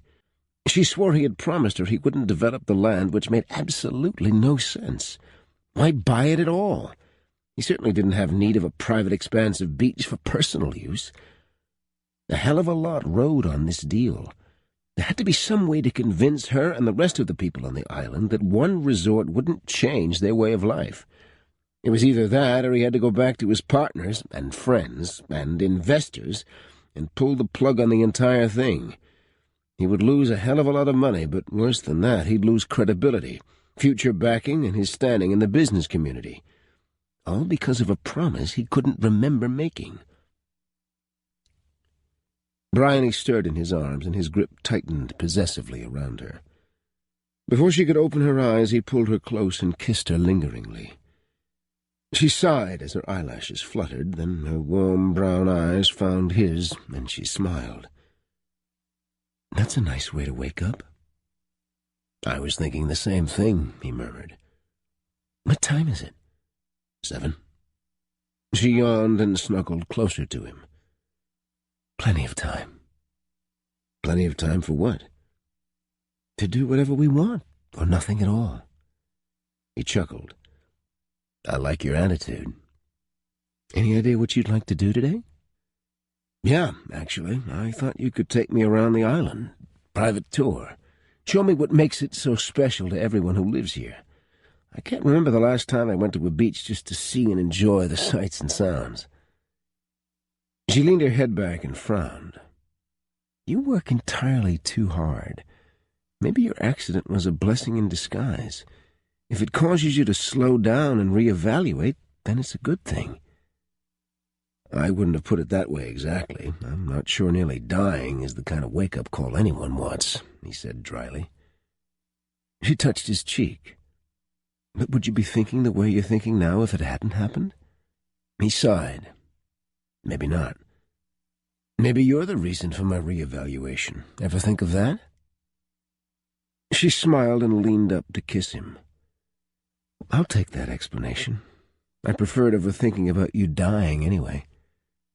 "You and me both," he muttered. "Tell you what, you hit the shower, I'll cook breakfast. Then I'll take my bath and we'll head out. The weather is supposed to be gorgeous all week. We can pack a picnic and eat out on the beach." "I've got a better idea. How about we shower together, and then I'll help you cook breakfast. I cook a mean piece of bacon." She laughed, and he sucked in his breath at the love shining in her eyes as she stared up at him. No one had ever looked at him like that. Then her expression grew serious as she stroked her palm over his unshaven jaw. "I love you, Rafe. I don't want to make you uncomfortable. I don't expect anything in return. But now that I've told you, I can't not keep saying it. I look at you and it just bursts out." He captured her hand and pulled it to his mouth, his heart thudding against the wall of his chest. "I like you saying it," he said hoarsely. It means everything to me right now." She pulled away, joy lighting her eyes. Eyes he could drown in. Her eyes were so expressive. They reflected her mood so perfectly. Sad, angry, happy. He only had to look into her eyes to know exactly what she was thinking. She crawled over him, giving him a good view and feel of her soft curves. It was all he could do to not haul her back and make love to her all over again. When her feet hit the floor, she turned back and held out her hand. "How about that shower?" He stared at her profile for a long moment, committing to memory just how she looked bathed in morning sunlight, her gently rounded abdomen, the swell of her breasts, and the wild curls that spilled down her back. This was his woman, his child. "Do you have any idea how beautiful you are?" She flushed. Her face grew pink, but her eyes lit up until they were as bright as the sunlight pouring into the room. "I do now." He grinned at her cheeky response. "Let's go hit the shower." Chapter 17. "You've done a good thing, Mr. DeLuca," Silas Taylor said as they stood on the patio of Laura's house. Bryony's grandmother had invited everyone over for tea and lemonade and for some of her famous peanut butter cookies. And by everyone she meant whomever happened to wander by. Such a thing baffled Raphael, who was used to strict guest lists and checking invitations at the door. Laura didn't seem to mind. In fact, the more guests that meandered through, the more delighted she seemed to be. There was no entertainment. Conversation drifted from one mundane topic to the next. People just stood around enjoying the day and inquiring as to the health of yet another islander who was either family, friend, or both. "My investors probably wouldn't agree," Raphael said dryly as he turned his attention back to the sheriff. Silas shrugged. "They'll find something else to invest in. Those kind always do. People are always looking for places to put their money, and there are always people willing to take it. Seems to me it wouldn't be that hard to figure it out." Raphael wanted to laugh, or shake his head. Months of financial analysis, blueprints being drawn up, investors courted, endless planning on his and Ryan, Devon and Cam's parts, all reduced to a few words so casually tossed out. "That may be so, but I lose credibility and respect in the process," Raphael said evenly. "Next time I want their backing, they won't be so willing to give it." "And what will you gain?" Silas asked as he looked in Bryony's direction. Bryony, who stood in a small group of people looking so damn beautiful that it made Raphael's teeth ache. "Seems to me you gain far more than you lose." With that, Silas slapped him on the shoulder. "Something to think about, my boy." Then he walked away, leaving Raphael to shake his head again. Boy. He wanted to laugh. Granted, the sheriff was at least 30 years older than Raphael, but no one had called him a boy since he'd been a boy. Time was running out. His BlackBerry was full of voicemail notifications and missed calls, and his inbox was bursting. His week would soon be up, and Dev would come down with Ryan and Cam to kick Raphael's ass. For the past several days, Raphael had willfully ignored everything but Bryony and their time together. They'd spent every waking moment walking the beach, cooking together, laughing together, talking of nothing and everything. They made love, they ate, they made love some more. There was an urgency he couldn't explain, almost as if he wanted to cram a lifetime into as few days as possible, because he feared it would all slip away from him. Tomorrow, decisions had to be made. He couldn't hold them off any longer. He still had no idea what he would do, but he wouldn't lose Bryony over a resort, over money. "Can I get you something, Raphael?" Raphael turned to see Bryony's grandmother smiling at him. He smiled back and shook his head. "No, I'm okay. Don't let me keep you from your guests." "Oh, they're fine. Besides, you're a guest, too. How are you liking your stay so far?" Again, Raphael's gaze found Bryony. This time she lifted her head as if sensing that he watched her, and her face lit up with a gorgeous smile. "I'm enjoying it very much. I'm only sorry I can't remember when I was here before." Laura stared thoughtfully at him for a long moment and then put her hand on his shoulder. "Maybe it's better that you don't."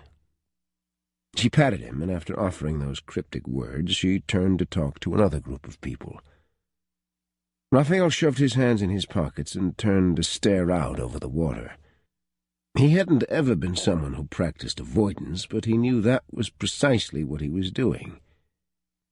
Here it was as if he existed in a bubble. Nothing could intrude or interfere, but the outside world was still there, just waiting. The longer he put off the inevitable, the more he dreaded it. "Raphael, is something wrong?" Bryony's soft voice slid over him at the same time her hand slipped through his arm, and she hugged herself up to his side. He disentangled his arm from her grasp, just long enough to wrap it around her waist, and then pulled her in close again. "No, just thinking." "About?" "What has to be done." Instead of pressing him for answers, as he thought she might, she said, "Why don't we take off? Go for a long walk. Mama won't mind. She's having fun being the center of attention. She won't even notice we've gone." Unable to resist, he leaned down to kiss her brow. She was so in tune with his moods. It shouldn't have surprised him that she could read him so easily. He'd found that he could pick up on the nuances of her moods just as quickly. He anticipated her reactions much like she did his own. It was something he imagined a couple doing after years of marriage. When he drew away, she took his hand and tugged him toward the stone path leading through the garden and down the dune onto the sand. Sand slid over his toes, but he found he didn't mind as much as he had when he first started wearing these ridiculous flip-flops. They ventured closer to the water that foamed over the sand. Soon the cool waves washed over their feet, and Bryony smiled her delight as they danced back to avoid a larger one from getting them too wet. Soon Laura's and Bryony's cottages were distant points behind them as they approached the land that he'd purchased from her. "My father used to bring me here," she said. "He used to tell me that there was nothing greater than owning a piece of heaven. I feel like I've let him down by selling it." Raphael grimaced, feeling even guiltier over his part in the whole thing. It didn't matter that if it hadn't been him, it would have been someone else. She could no longer afford the taxes, and if someone hadn't bought it, eventually the land would have been seized for taxes owed. Either way, it would no longer belong to her. But you have the power to give it back to her. The thought crept through his mind, whispering to him. It was true. He owned the land, not his company, not his partners. He'd purchased the land outright. The building of the resort and the development of the land was what he'd brought investors in for. "I love you," she said as she squeezed his hand. He looked curiously at her, startled by her sudden affection. She smiled. "You just look like you needed that today." He stopped and pulled her into his arms, brushing a thick strand of her hair from her eyes as the wind blew off the water. "I did need that. I shouldn't be surprised that you always know just what to say." He took in a deep breath. "I love you too, Bryony." Her eyes went wide with shock and then filled with tears. Her body trembled against him. "You remember?" she whispered. He shook his head. "No, but it doesn't matter. You said I loved you then. I know I love you now. Isn't now all that matters?" Wordlessly, she nodded. "The whole story doesn't seem so crazy anymore," he admitted. "I couldn't accept that I fell in love with you in a matter of weeks, and yet here I am in love with you after only a few days." "Are you sure?" He smiled, but his heart clenched at the hope and fear in her eyes. She seemed so worried that he'd change his mind or that he wasn't really sure of himself or his feelings. He tipped her chin up and leaned down to brush a kiss across her lips. "I've handled this whole thing so clumsily. I don't have any experience with telling a woman I love her. I imagine there were more romantic ways of doing it, but I simply couldn't not say it any longer." "Oh, Rafe," she said, her eyes bright with love and joy. "You've made me so happy today. I've been so afraid and unsure. I hate being uncertain more than anything else. The not knowing just eats at you until you're a nervous wreck." "I'm sorry. I don't want you to worry. I love you." She wrapped her arms around his neck and hugged him to her. "I love you too." He slowly pulled her arms away until he held her in front of him. She looked a little worried at the sudden seriousness of his expression, and he tried to soften his features to reassure her. But he couldn't really offer her any reassurance. Not yet.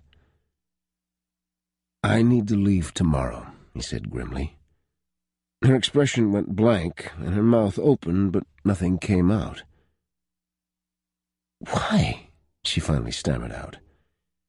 "I need to go back and work things out with my partners and our investors. I've avoided it for as long as I can. I can't do so any longer. I wanted you to know how I felt before I leave. I don't want you to have any doubts that I'll come back this time." Uncertainty flickered across her face, and her eyes went dim. He could tell she didn't entirely trust him, and he couldn't blame her, not after what had happened last time. "You could come with me," he said. He was grasping at straws, anything to allay her fears. "We wouldn't have to be gone long, a few days at most. I know you don't like to be away from here." She reached for him, her hands clutching at his arms as she looked up at him, her eyes so earnest. "I don't like to be away from you, Rafe. You, not here or there or anywhere." "Then come with me. I won't lie to you, Bryony. I don't know if I can fix this. All I can do is promise to try." She let her hand slide down to grip his, so tight that her knuckles went white. "I believe in you."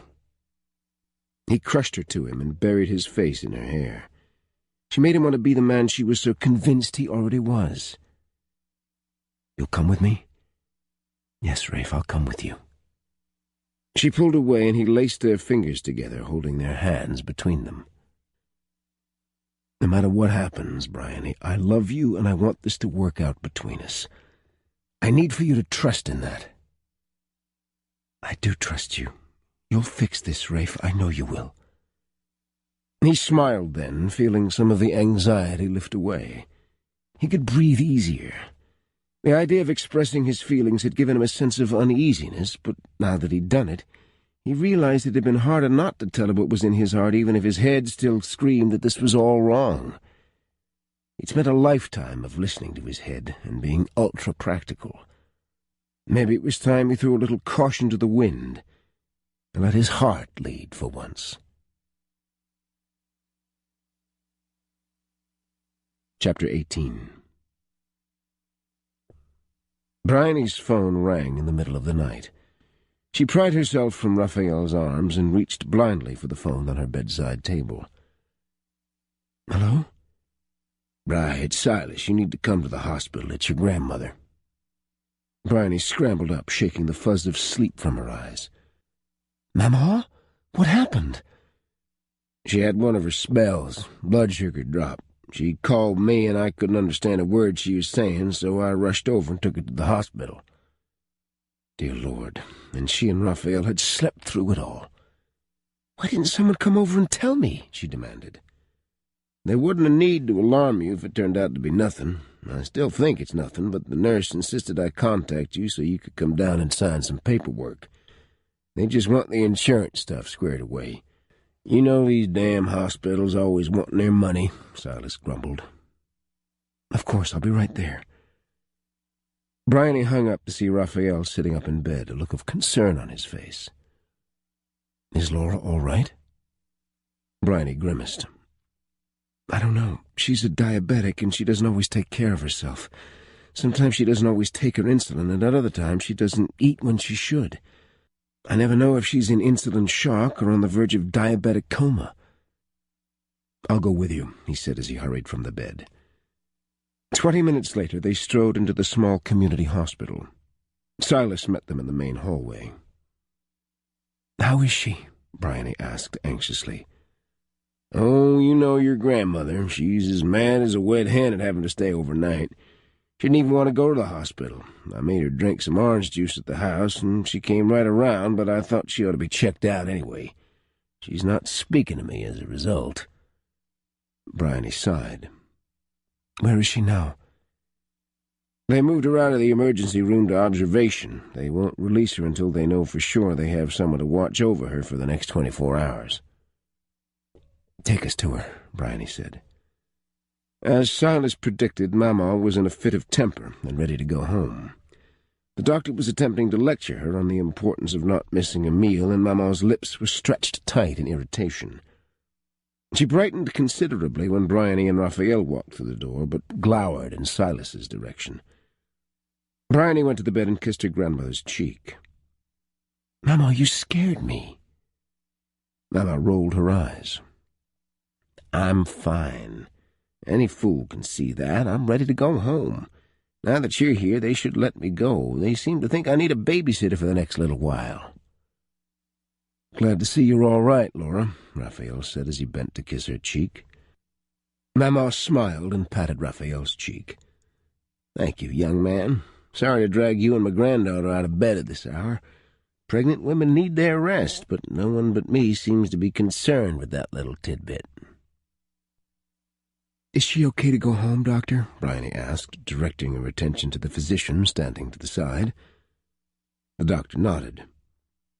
"She knows what she did wrong. I doubt it'll do any good to tell her not to do it again, but she's fine otherwise. You'll need to keep an eye on her for the next 24 hours and check her blood sugar every hour. Make sure she eats properly and takes her insulin as directed." "Don't worry, I will," Bryony said firmly. "Can we take her home now, or does she need to stay?" "No, as long as she goes home with someone, she's free to leave as soon as we get her discharged. That'll take a few minutes, so make yourself comfortable." Mama shooed the doctor away with a scowl and then stared pointedly at Silas, who still stood by the door. With a sigh, Silas nodded in Bryony's direction and walked out. Bryony shook her head in exasperation. "When are you going to stop being such a twit to him, Mama? He's crazy about you, and you know darn well you're just as crazy about him." "Maybe when he stops treating me like I'm incapable of taking care of myself," she grumbled. Bryony threw up her hands. "Maybe he'll stop when you prove that you can. You know better than to skip meals, especially after taking your insulin." Raphael picked up Mama's hand and gave her a smooth smile. "You cannot fault a man for wanting to ensure the safety of the woman he loves. It's a worry we never get over. We always want to protect her and see to her well-being." Mama looked a little gobsmacked. "Yes, well, I suppose." She cleared her throat and glanced at Bryony again. "I thought you two were leaving in the morning." "Raphael will have to go without me," Bryony said brightly. "You come first, Mama. I'm not leaving you alone after promising the doctor I'd look after you." Raphael slid his hand over Bryony's shoulder. "Of course you should stay. Hopefully my business in the city won't take long, and I'll be back to see my two favorite women again." "You have a smooth tongue, young man," Mama said sharply. Then she smiled. "I like it. I like it a damn lot. If Silas were that smooth, I'd probably have already said yes to his marriage proposal." Bryony's mouth popped open.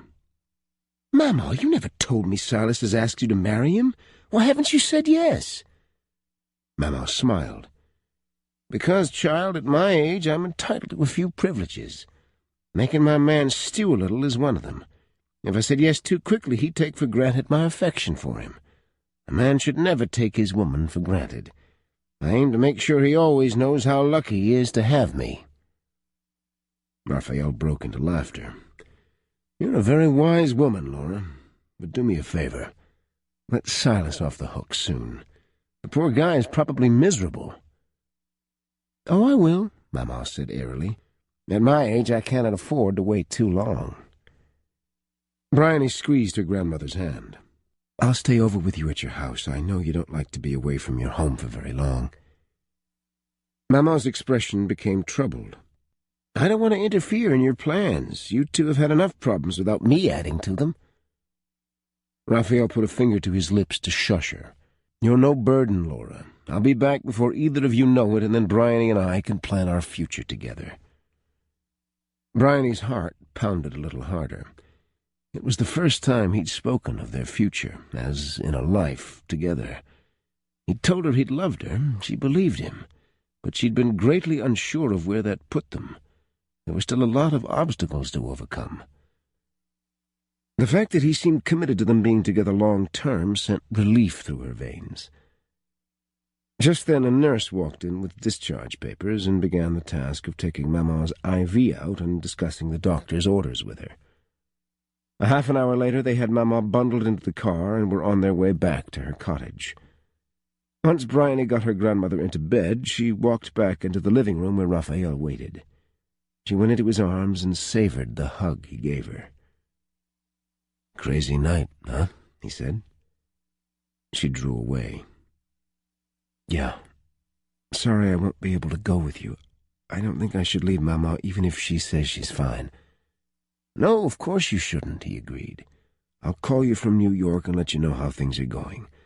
Hopefully I can be back in a few days. I have motivation to get this done." She arched a brow. "Oh?" He smiled. "Yeah, a certain pregnant lady will be waiting for me to return. I'd say that's pretty powerful incentive to get everything wrapped up so I can get my butt back on a plane." "Yeah, well, Raphael, this time don't get into an accident. I'd really like not to have to wait months to see you again." He tweaked her nose. "Smart ass. If it's all the same, I have no desire to ever crash again. Once was enough. I know how lucky I am to be alive. I plan to stay that way for a long time to come." She leaned into him and wrapped her arms around him. "Good, because I have plans for you that are going to take you a very, very long time to fulfill." He gave her a questioning look. "Just how long are we talking about?" "As long as you can keep up with me," she murmured.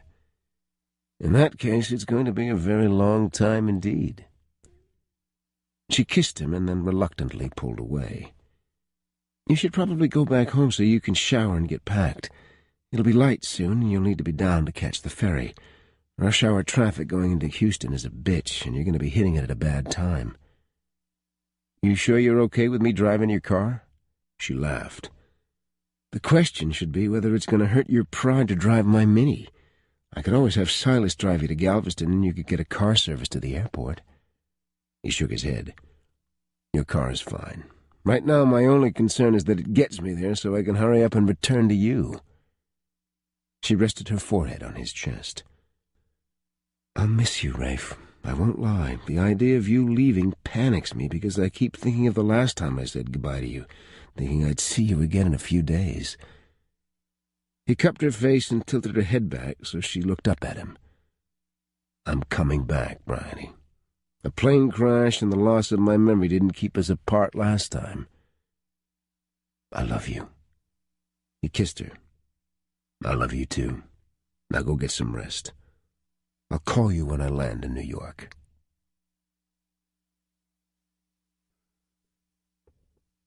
Chapter 19.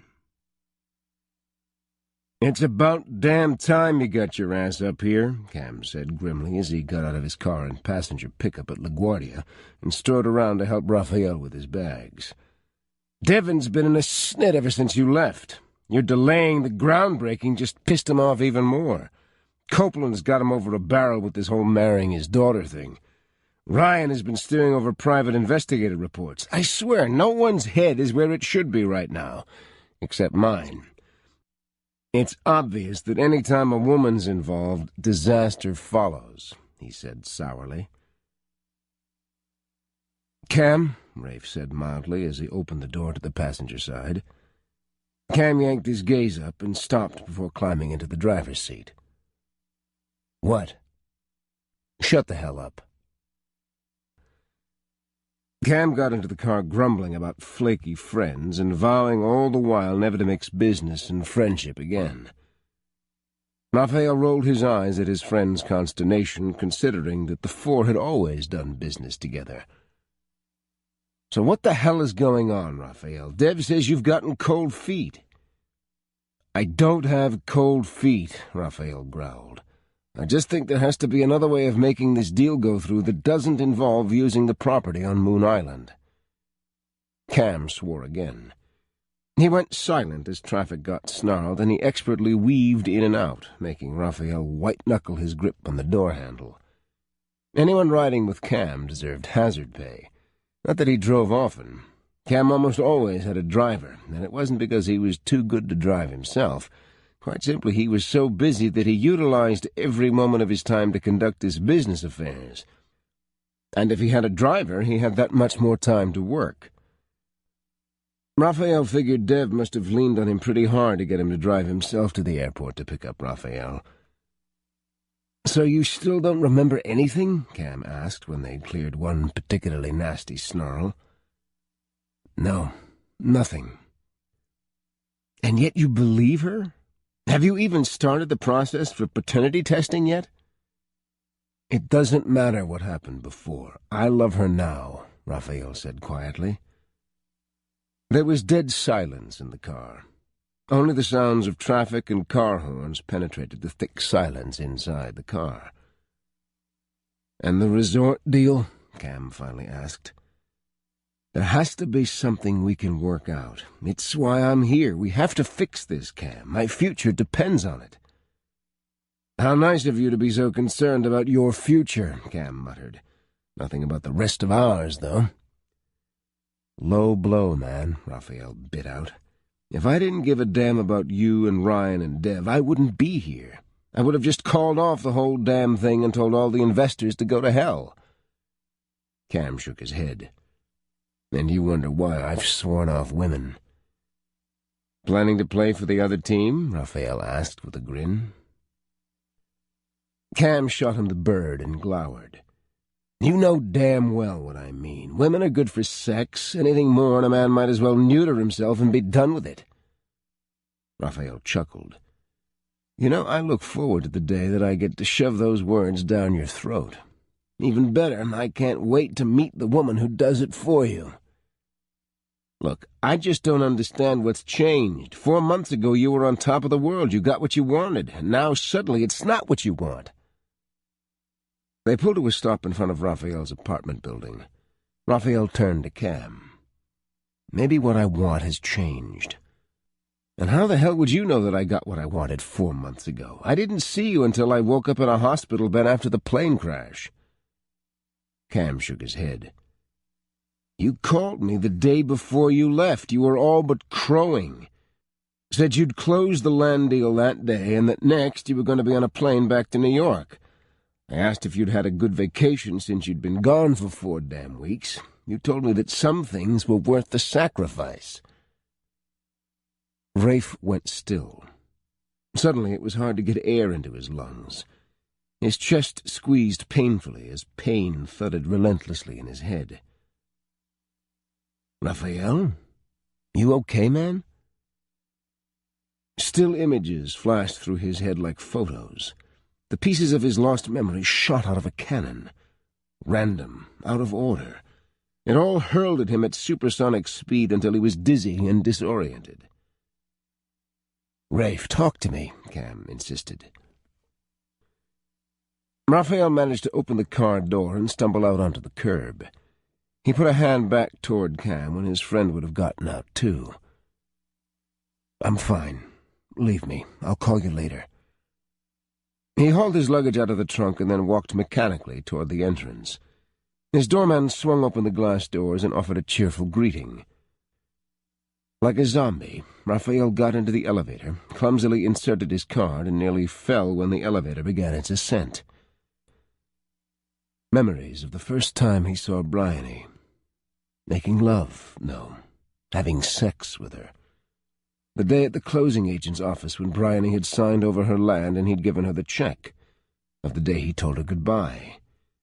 It all came back so fast his head spun trying to catch up. He was going to be sick. The elevator doors opened, and it took him a full minute to force himself inside his apartment. Leaving his luggage inside the doorway, he staggered toward one of the couches in the living room, so sick, so devastated that he wanted to die. He slumped onto the sofa and lowered his head to his hands. Oh, God. Bryony would never forgive him for this. He couldn't forgive himself. Mama, would it really be so terrible if they built a resort here? Bryony asked quietly as the two women sat on Mama's deck. Mama glanced over at Bryony, her eyes soft with love. You're taking on too much, Bryony. You have to decide what's best for you. It's not your responsibility to make the entire island happy. If this resort is coming between you and Raphael, you have to decide what's most important to you. Is it making everyone here happy, or is it being happy yourself? Bryony frowned. Am I being unreasonable to hold him to a promise he made?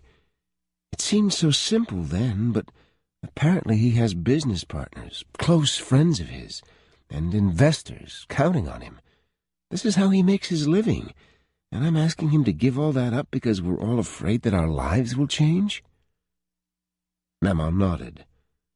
Well, that's something only you can answer. We've been lucky for a lot of years. We've been overlooked. Galveston gets all the tourists. We stay over here and no one ever comes calling. But we can't expect that to last forever. If Raphael doesn't build his resort, someone else will eventually. We'd probably be better off if Raphael builds it because he at least has met the people here and he knows where they're coming from. If some outsider comes in, he won't give a damn about you or me or anyone else here. I don't want everyone to hate me, Bryony said miserably. Everyone won't hate you, Mama said gently. Raphael loves you. I love you. Who else do you want to love you? Suddenly she felt incredibly foolish. She closed her eyes and slapped her hand to her forehead. You know what? You're right, Mama. It's my land, or it was. Only I should have the right to decide who I sell it to and what they do with it. If the other people here wanted things to remain the way it was so badly, then they could have banded together to buy the land. It was okay when they didn't have to foot the tax bill. They were more than happy to tell me what I could or couldn't do with my own land. Mama chuckled. That's the spirit. Get angry. Tell them to piss off. Mama! Her grandmother laughed again at Bryony's horrified expression. You've tied yourself in knots for too long, honey. First you were upset that he left, then you were convinced he left you for good, and then you found out you were pregnant and you grieved for him all over again. Then he came back and you were happy. Don't give it up this time. This time you can do something about it. Bryony leaned forward and hugged her grandmother. I love you so much. I love you too, my baby. Don't think I'm not going to turn these words back on you about Silas. Her grandmother laughed and pulled away. You leave Silas to me. He knows I'll come around sooner or later, and he seems content to wait until I decide to quit making him miserable. I'm old. Don't begrudge me my fun. I don't want to be away from you. I want you to see your great-grandchild when he's born. Mama sighed in exasperation. You act like we never see each other anymore. Your Raphael is as rich as a man can get. If he can't afford to fly you to see me, then what good is he? You should ask for a jet as a wedding present. Then you can go where you want and when you want. Bryony shook her head. You're such a mess. But you're right, I'm just being difficult because I hate change. Mama squeezed her hand. Change is good for all of us. Never think it isn't. It's what keeps us young and vibrant. Change is exciting. It keeps life from getting stale and predictable. I suppose I should call Raphael and tell him to go ahead with the resort. It'll be such a load off him, I'm sure. Better yet, why don't you get on a plane and go see him, Mama said gently. Some things are better said in person. I can't leave you. I promised the doctor.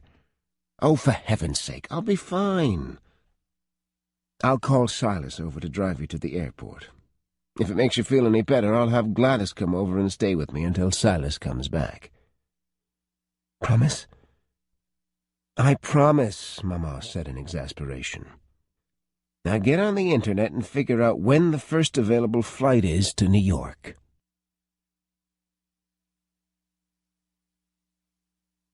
Chapter 20. Bryony got into the cab and read off the address to the driver. She was nervous, more nervous than she'd ever been in her life. How ridiculous was it that she had to get Raphael's address from the papers from the sale of the land? She hadn't known. It hadn't been covered in ordinary conversation. She was truly flying solo because Raphael hadn't answered his cell phone or his apartment phone. A dreaded sense of déjà vu had taken hold, but she forced herself not to descend into paranoia. He had every reason the first time not to answer her calls, given that he was in the hospital recovering from serious injuries. Still, old feelings of helplessness and abandonment were hard to get rid of, and the more time she tried to call with no response, the more anxious she became.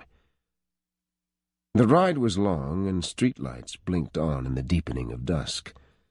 The city took on a whole different look at night. It seemed so ordinary and horribly busy during the day. People everywhere, cars everywhere. Not that there wasn't an abundance of both at night, but the twinkling lights on every building lit up the sky and gave the skyline a beautiful look. When the cab pulled up in front of Raphael's building, she got out, paid the fare, and then stood staring at the entrance. She shivered. Of course, she'd forgotten a coat. It still hadn't been ingrained in her that while it was warm where she lived, it was cold in other places. And she'd been in such a hurry to get to Raphael she hadn't bothered with more than an overnight bag and a few necessities. She started toward the door when a man brushed by her. She frowned. He looked familiar. Ryan? One of Raphael's friends, Ryan Beardsley. Maybe he could at least get her inside, since Rafe wasn't answering his phone. "Mr. Beardsley," she called as she hurried to catch him before he disappeared inside. Ryan stopped and turned, a frown on his face.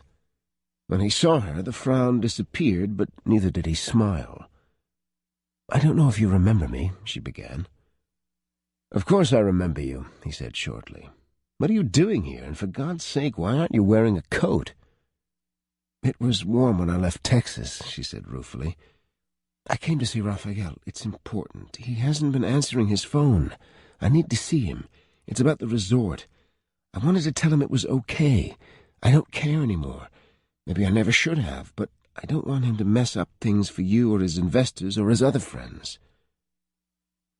Ryan looked at her like she was nuts. "You came here to tell him all that?" She nodded. "Do you know if he's home? Have you heard from him? I know he's busy, probably more so now than ever, but if I could just see him for a minute." "I'll do you one better," Ryan muttered. "Come on, I'll take you up to his apartment. Devon should already be here. We haven't heard from him since he arrived." Bryony's eyes widened in alarm. "Now don't go looking like that," Ryan soothed. "Cam dropped him off and he was fine. He's probably just busy trying to dig himself out of this mess he's gotten himself into."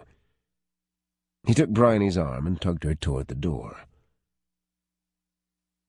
"What the hell have you done to yourself?" Devon asked in disgust. Raphael opened one eye and squinted, then made a shooing gesture with his hand. "Get the hell out of my apartment." "You're shit-faced." "I always said you were the smart one in this partnership.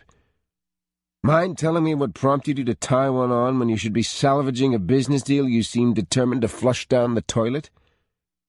I don't give a damn about the resort or you or anyone else. Get lost." Raphael closed his eye again and reached for the bottle he'd left on the floor by the couch. The damn thing was empty. His mouth felt like he'd ingested a bag of cotton balls, and his head ached like a son of a bitch. Suddenly he was jerked off the couch, hauled across the floor, and slammed into one of the armchairs. He opened his eyes again to see Devon's snarling face just inches from his own. "You're going to tell me what the hell is going on here," Devon demanded. "Cam said everything was fine when he picked you up, then suddenly you go radio silent, and I come up here to check on your ass, and you're so liquored up you can't see straight." Pain splintered Raphael's chest. And worse, shame crowded in from every direction. He'd never been so ashamed in his life. "I'm a bastard," he said hoarsely. Devon snorted. "Yeah, well, what else is new? It never bothered you before." Raphael lunged to his feet, gathered Devon's shirt in his fists, and got into Devon's face. "Maybe it bothers me now. Damn it, Devon, I remember everything, okay? Every single detail, and it makes me so sick I can't even think about it." Devon's eyes narrowed, but he made no move to remove Raphael's hands from his shirt. "What the hell are you talking about? What do you remember that's so bad?" "I used her," Raphael said quietly. "I went down there with the sole intention of doing whatever it took to get the land. And I did. God, I did. I seduced her. I told her I loved her. I promised her whatever she wanted to hear, all so I could make this deal happen. And it was all a lie. I left there with the intention of never going back. I had what I wanted. The sale was closed. The paperwork was filed. I had won." A wounded cry from the doorway made Raphael jerk his head around. He went numb from head to toe when he saw Bryony standing there, white as a sheet, Ryan right beside her, supporting her with an arm when she'd stumbled back. It was a nightmare. His worst nightmare come to life. What was she doing here? Why now? He let go of Devon's shirt and started toward her. "Bryony." Her name spilled from his lips, a tortured sound that reflected all the shame and guilt that crowded his soul. She took a hasty step back, shaking off Ryan's arm. She was so pale that he worried she'd fall right over. "Bryony, please, just listen to me." She shook her head, tears filling her beautiful eyes. It was a sight that staggered him. "Please, just leave me alone," she begged softly. "Don't say anything else.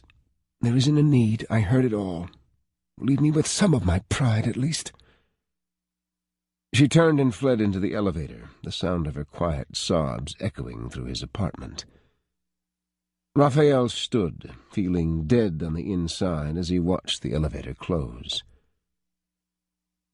"Go after her," he croaked out to Ryan.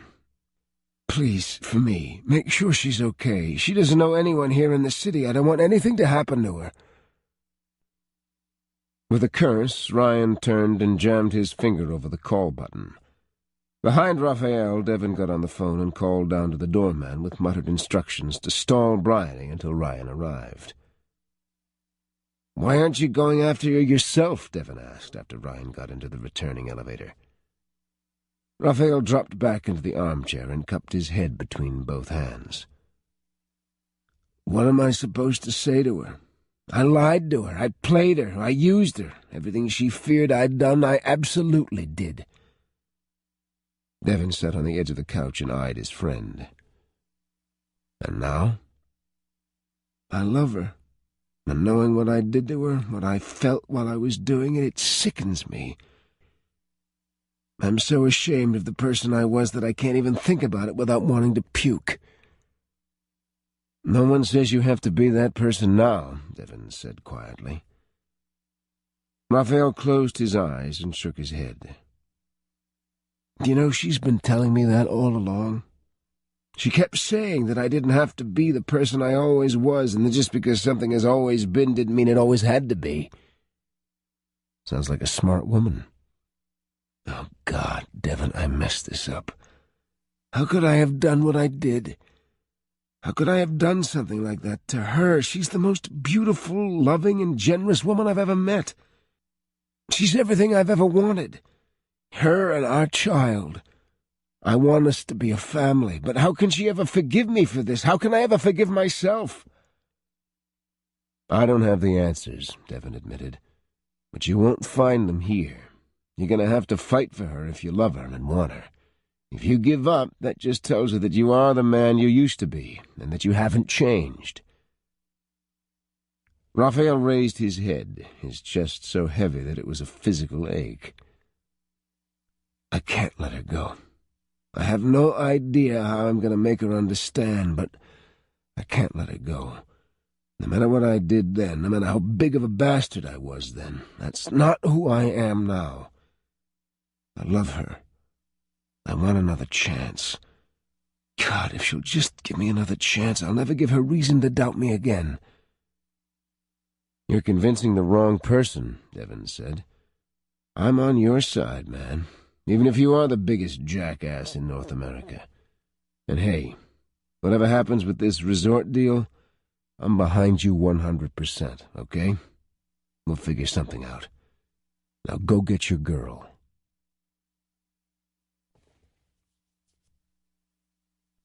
Chapter 21. Bryony walked off the elevator in shock. Her limbs were numb. Her hands were like ice.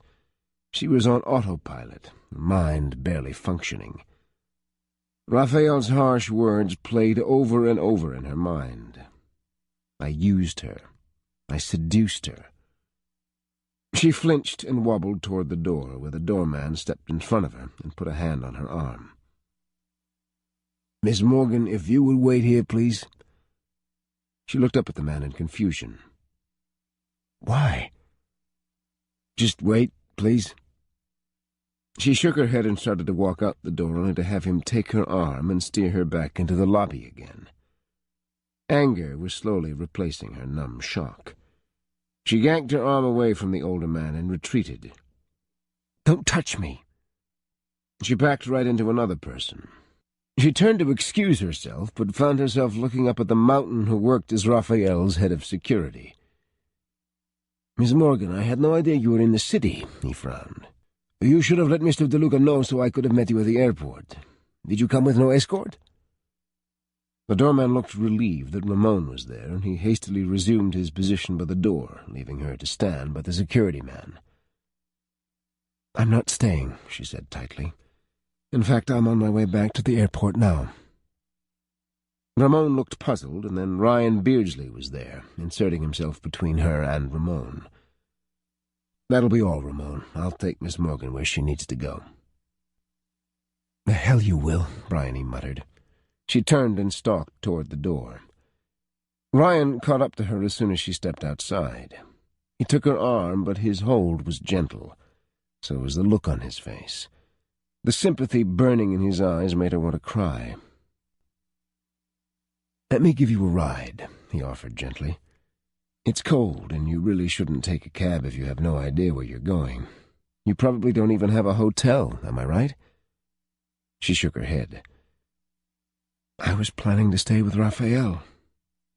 She broke off as tears brimmed in her eyes. "Come on," he said. "I'll take you to my place. It's not far. I have a spare bedroom." "I want to go back to the airport," she said. "There's no point in staying here." He hesitated and then cupped her elbow to lead her out of the building. "All right, I'll take you back to the airport, but I'm not leaving you until you get on a plane. You probably haven't even eaten anything, have you?" She looked at him, utterly confused by how nice he was being to her. "Why are you doing this?" she asked. He stared at her for a long moment, brief pain flickering in his own eyes. "Because I know what it's like to have the rug completely pulled out from under you. I know what it's like to find out something about someone you cared about. I know what it's like to be lied to." Her shoulders sagged, and she wiped a shaking hand through her hair. "I'm just going to cry all over you." His smile was brief, but he turned her and motioned to a distant car. "You can cry all you want to. From what I heard, you're entitled." "You can go now," Bryony said in a low voice as Ryan hoisted her only bag onto the scale at the airline check-in desk. "You've got a little time. Let's go get something to eat. You're pale and you're shaking still." "I don't think I can." She placed her hand on her stomach and tried to will the queasiness away. "Then a drink, some juice. I'll make sure you get back to security in time to catch your flight." She sighed her acceptance. It was much easier just to cede to Ryan's determination, though for the life of her she couldn't figure it out. In a few moments he had her seated at a little round table outside a tiny bistro, a tall glass of orange juice in front of her. Her eyes watered as she stared sightlessly at it. Her fingers trembled as she touched the cool surface. "Oh, hell, you aren't going to cry again, are you?" She sucked in steadying breaths. "I'm sorry. You've been nothing but kind. You don't deserve to have me fall apart all over you." "It's okay. I understand how you feel." "Oh?" she asked in a shaky voice. "You said you knew what it felt like. Who screwed you over?" "The woman I was supposed to marry." She winced. "Ouch. Yeah, it sucks, doesn't it? At least Raphael never promised to marry me. He certainly hinted about it, but he never went that far in his deception." "So what happened?" Ryan's mouth twisted, and for a moment Bryony thought he'd say nothing. "She slept with my brother just weeks after we became engaged." "That'll do it," she said wearily. "I'm sorry that happened to you. Sucks when people you put all your faith into gut you in return." "That about sums up my feelings on the subject," Ryan said with an amused chuckle. She drained the juice and set the glass back down on the table. "Let me get you something to eat. Can you keep it down now?" Ryan's concern was endearing, and she offered a half-hearted smile. "Thanks. I don't feel hungry, but you're right, I should probably eat." He got up and a few minutes later returned with a selection of deli sandwiches and another glass of orange juice. As soon as she took the first bite, she realized just how hungry she was. Ryan studied her for a long moment, sympathy bright in his eyes. "What will you do now?" She paused mid-chew and then continued before swallowing. She took a sip of the juice and then set the glass back down. "Go home, have a baby, try to forget, move on with my life. I have my grandmother and the people on the island. I'll be fine." "I wonder if that's what Kelly did," he mused aloud. "Went on with her life." "Is that her name, Kelly? Your ex-fiancée?" He nodded. "So she didn't hang around? With your brother, I mean? I suppose that would be awkward at family get-togethers."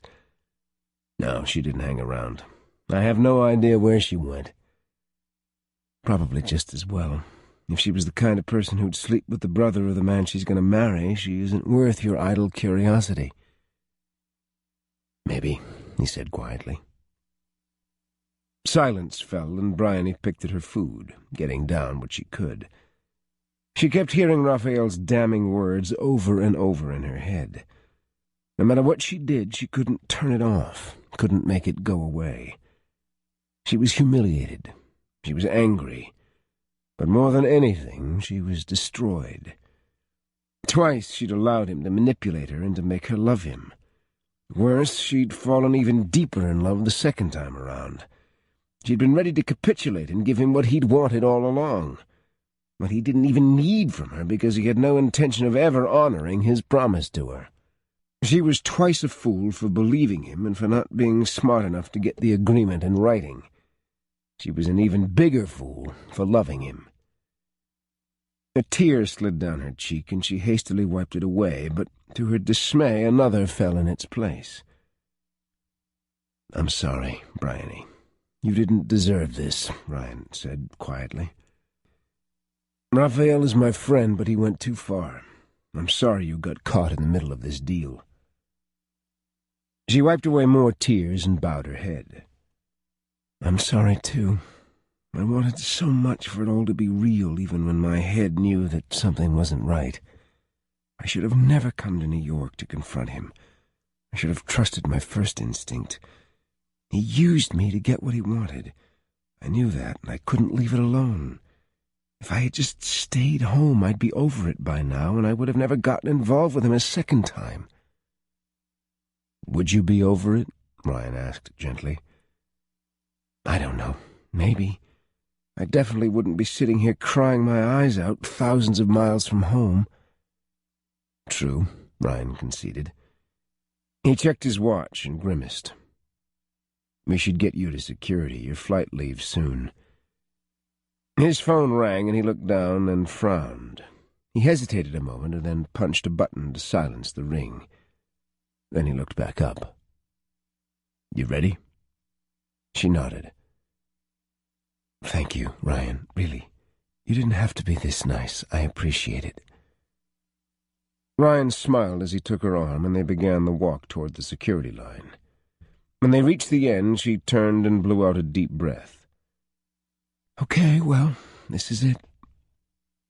Ryan touched her cheek and then, to her surprise, pulled her into his arms for a tight hug. "You take care of yourself and that baby," he said gruffly. She pulled away and smiled up at him. "Thanks." Squaring her shoulders, she eased into the security line. In a few hours, she'd be back home.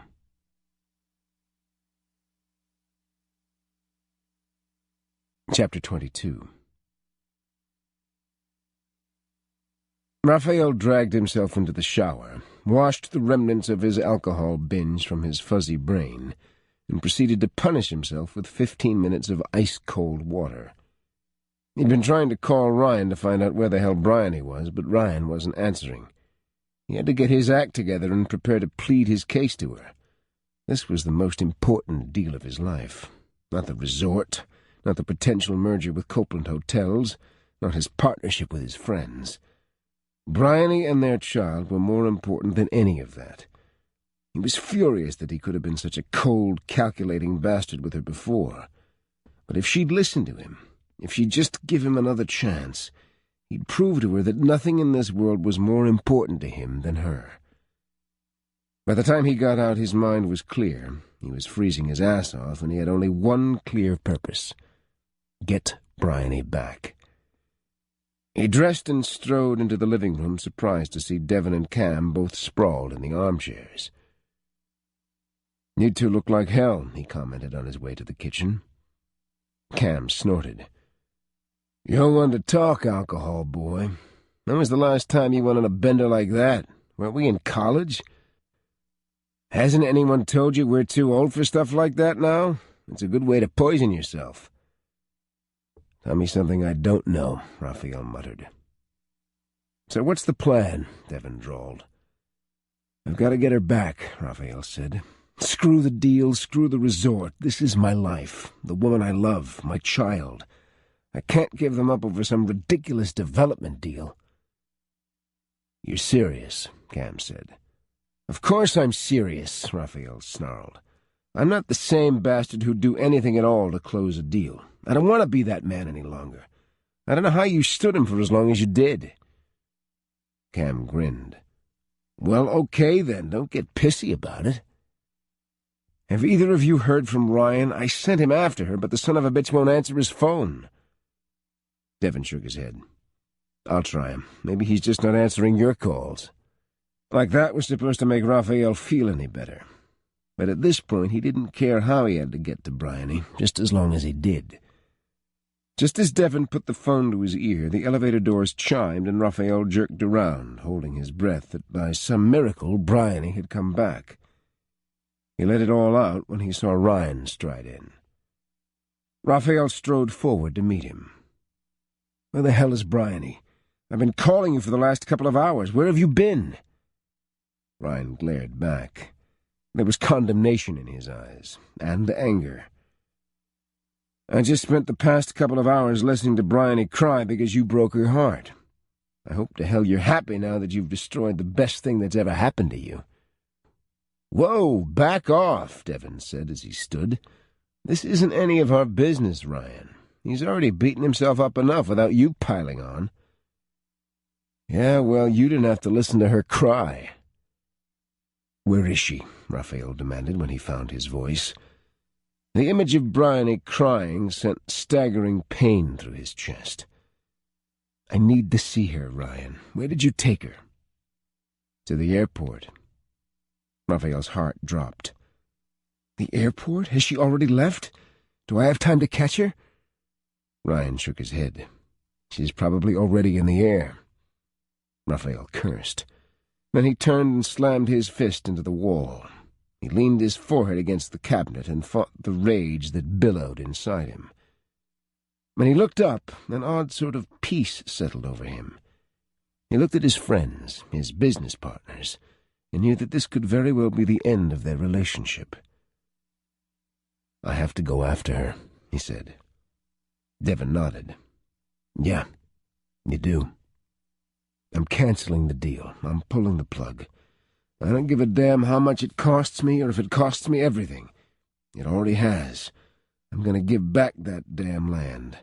Bryony will never believe that I love her as long as it stands between us. I have to get rid of it and make it a non-issue."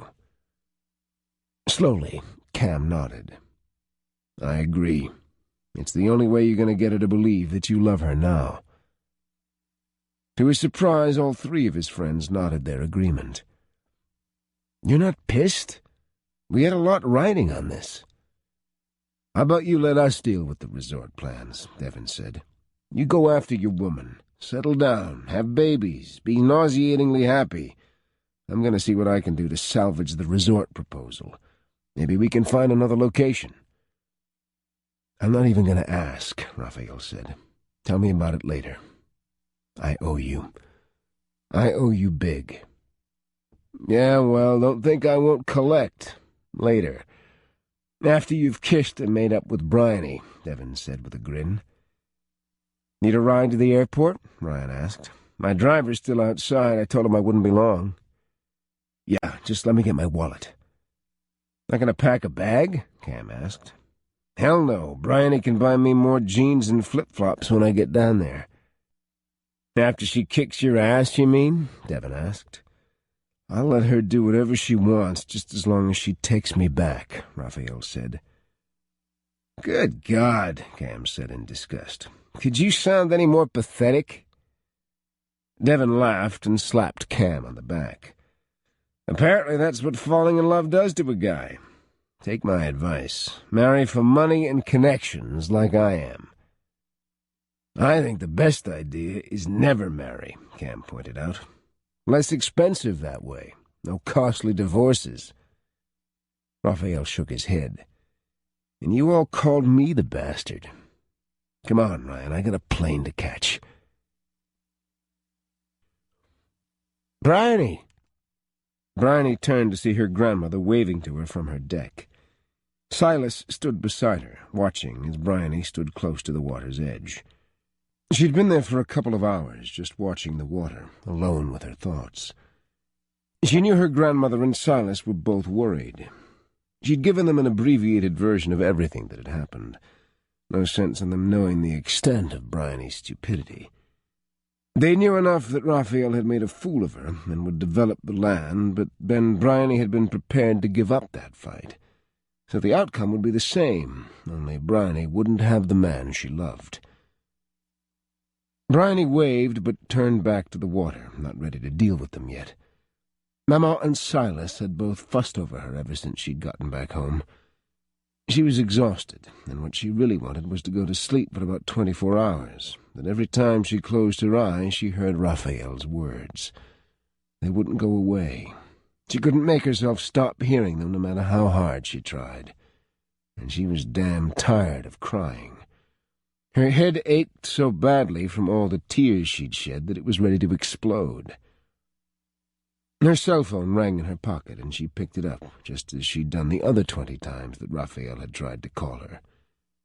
She hit the ignore button, and a few seconds later heard the ding signaling that she had a voicemail, one of the many he'd left her. What else was there left for him to say? He was sorry.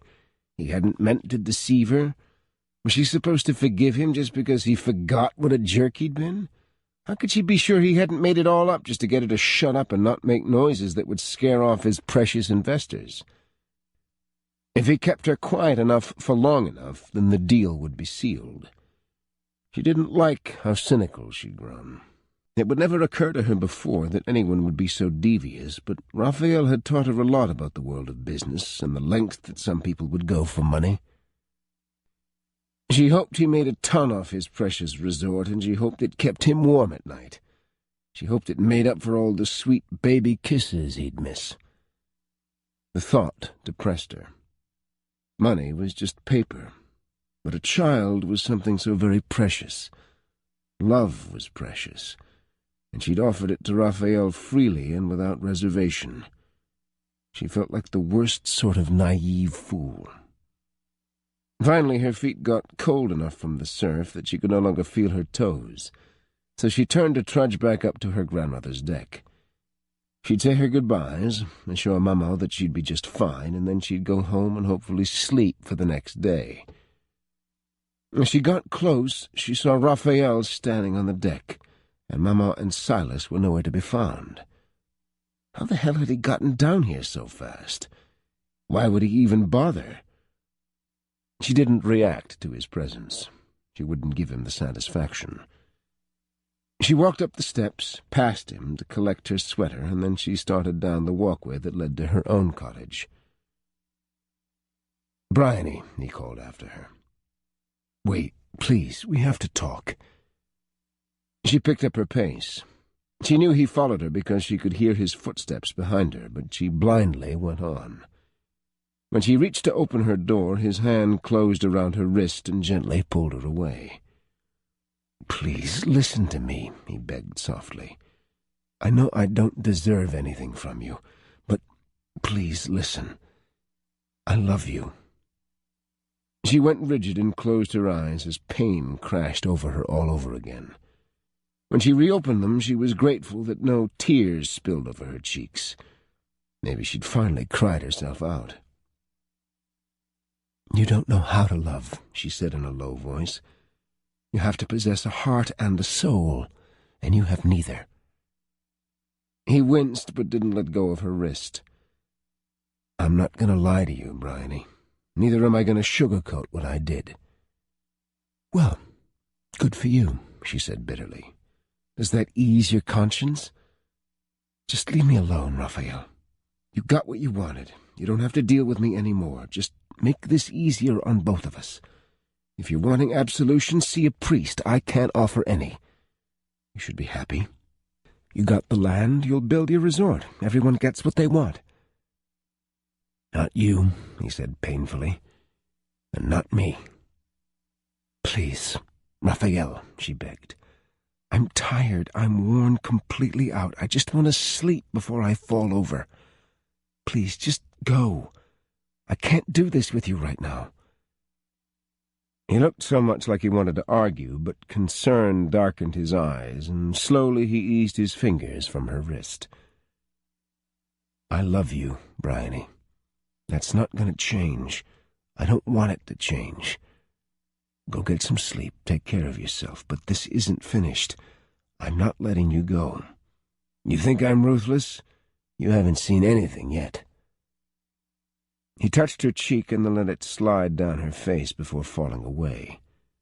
Then he turned and walked back down the path to her grandmother's house. She closed her eyes as pain swelled in her chest and splintered in 1,000 different directions. She wanted to scream. She wanted to cry. But all she could do was stand there numbly while the man she'd given everything to walked away.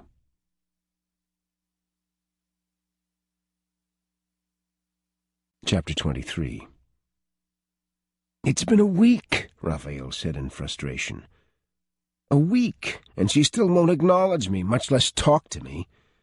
As much as I loathe the man I used to be, at least he would have no qualms about forcing the issue." Raphael stood on Laura's back deck having a beer with Silas and brooded over the fact that Bryony still refused to see him. He was about to go crazy. Silas chuckled. "You've got stamina, son, I have to give that to you. Most men would have tucked tail and left by now. I'm still amazed that you managed to talk Laura down from killing you and actually got her to side with you. I can't figure out if you're the dumbest man alive or just the luckiest." Bryony had holed up in her cottage, and while Laura went over daily to check in on her, Bryony hadn't ventured out except to walk on the beach. The one time Raphael had confronted her on the sand, she'd retreated inside. He hadn't bothered her since because he wanted her to have that time outside without worrying that she'd encounter him. "I'm not leaving," Raphael said. "I don't care how long it takes. I love her. I believe she still loves me, but she's hurting. I can't even blame her for that. I was a complete and utter bastard. I don't deserve her, but she's the one who kept telling me I didn't have to be the same man. Well, damn it, I'm choosing to be different. I wanted to see that. Silas put his hand on Raphael's shoulder. Around here we have a saying. Go big or go home. I'm thinking you need to go big. Really big. Raphael frowned and turned to the other man. What did you have in mind? It's not what I have in mind, it's what you ought to be thinking about. You've already promised me and Laura that you have no intention of developing that land, but does she know that? Does the rest of the island know that? Seems to me you're missing an opportunity to make a grand gesture and prove once and for all you're a changed man. Okay, I'm with you, Raphael said slowly. No, I don't think you are. Call a town meeting. I'll let it leak out that you have a big announcement about the resort. Folks will show up because they'll want to launch their objections, and nothing gets people out to a town meeting more than getting to air their grievances. Trust me, after 20 years of being the sheriff here, I know what I'm talking about. Well, that doesn't help me when Bryony refuses to leave her cottage, Raphael pointed out. Oh, Laura and I will make sure she's there. You just worry about how you're going to humble yourself before everyone, Silas said with a grin. Raphael sighed. He had the feeling this wasn't going to be one of his better moments. He might have no desire to be the unfeeling bastard he'd been before, but it didn't mean he'd want to air his personal life in front of a few hundred witnesses. But if it would get him in front of Bryony so she'd be forced to listen, he'd swallow his pride and do it. Are you crazy? Bryony sputtered out. Why would I want to go listen to his spiel about his plans for the resort? Now, Brian, I didn't imagine you for a coward, Silas said in exasperation. By now everyone knows what happened. They don't blame you. I don't care what they think, Bryony said in a low voice. I was prepared to be the brunt of their censure when I went to New York to tell Raphael to go ahead with the plans, that I wouldn't fight him. Then what's the problem? Mama asked. I don't want to see him. Why can't either of you understand that? Do you have any idea how much it hurts to even look at him? The best thing that you can do is show up with your head held high. The sooner you get it over with, the sooner you can start coming out of that cottage of yours. It's just like a bandage. Better to rip it off and have it done with than to delay the inevitable. Bryony sighed. Okay, I'll go. If I do, then will you please leave me alone and let me deal with this my own way? I know you're worried, but this isn't easy for me. Mama squeezed her into a big hug. I think things will be a lot better after today. You'll see.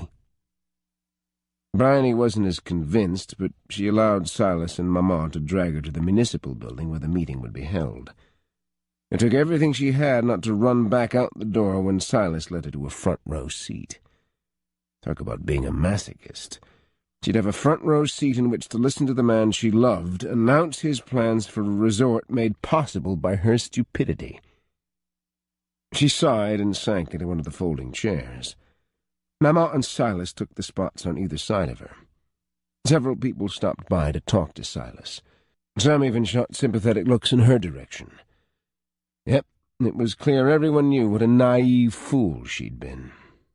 At least no one was yelling at her for allowing the outsider to come in and develop the island. Yet.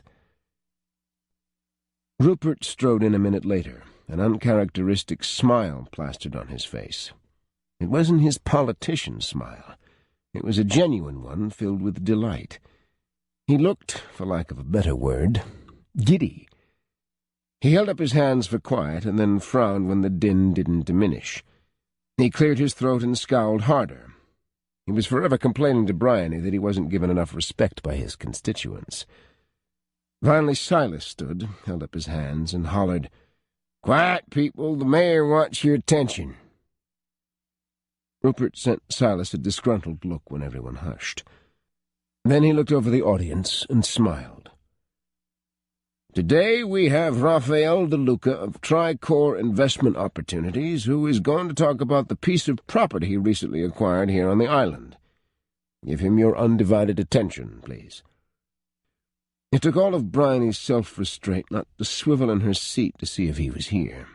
Many of the assembled people began to murmur, and then Bryony heard footsteps coming up the aisle. Raphael stepped to the podium, and Bryony was shocked by his appearance. First, he was wearing jeans and a T-shirt. He looked tired and haggard. His hair was unkempt, and it didn't look like he'd shaved that morning. There were hollows under his eyes and a grey pallor to his skin that hadn't been present before. He cleared his throat and glanced over the audience before his gaze finally came to rest on her. He looked nervous. It didn't seem possible that this ultra-confident businessman was nervous, but he seemed uneasy and on edge. She watched in astonishment as he fiddled with something on the podium, and when he looked up again, there was a rawness to his eyes that made her chest tighten. "I came to this island for one thing and one thing only. I wanted to buy property that Bryony Morgan had put up for sale." Several muttered insults filtered around the room, but Raphael continued on, undaunted. "When it became clear that she would attach stipulations to the sale of the land, I conspired to seduce my way into her heart. Basically, I was willing to do whatever necessary to convince her I'd do as she asked without having to commit her conditions onto paper." Bryony would have bolted to her feet, but Mamma gripped her arm with surprising strength. "Sit. You need to listen to this, Bryony. Let him finish." Raphael held up his hands to quiet the angry murmurs of the crowd. Then his gaze found Bryony's again. She slowly slid back into her seat, caught by the intensity in his stare. "I'm not proud of what I did, but it was part and parcel of the kind of man I was. I left here never intending to return until it was time for groundbreaking. But my plane crashed.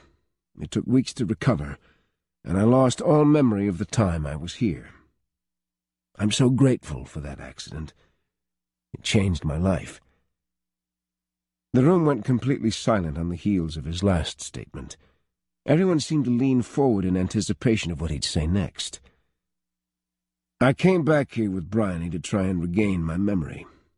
What I did was fall in love with this island and with Bryony. For real, this time. She's told me on multiple occasions that I don't have to always stay the person I was, that I can change and be whoever I want to be. She's right. I don't want to be the person I was any longer. I want to be someone I can be proud of, someone she can be proud of. I want to be the man Bryony Morgan loves." Tears crowded Bryony's eyes, and her fingers curled into tight little fists in her lap. Namar reached over to take one of her hands and rubbed it reassuringly. "I'm giving Bryony back the land I bought from her. It's hers to do as she likes. If she wishes, she can make it a gift and deed it to the town, turn it into a park, make it a private sanctuary. I don't care, because all I want is her and our child." He stopped speaking and seemed to be battling to keep his composure. His fingers curled around the edges of the podium, but she could see that they still shook. Then he walked around the podium, down the single step that elevated the stage. He came to a stop in front of her, and then dropped to one knee. He reached for her hand and gently pried her fingers open, and then he laced them with his, something he'd done 100 times before. "I love you, Bryony. Forgive me. Marry me. Say you'll make me a better man than I was. I'll spend the rest of my life being that man for you and our children." A sob exploded from her throat at the same moment she launched herself from her seat and threw her arms around him. She buried her face in his neck and sobbed huge, noisy sobs. He gripped her tight, holding one hand to the back of her head. He shook against her, almost as if he were dangerously close to breaking down himself. He kissed her ear, her temple, her forehead, the top of her head. Then he pulled back, framing her face in his hands before peppering the rest of it with kisses. Around them there were sighs and exclamations, even a smattering of applause. But Bryony tuned them all out as she held on to the one thing she needed most in this world. Raphael. "Give me your answer, please, baby," he murmured in her ear. "Don't torture me any longer. Tell me I haven't lost you for good. I can be the man you want, Bryony. Just give me the chance." She kissed him and stroked her hands over his face, feeling the stubble on his jaw and drinking in the haggardness of his appearance. He looked as bad as she'd felt over the past week. "You already are the man I want, Raphael. I love you. Yes, I'll marry you." He shot to his feet and lifted her up, twirling her round and round with a whoop. "She said yes!" The crowd burst into cheers.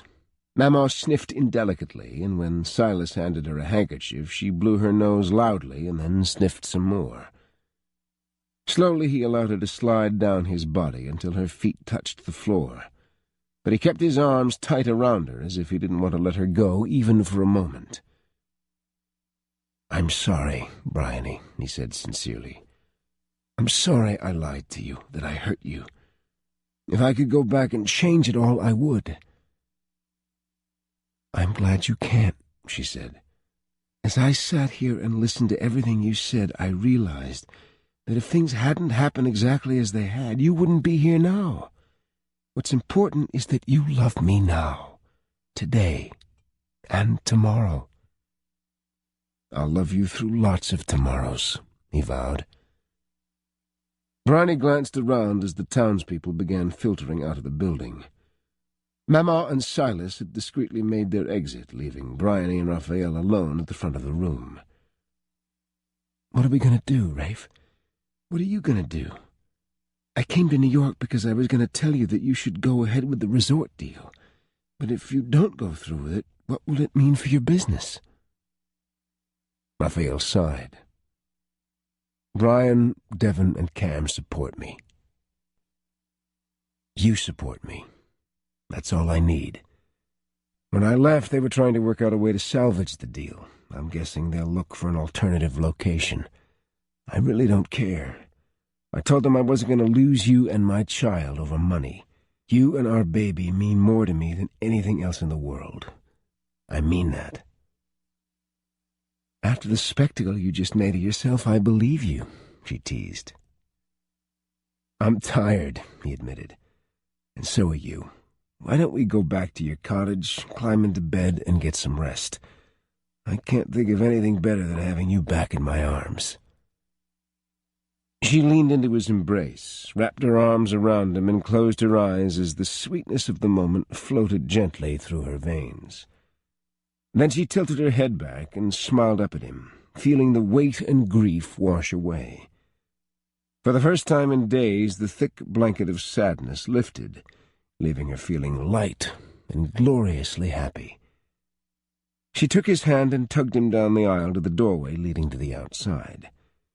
As they stepped out, sunlight poured over them, washing the darkness away. For a brief moment, she paused and tipped her face into the sun, allowing the warmth to brush over her cheeks. She looked up at Raphael, who was staring intently at her. His love was there for the entire world to see, shining in his eyes with brightness that rivaled the sun. It was a look she'd never grow tired of in 100 years and beyond. "Let's go home," she said. Raphael smiled, took her hand, and pulled her toward the waiting car.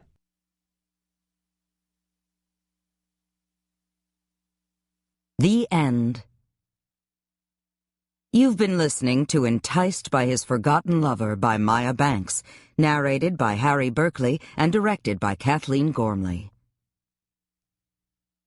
If you've enjoyed this book and this performance, Recorded Books Romance recommends another scintillating title by Maya Banks, Billionaire's Contract Engagement, also narrated by Harry Berkeley.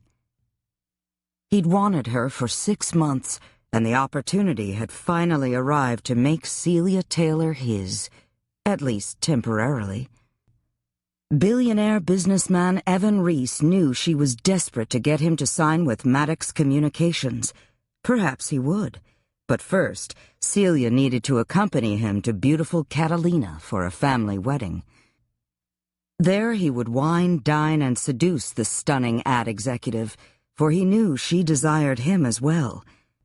Yet, would she still want him when Evan told her she'd be playing the role of his fake fiancé? Recorded Books offers a wide selection of bestsellers, mysteries, classics, histories, and more, so visit us at recordedbooks.com to learn about our latest releases and special offers. And thank you for being a Recorded Books reader.